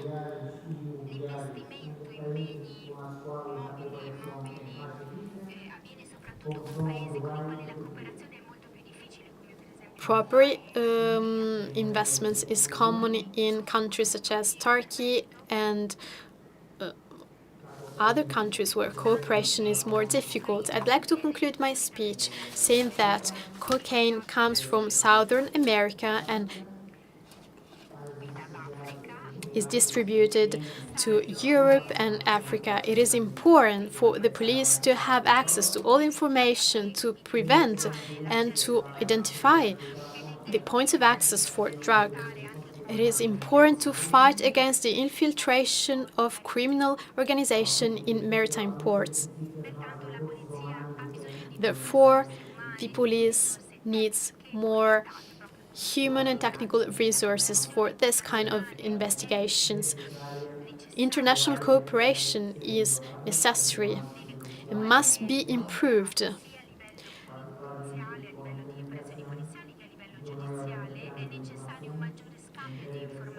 We need a better exchange of information and undercover operations. This is the approach to follow to dismantle criminal organizations.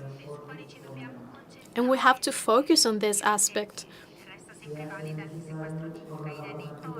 Of course, the measures for the confiscation of cocaine imports are always valid, but we need other alternatives.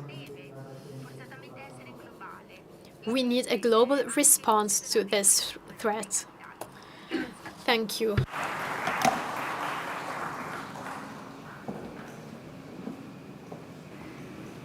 Grazie. Thank you so much.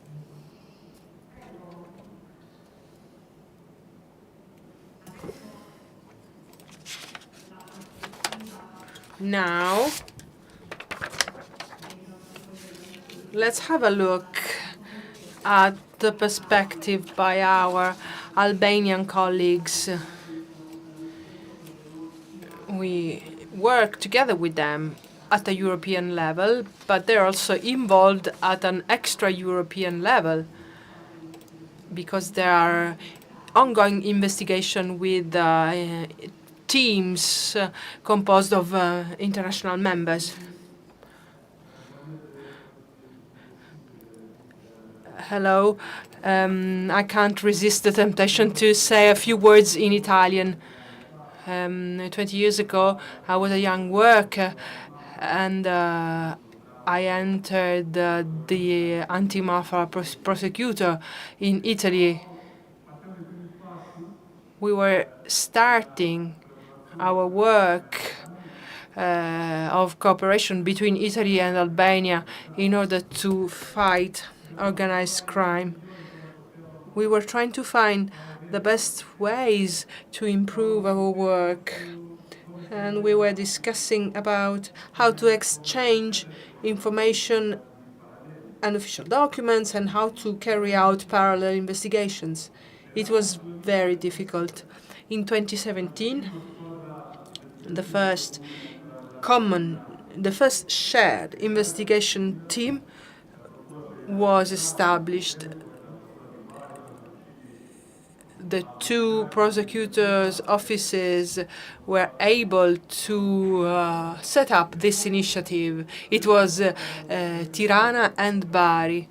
Now we don't even know how many investigations we actually carried out together. So the progress has been huge.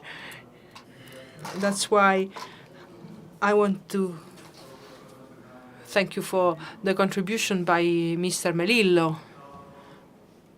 which was, according to me and according to all my colleagues, Mr. Melillo was the main supporter of our development and the development of joint investigations. I'll try to reduce the length of my speech. It was far longer, but yes, so I tried to not to lose the passions of the audience. So I strongly believe that all of us perceive the urgent necessity to strengthen and consolidate the cooperation on transnational level. We come from different national experiences and realities with specific priorities according to the needs of each country. However, we all feel that no one is spared by the harm caused by all sorts of crime.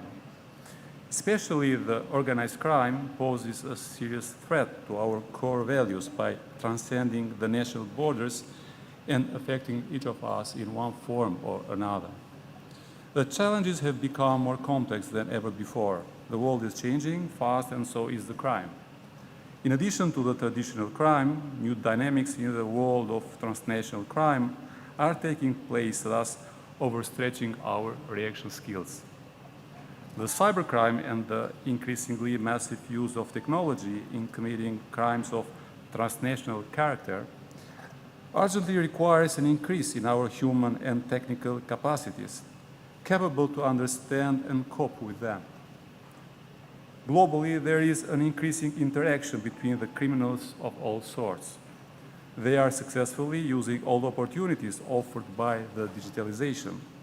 The exponential increase in the use of cryptocurrencies and the risk they pose in terms of security issues, as for example the opportunities they create to facilitate the money laundering, is a clear example of the urgent need to redefine crime-fighting strategies and models.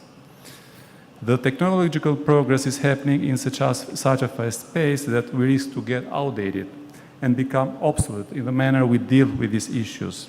There is no time to lose. We are obliged to adapt our structures and priorities to these trends. We are all aware that by facing these issues from a narrowly national perspective, it has become obvious a significant asymmetry between our limited capacities and the global scale of the challenges. Therefore, the path to be followed is that of a close cooperation, using all international instruments of mutual assistance and existing structures at international level.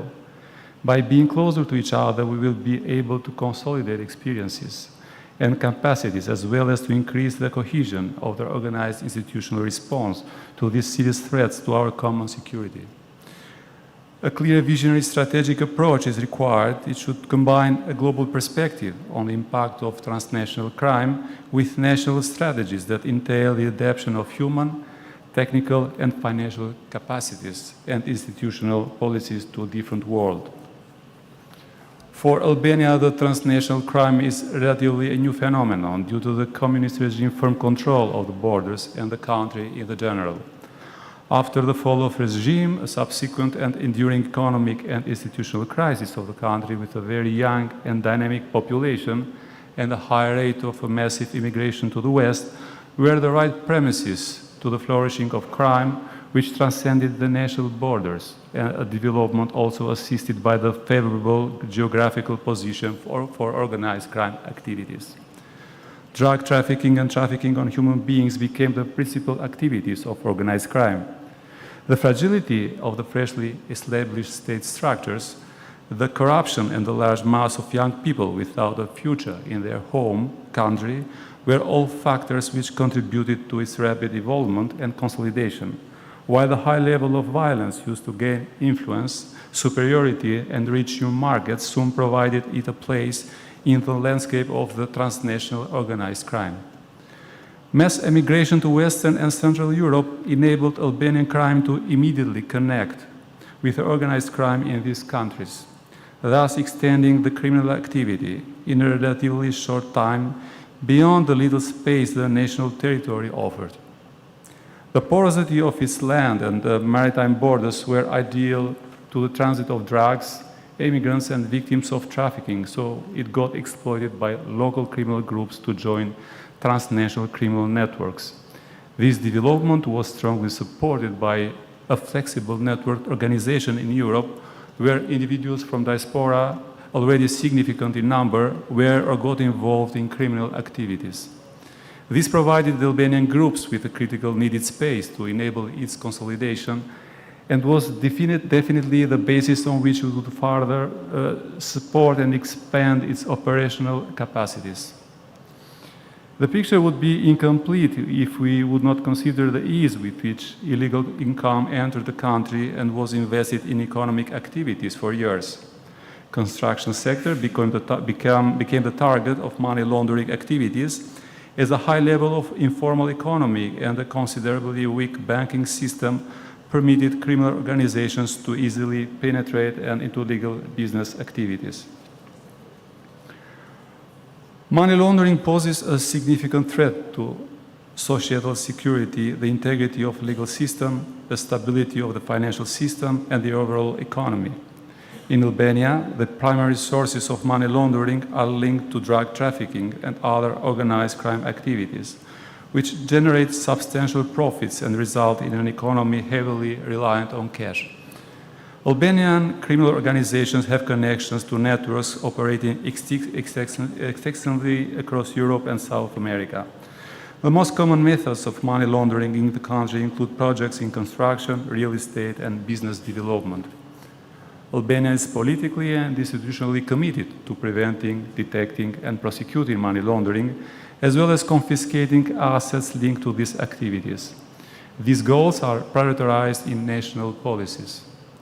In recent years, the General Prosecution Office has implemented significant measures to enhance interinstitutional cooperation both domestically and internationally in addressing money laundering and other serious crimes such as drug trafficking and human trafficking. The approach to combating these crimes has seen considerable improvement within Albanian law enforcement agencies. The seizure and confiscation of proceeds of crime are now viewed as essential elements in undermining criminal activity and depriving criminals of the benefits derived from their offenses. Albania has established an appropriate legal framework to improve effectiveness in the field of money laundering in line with FATF recommendations. Following the most recent evaluation by the Moneyval Committee in 2018, Albania was placed on the so-called grey list in 2020, from which it exceeded in 2023 due to the implementation and improvement of a series of measures and recommendations of Moneyval, as well as the action plan of the Special Financial Action Task Force. The effectiveness of investigations by Albanian interinstitutional law enforcement agencies has increased due to specific legal measures targeting money laundering activities, which are closely linked to drug trafficking. In 2020, the General Prosecutor's Office, the Ministry of Interior, the Ministry of Finance, the Intelligence Financial Agency, the Agency for Management of Sequestrated and Confiscated Assets, the General Directorate of Customs, and the General Directorate of Taxation signed the Memorandum of Cooperation on increasing the effectiveness of investigations related to money laundering, terrorist financing, financial crimes, seizure and confiscation of criminal assets. The memorandum aimed at prioritizing the prosecution, seizure, and confiscation of assets resulting from criminal offenses or criminal activity of all forms of money laundering, drug trafficking, terrorist financing, financial crimes, and property investigations for the seizure and confiscation of assets deriving from the criminal offense or criminal activity. Following this memorandum of understanding, the General Prosecutor issued a general instruction in the same year, and based on this instruction, special sections of prosecutors were established in the 7 major public prosecution offices, which deal mostly with money laundering and financial investigation. The main scope of this set of measures is to provide a coordinated institutional approach in the combat against financial crime and money laundering. By bringing the agencies closer to each other, we succeeded to provide a better communication and exchange of information on frequent basis at operational level. To ensure cohesion and effectiveness, regular meetings take place at central level to follow and assess the work and the needs for improvement in different areas of cooperation. By following this path in tackling money laundering and financial crime, we aim to provide a comprehensive action in all the concerning agencies. Taking into consideration the high level of informality in the Albanian economy, it is indispensable and effective and efficient analysis of data from different sources in a thorough and coordinated manner. By tracking not just suspicious movement of money through intelligence financial agencies, but also abnormal economical and financial activities, where tax and customs offices can provide a lot of information at a later stage, exchanging and analyzing this information among all the agencies part of this agreement, where police and prosecution offices can also provide valuable data about the subjects, we have taken a proactive approach in tackling these issues. In the Albanian judicial practice regarding money laundering, two types of legal frameworks for seizure and confiscation are applied, aimed at recovering the proceeds and instrumentalities of crime. First, the conviction-based forfeiture based on the articles of the Criminal Code and the Criminal Procedure Code. And second, non-conviction-based forfeiture based on the so-called anti-mafia law, which is much more spread to other types of crime than just those related to mafia activities. In addition to the seizure and confiscation procedures outlined in the criminal procedure codes of Albania, there are provisions in the anti-mafia law which is amended in the year 2017. This law is commonly known as anti-mafia law since 2009 and is modeled after the Italian anti-mafia code. The title of the law clearly signifies a connection between the two key aspects. First, preventing and combating drug trafficking, and the second, implementing preventive measures against assets. The prosecutors in all the jurisdictions conduct final investigation anytime they investigate on specific criminal offenses like drug trafficking, etc. By taking these steps, we have the chance to find evidence on money laundering or to identify assets that are not proportional to the income of the suspected person. In the second scenario, we apply the anti-mafia law.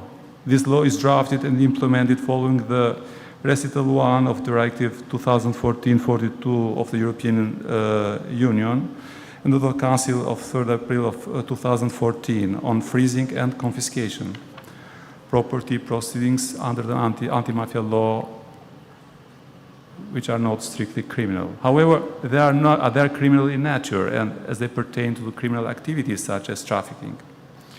In these cases, a confiscation order can be issued. The proceedings based on the anti-mafia law do not focus on the individual who committed the criminal offense, but rather on the proceeds held by that individual if there is a reasonable suspicion of having committed one of the offenses listed in the Article 3 of the law. For this reason, Albanian jurisprudence views confiscation under the anti-mafia law as in rem confiscation, targeting the proceeds and the instrumentalities of crime rather than the individual. At the outset of its implementation, the anti-mafia law relied on the rules of the Civil Procedure Code, notifying procedures especially. However, with the latest amendments, it has evolved into a form of criminal confiscation based on the provisions of the Criminal Procedure Code, which are applied to the highest extent possible, according to the Article 22 of the law, to the overall processes of adjudicating a request for the confiscation. The anti-mafia law represents a non-conviction-based confiscation in a non-criminal proceedings. The law provides for the non-conviction-based forfeiture and does not seek to establish the criminal culpability of the person holding the criminal assets. Consequently, the standard of proof required to seize and confiscate the proceeds of crime is generally lower than that needed for criminal confiscation under the Criminal Procedure Code. The imposition of property confiscation measures is based on the indicia suggesting the commission of the predicate offense by the suspected criminals. For these reasons, prosecutors tend to feel more confident when applying property non-conviction-based seizure and confiscation measures. It is noteworthy that the anti-mafia law allows for a limited period for asset seizure, which is valid for 6 months from the moment of the implementation. In the case of complex verifications, upon the request of the prosecutor or ex officio, the court may decide to extend the time period of implementation of the sequestration measure for 6 months period, but not more than 2 years from the date of the beginning of the time period. The Albanian anti-mafia law, like other non-conviction-based forfeiture legislations, can either proceed or run parallel to a criminal proceeding under the Criminal Procedure Code. It maintains its autonomy from the conditions, level, or conclusion of a criminal proceeding and procedural independence. This ensures it remains an option in a case criminal prosecution becomes unavailable or ultimately unsuccessful. Third-party confiscation is explicitly addressed in the Articles 3 and 22 of the law. According to these provisions, there are 2 groups to which third-party confiscation applies. The first group consists of relatives, including husbands, children, ancestors, descendants, brothers, sisters, and cohabitants. The second group includes natural or legal persons whose assets or activities are completely or partially possessed by the individuals mentioned in this article. The sequestration measure is valid for a 6-month period starting after the moment of its implementation. In any case, the person cannot justify the asset declaring as its resource incomes or reinvestments which originate from the non-payment of the taxes.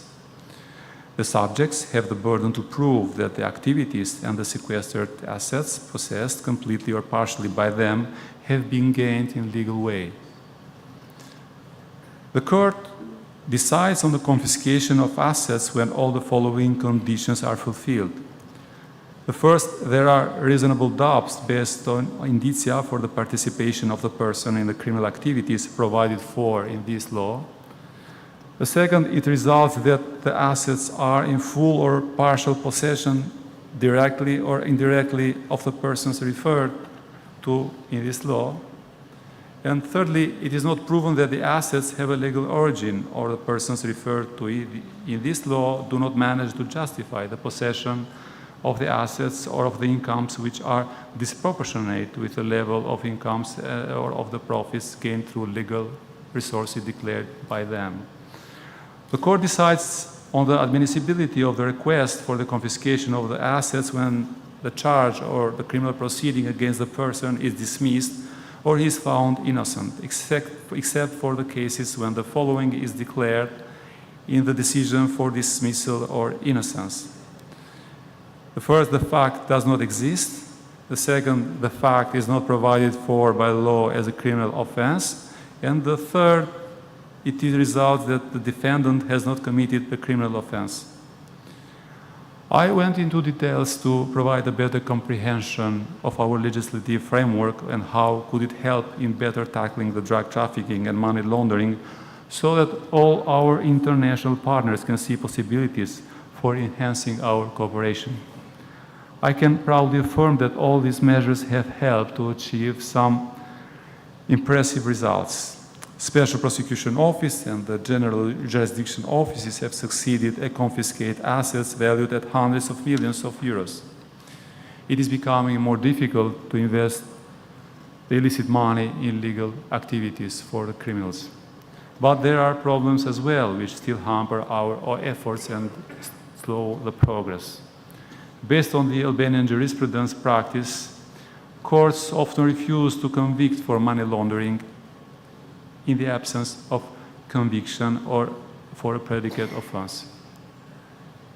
There are a limited number of cases investigated, prosecuted, or resulting in convictions for money laundering as an autonomous offense, particularly those committed by professionals or third parties not involved in the predicate offense.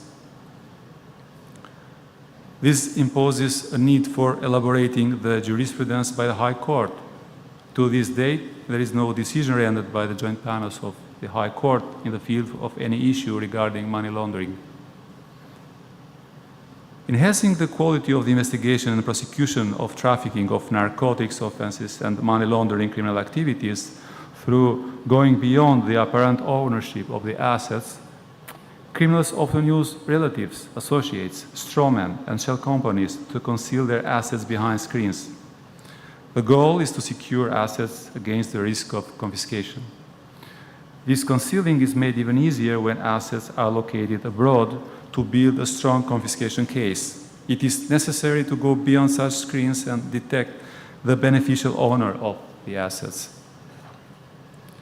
An increase in human capacities through training provided both by ongoing education through the School of Magistrates and by international assistance. There is need for increased specialization and training for investigators, judicial police officers, and prosecutors, particularly regarding money laundering typologies, parallel investigation, and of mutual legal assistance and drug trafficking. This includes money laundering as an autonomous offense, value equivalent money laundering, and involving third parties, legal entities, and professionals. Regardless of these difficulties, the future is very promising and our capacities are improving. The success Albania has had with joint investigative teams is a sign of our potential for better results in this field. We have to keep working together and strengthen our response to all transnational crime activities. Thank you for your attention.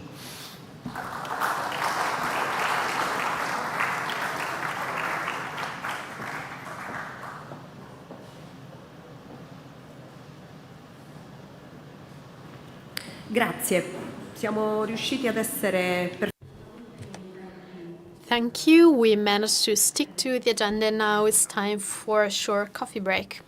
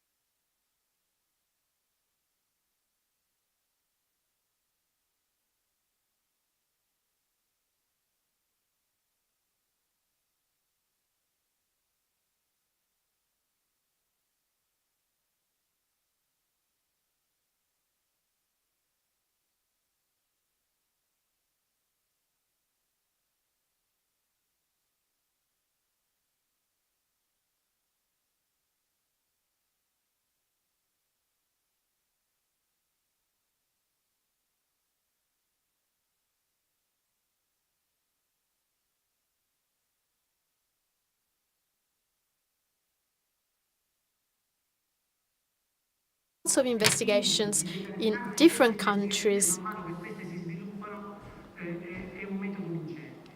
This is a successful method to follow and adopt.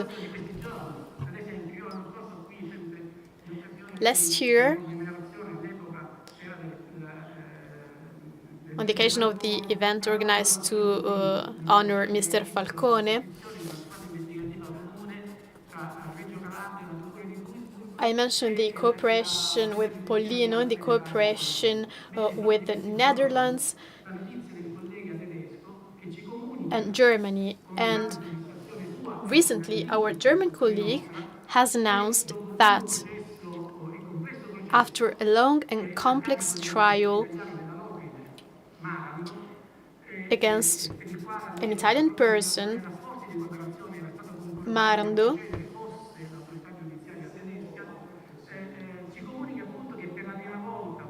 so our German colleague has informed us that for the first time, a regional court in Germany has stated that he was a member of the clan of San Luca. And this is the result of a fruitful cooperation and of the joint investigation pool. Another example of cooperation is the Samba operation. So the creation of the first investigation pool between Italy and Brazil. The investigation is the result of the monitoring of Italian criminals who moved to Brazil, and there they had relations with other criminals active in drug trafficking. In 2019, the arrest of one of these people led to Italian investigations carried out in cooperation with the Brazilian authorities.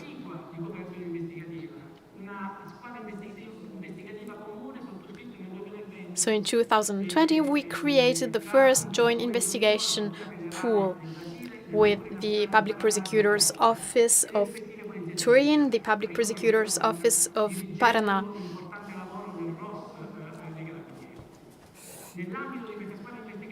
Within this joint investigation pool, a shared cloud was created in cooperation with the Brazilian authorities for the exchange in real time of data and documents. They were extremely useful for the investigation. For example, it was possible to share copies of devices confiscated in Brazil to criminals, and the information included in a cloud.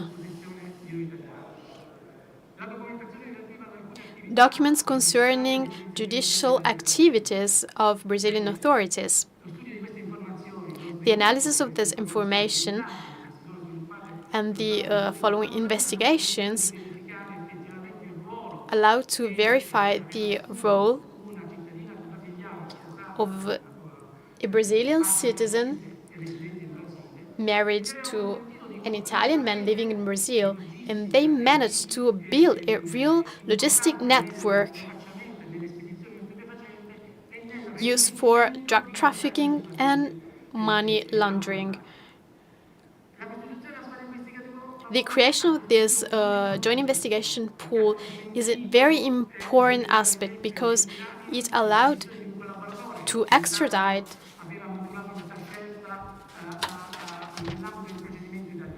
a criminal. It also allowed the Brazilian judicial authorities to come to Italy to interrogate this criminal.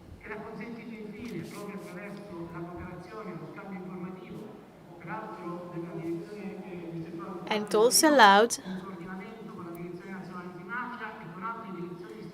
a cooperation between different anti-mafia directorates participating in the investigation,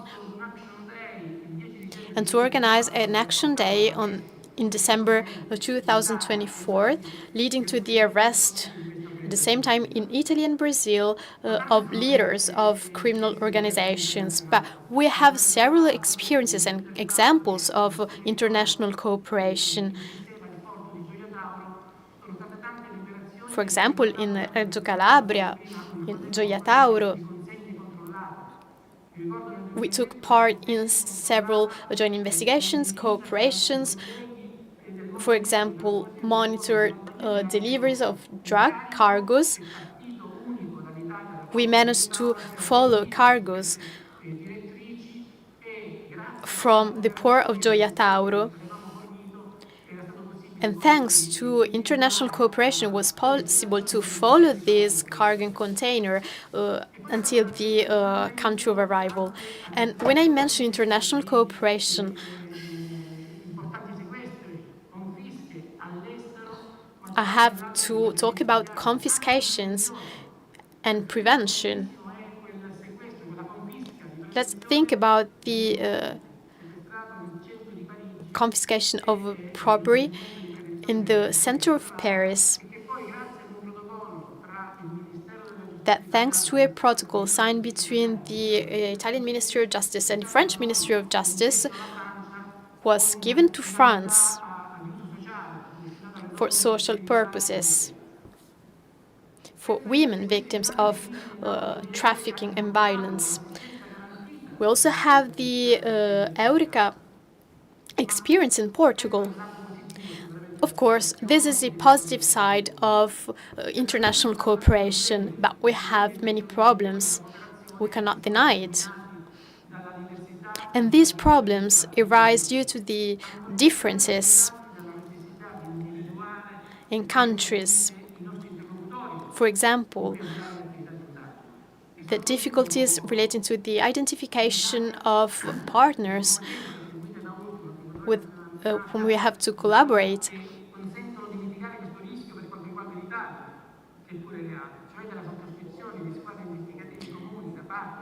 For this reason, it is important to create joint pools to overcome such difficulties, enhance cooperation.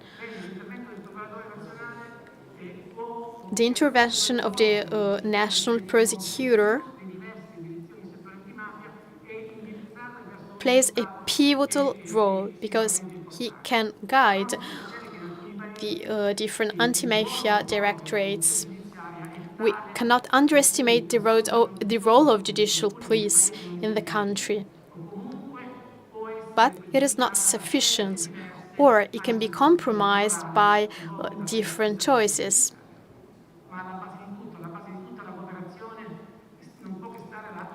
At the basis of cooperation, we find mutual trust between the participants in international agreements.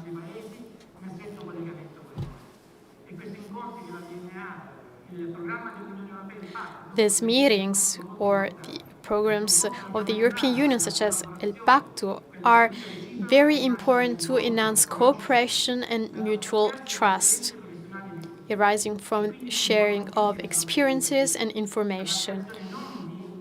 These initiatives are very important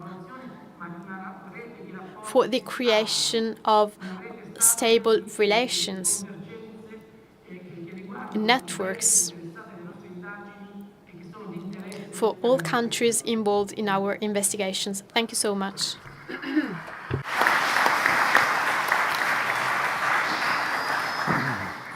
Il procuratore Bombardieri ci ha dato un ampio affresco di tutta una serie di attività. Mr. Bombardieri gave us an insight of his experiences in Turin. Now, I want to invite to the floor Mr. Borrelli, the prosecutor of Salerno.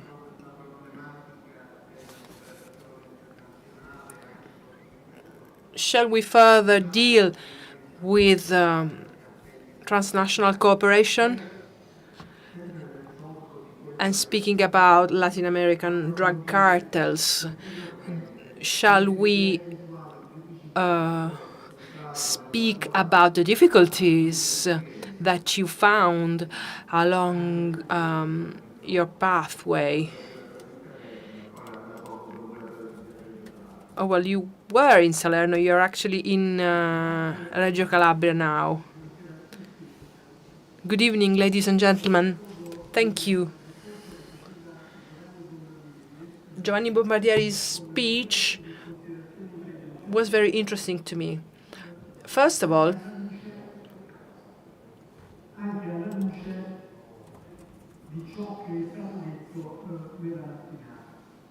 I would like to make my remarks about what has been said during the morning. First of all, we must stress the global character of drug trafficking. Let's talk about the local level. The movements,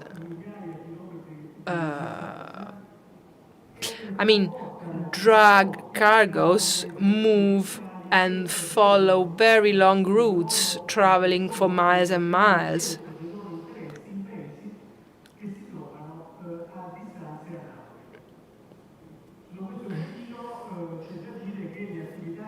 We have to say that investigation activities carried out by Reggio Calabria Prosecutor's Office and other ones have long stressed the role of 'Ndrangheta in international drug trafficking and the close relationships that 'Ndrangheta has with other mafia organizations in several European countries, in Latin American countries, in the US, in Canada, and even in Australia. So it's a global crime phenomenon. As we all know, Latin American organizations rely on 'Ndrangheta, which is reliable thanks to its huge amounts of money. And that's why they sell huge cargoes of cocaine to 'Ndrangheta, which distributes it all over Europe. There are many judiciary procedures and judgments which prove these links. In South America, many fugitives from the 'Ndrangheta were arrested, as Giovanni Bombardieri pointed out. In 2023, a very important operation, Eureka, carried out by Reggio Calabria Prosecutor's Office, was able to highlight the relationships between Calabria and criminal groups in Panama, Brazil, and other Latin American countries who marketed drugs, produced drugs in Latin America and sold drugs up to Australia.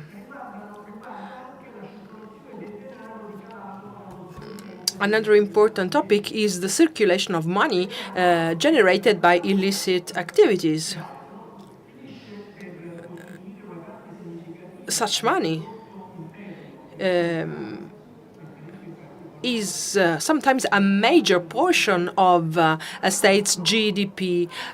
In particular, I make reference to producers, to states where the drug is produced. And here we are dealing with money laundering. During the morning, we've seen a bit how movements and pathways work in terms of money laundering.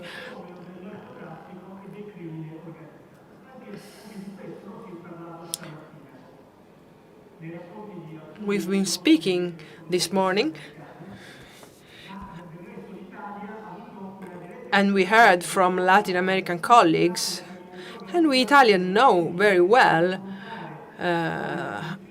how dangerous it is to have criminal organizations who pose a real threat to a state. We know what happened back in 1992.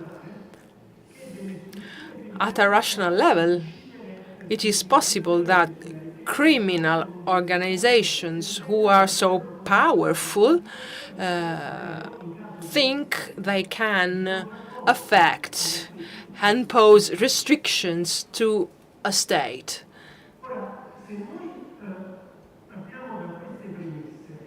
Starting from these premises, we recognize that these phenomena are on a global scale. And big drug trafficking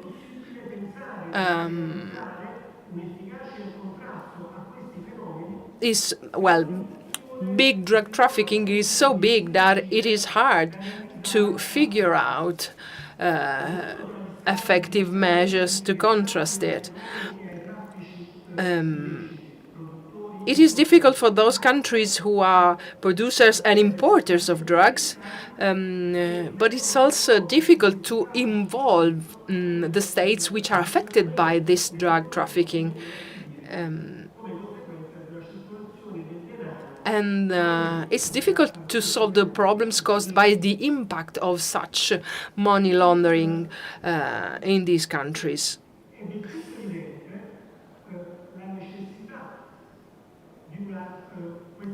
So it's clear that we need cooperation.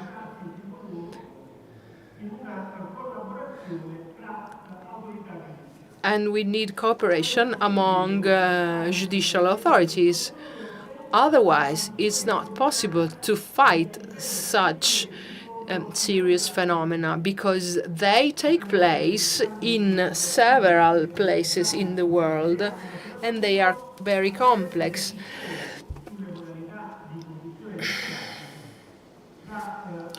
It's important to decide how to carry out investigations, and I want to highlight this because today and in recent years, Latin American public prosecutors have been willing to cooperate. And I also make reference to the Public Prosecutor's Office of Reggio Calabria.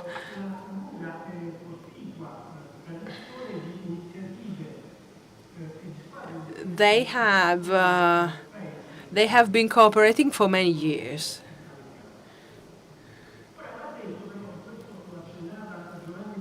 As Giovanni Bombardieri said, we're both available to cooperate, but sometimes this is not enough.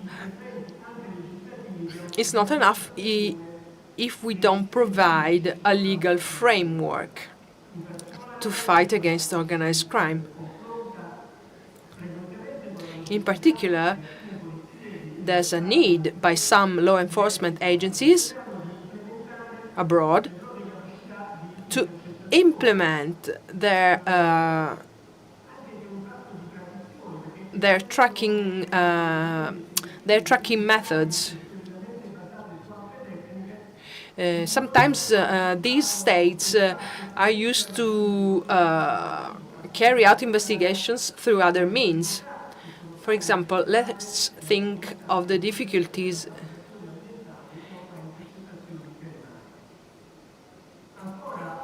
they have difficulties with environment tracking and so they need to get ready to this. And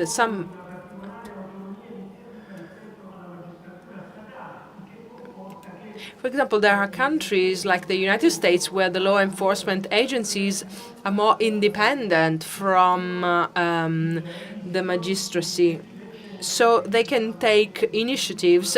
But sometimes this is tricky.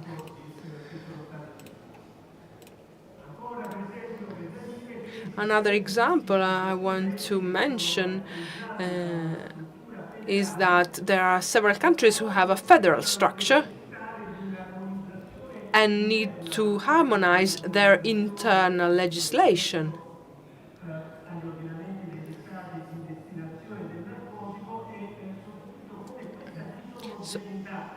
And this lack of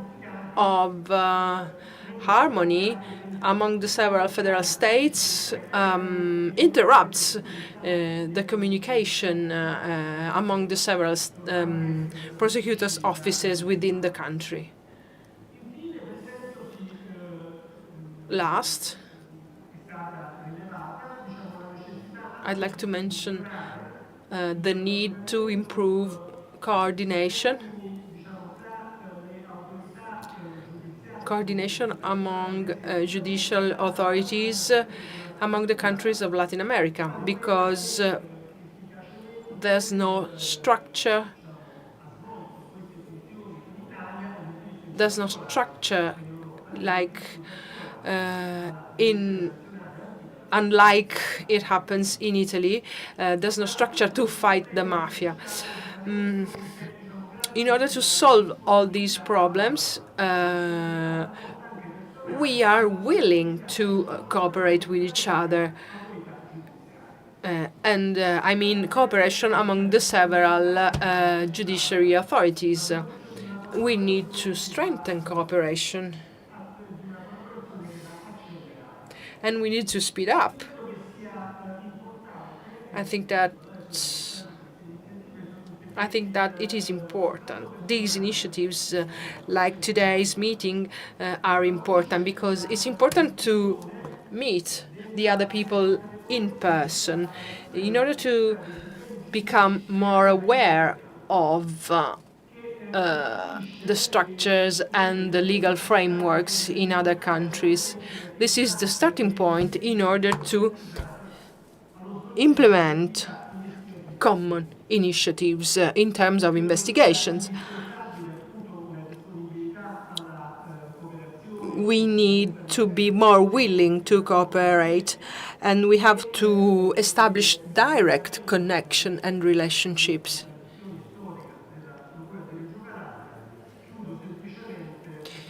I will be in charge of the Prosecutor's Office of Reggio Calabria shortly, so I want to highlight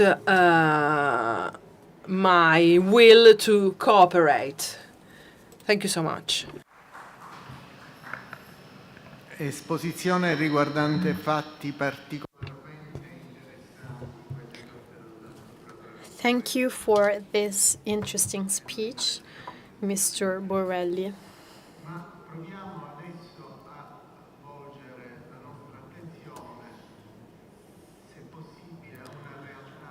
Let's try to focus now, if possible, to a partially different reality. Mr. Paolo Guido, public prosecutor of Bologna, will now take the floor. Paolo, based on your experience here in Palermo,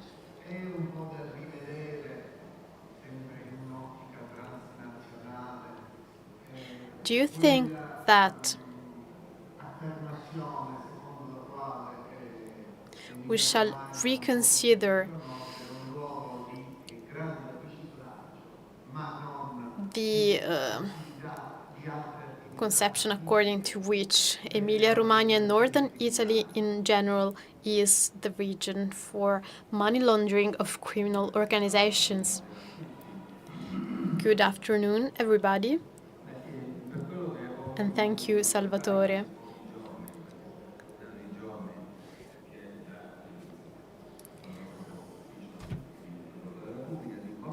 I've been appointed prosecutor of the Bologna only a few days ago.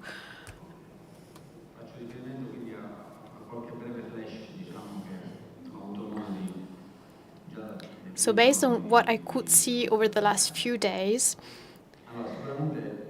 what I can say is that drug trafficking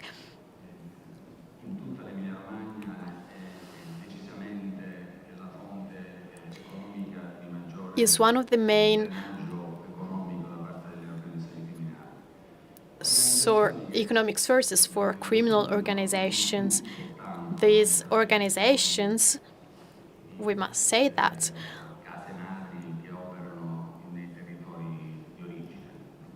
are not only Italian criminal organizations. They are not single mafia families, but they are criminal organizations based in the territories previously occupied by mafia gangs,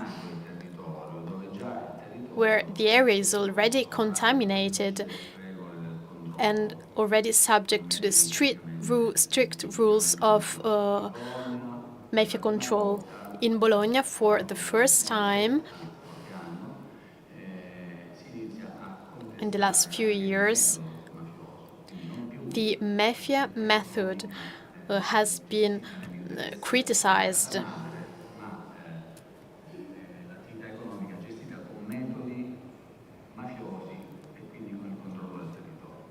So what is criticized is the mafia-type activity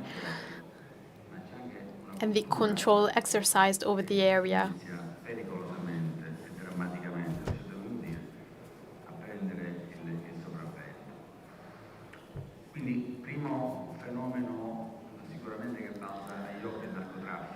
So drug trafficking is the first phenomenon, and it is managed and controlled mainly by Albanian gangs. Albanian gangs have the control of the Adriatic region along the coast,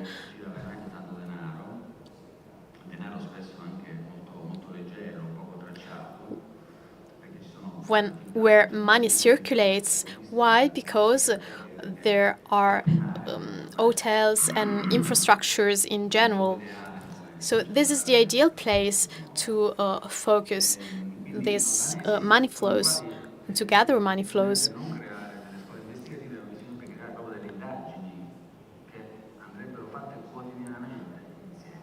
We should carry out daily investigations together with the Albanian authorities through the creation of specific structures.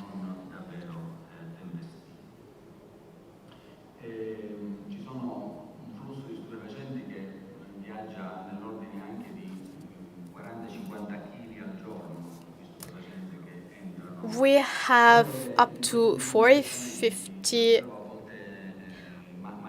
kilos of drugs arriving per day and circulating per day, for example, in the port of Ravenna, which in the past was not one of the main ports for drug trafficking. But some investigations have shown that it has become an important hub.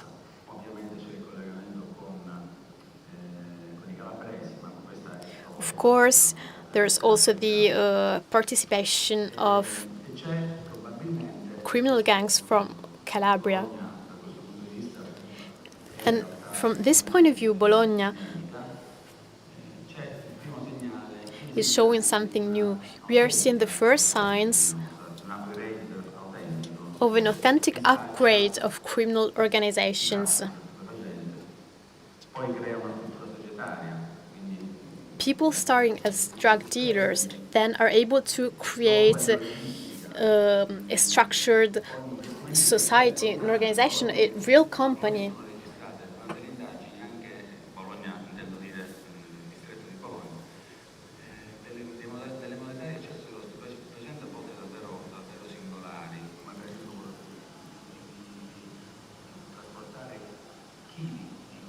For example, cocaine is shipped hidden in ships and then abandoned at sea and collected at sea, in the open sea. So there is a very complex structure and organization. So these illegal companies truly invest money in these processes.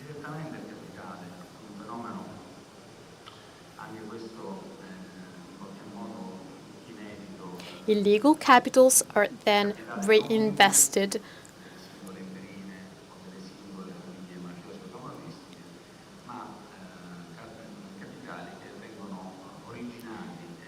And these capitals and proceeds are obtained in the region, in the territory. So they are real criminal organizations.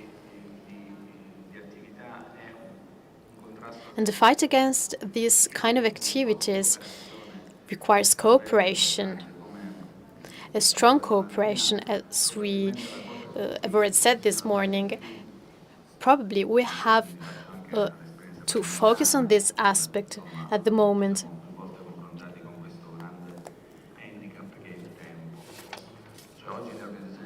Today, criminal organizations are able to mobilize millions of euros in a few seconds. Our procedures are too complicated, too slow.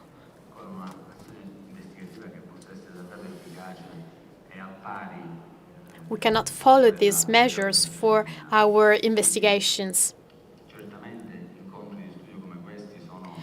So I think that these meetings are important occasion to share best practices, as in this way we can improve our investigation methods. Thank you.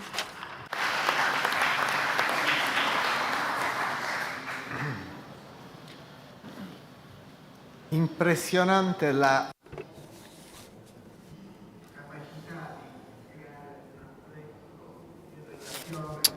It's impressive how he created a whole picture of the criminal scenario, and you've just arrived to your office.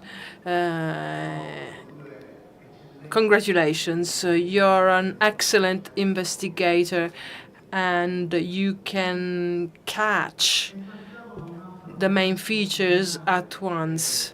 So now let's move to another criminal context, which is very peculiar and is becoming more and more important at a national level in Italy. It's all from a negative point of view, of course. Mr. Rossi, the prosecutor of Bari, the characteristics of international cooperation from your point of view, from the anti-mafia team in Bari. Tell us about it. Good evening, ladies and gentlemen. I would like to make some points just to highlight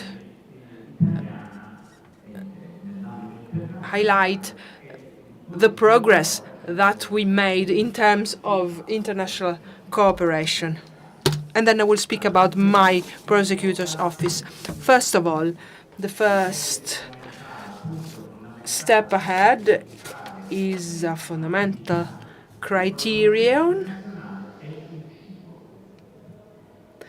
First of all, let's talk about food. Food is one of the main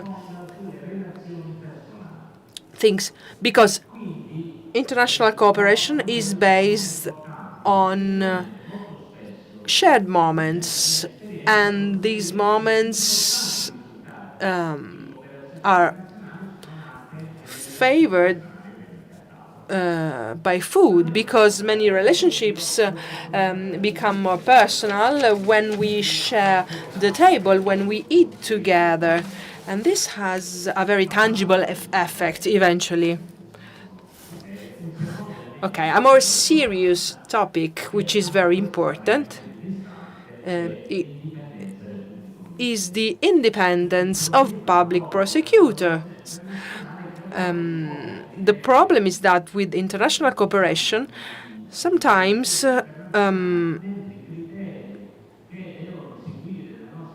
this is not followed, while we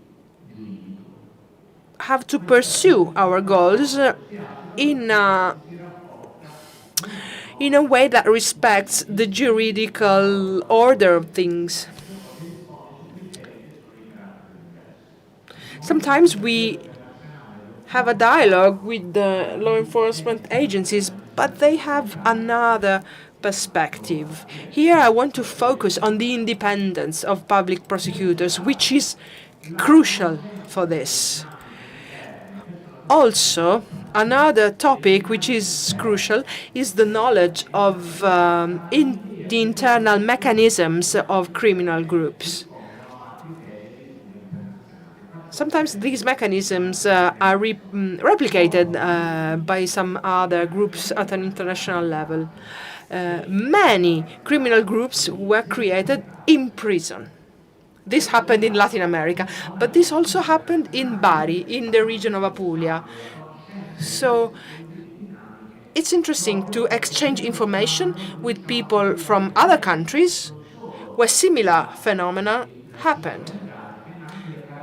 So we have to exchange information about the single investigation cases, but also about common features which we share with the other countries. Another topic which I want to make is the coordination of an investigation. We focus a lot on this. It's a key element which was taught to us by Giovanni Falcone. And this coordination needs something, needs the free and direct exchange of information in a rapid way.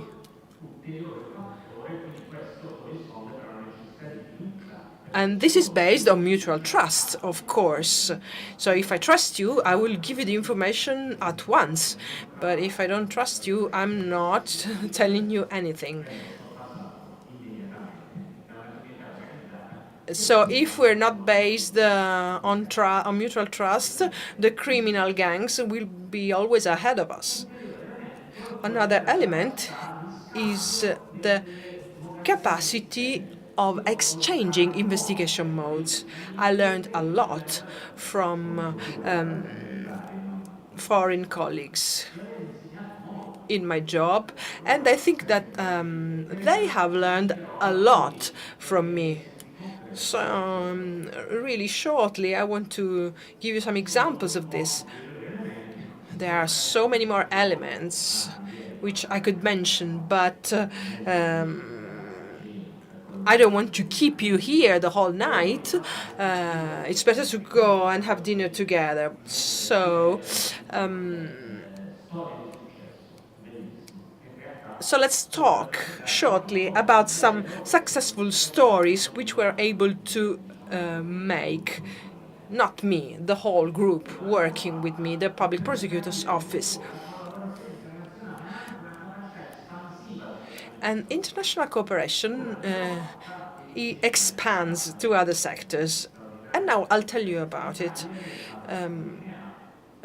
We cooperated with the public prosecutors of Cagliari in Sardinia. Some prisoners escaped. A prisoner originary from Apulia escaped the jail.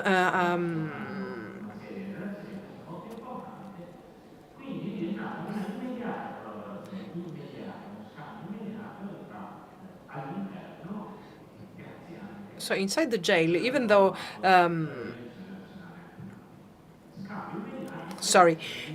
this prisoner was able to escape the prison, and we were able to get him thanks to international cooperation. This man fled to France, and the French colleagues were able to catch him, and in order to thank them, we started our cooperation. Also, this guy was willing to cooperate, and he started talking to us, and he told us about all the benefits that he enjoyed in prison in Sardinia, and all the things that he did in France. And he told us about it. So we passed this information on to the French, and this was some important information to them because it allowed to focus on some mechanisms.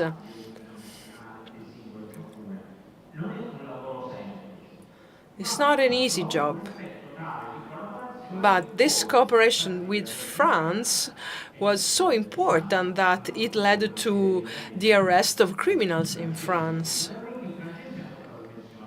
And also the French colleagues gave us information on other matters. So when it starts, cooperation stays there, and we had information on drug trafficking by Albanian gangs. And they do that by buying drugs in Latin America. So the initial relationship with the French helped building many relationships with other countries and allowed to start more investigations. It's not easy. It takes a long time. It takes adapting to every legal framework, but we know how to do it. Italians are good at adapting. So another point I want to make is telling you about the cooperation with Albania. We are located in front of each other. It's so natural, and it's also natural for our mafia to cooperate with their mafia. And we started cooperating with the Albanian colleagues. We were not very sure about them. Do we have to tell them the information that we hold or not? Can we trust them? That was the topic. So we were wondering, shall we really cooperate with them? Eventually, we decided to do so. It was a very fruitful cooperation. We formed 5 investigation teams, 120 people arrested. I mean, there are big numbers. But most importantly, we created a tight bond, a relationship. We've had problems, of course. We discovered that we had some people within our team who betrayed us and spoke to the others. But besides that, these problems were solved. And besides that, the connection is still there. And these connections must evolve and must go to a higher level, because these relationships also involve the institutions at a formal level, and we can follow the same pathway and grow together. If there are problems, of course, we have to solve them. But first of all, we have to be based on mutual trust. There can be many other occasions to cooperate, but I would like to deal with this during dinner. So, thank you very much. Eccellente contributo anche per quel che riguarda.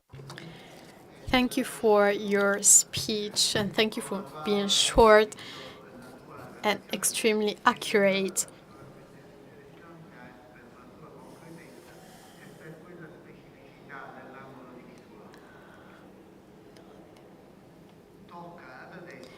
I will now give the floor to the public prosecutor of Palermo.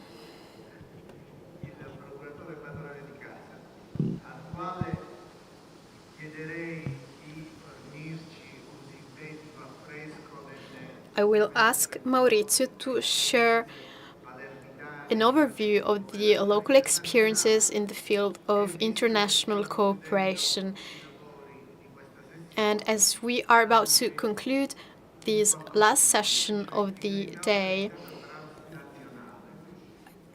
I'm also asking you, yes, international organized crime, but are we seeing a change in historical mafia, or we are seeing simple adaptation and Cosa Nostra will never change?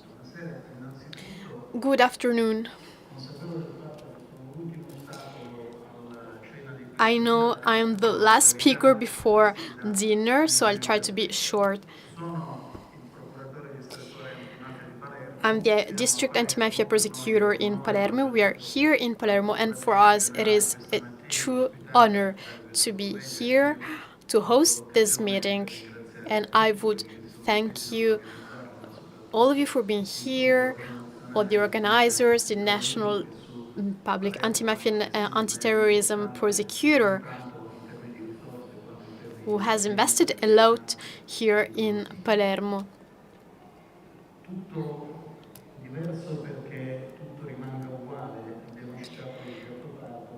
Everything changes so that everything can remain unchanged, as Tomasi di Lampedusa used to say in the Leopard. We know the structure of Cosa Nostra, who is present in the region since a long time.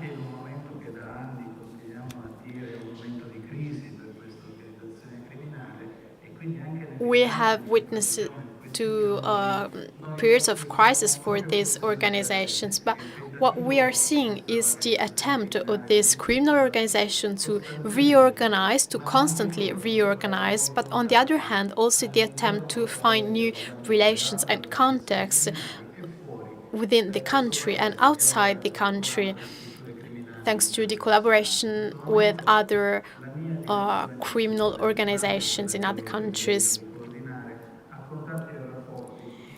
The anti-mafia district is constantly in touch with other countries, especially with countries in Southern America, for example, Brazil and Peru. A few hours ago, we've met the prosecutors of those countries and also other countries in Latin America, in the United States, and in Europe.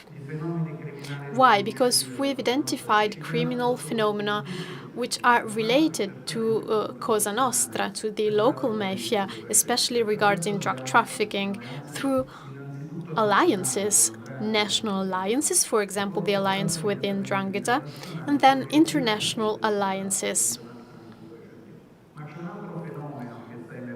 But we are also seeing another phenomenon over the last months, which is the identification of capitals and assets reinvested by Cosa Nostra in Southern America, especially in Brazil and Peru.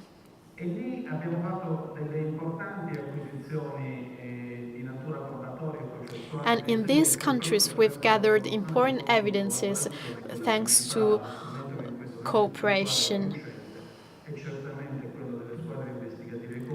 thanks to the creation of joint investigation pools with these countries.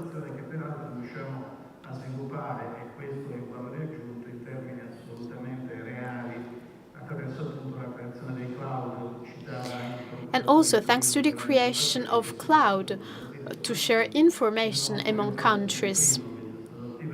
I think the cloud we've implemented with Brazil is the first one of this type.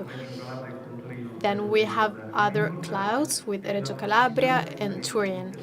But what is important to underline is the possibility to put in touch different actors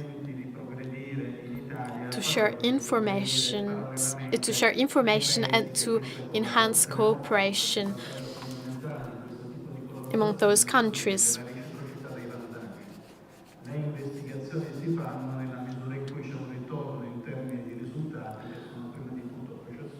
Thanks to these measures, we are able to cooperate, to investigate, to get results. Del resto Palermo è da sempre campione della collaborazione perché anche questo è stato Palermo has always been a champion in cooperation.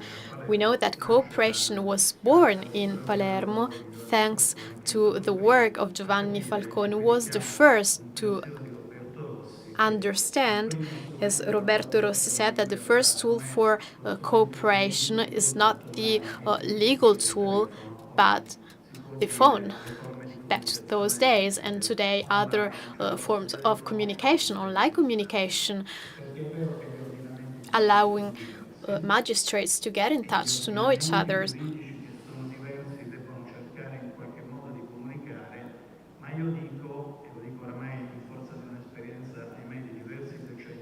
Thanks to my experience, I can say that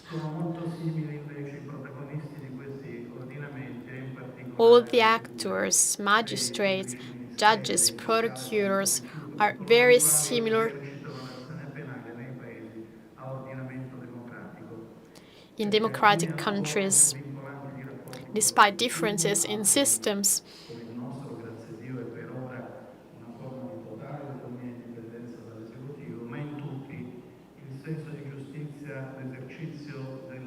Because we share the same sense of justice and sense of protection of rights and of vulnerable people.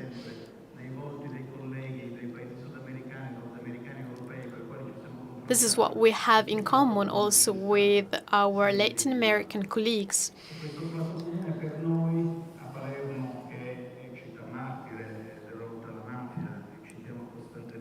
We know that Palermo has been fighting against the mafia for several years. We've talked about Giovanni Falcone, Paolo Borsellino, all the people who lost their lives in this fight. So this is why we want to underline this aspect. In Palermo, Cosa Nostra was weakened during the last years, but this organization is still present and active. But we have to eradicate this organization. How? Through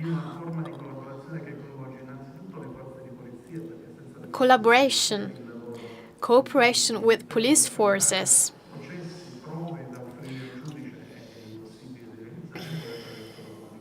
and through communication and the exchange of information. This is what we learned from our experience. These are the values we cherish. I could share practical examples of international cooperation, of course, starting from Palermo, and sharing knowledge and information with other countries. I could do that, but don't worry, I'm not doing that.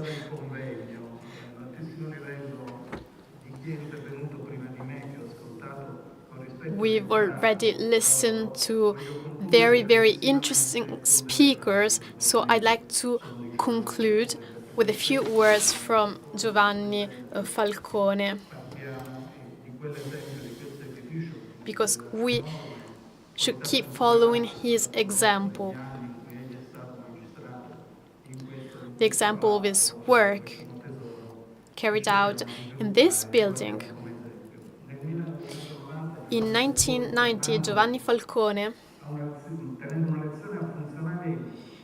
during a class to police officers in Switzerland,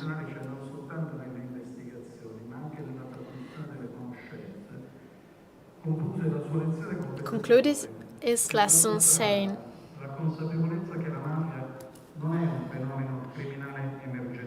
"We've understood that mafia is a thread deeply rooted in the territory with which we have to face for a long time.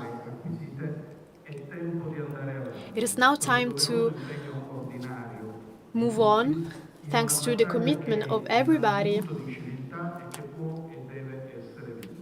In a battle, in a fight, we have to win, a battle of civilization.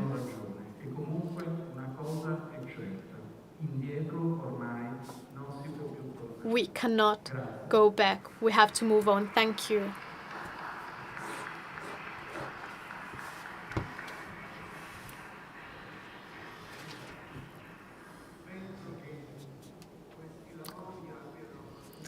I think that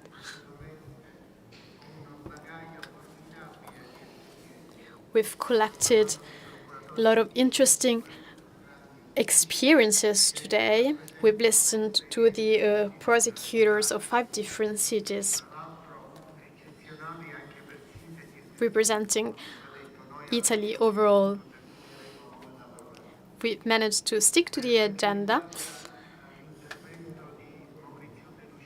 Concerning the speech of Mr. De Lucia, prosecutor of the city of Palermo, I think he has perfectly concluded this session of work, mentioning very important principles. And I fully agree with him. And I would like to conclude saying that among all the experiences we mentioned,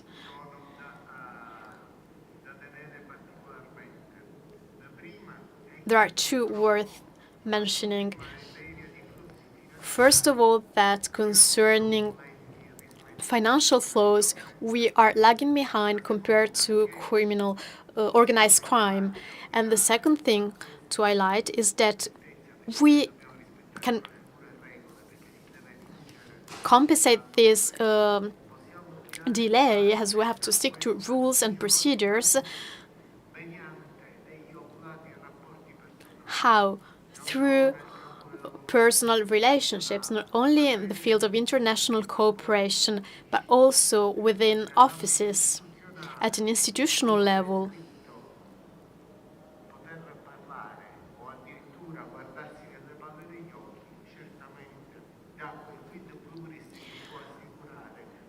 The fact of communicating, being together, and seeing each other is an added value to international cooperation. Thank you, and thank you to all the speakers. Tomorrow we will meet here at 9:30.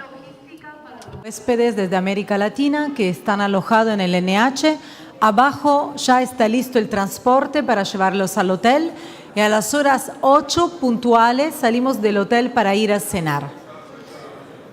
Informazione per gli ospiti che stanno all'hotel NH, il trasporto è già pronto e alle ore 8 ci troviamo nella hall per andare a cena. Grazie a tutti e a domani.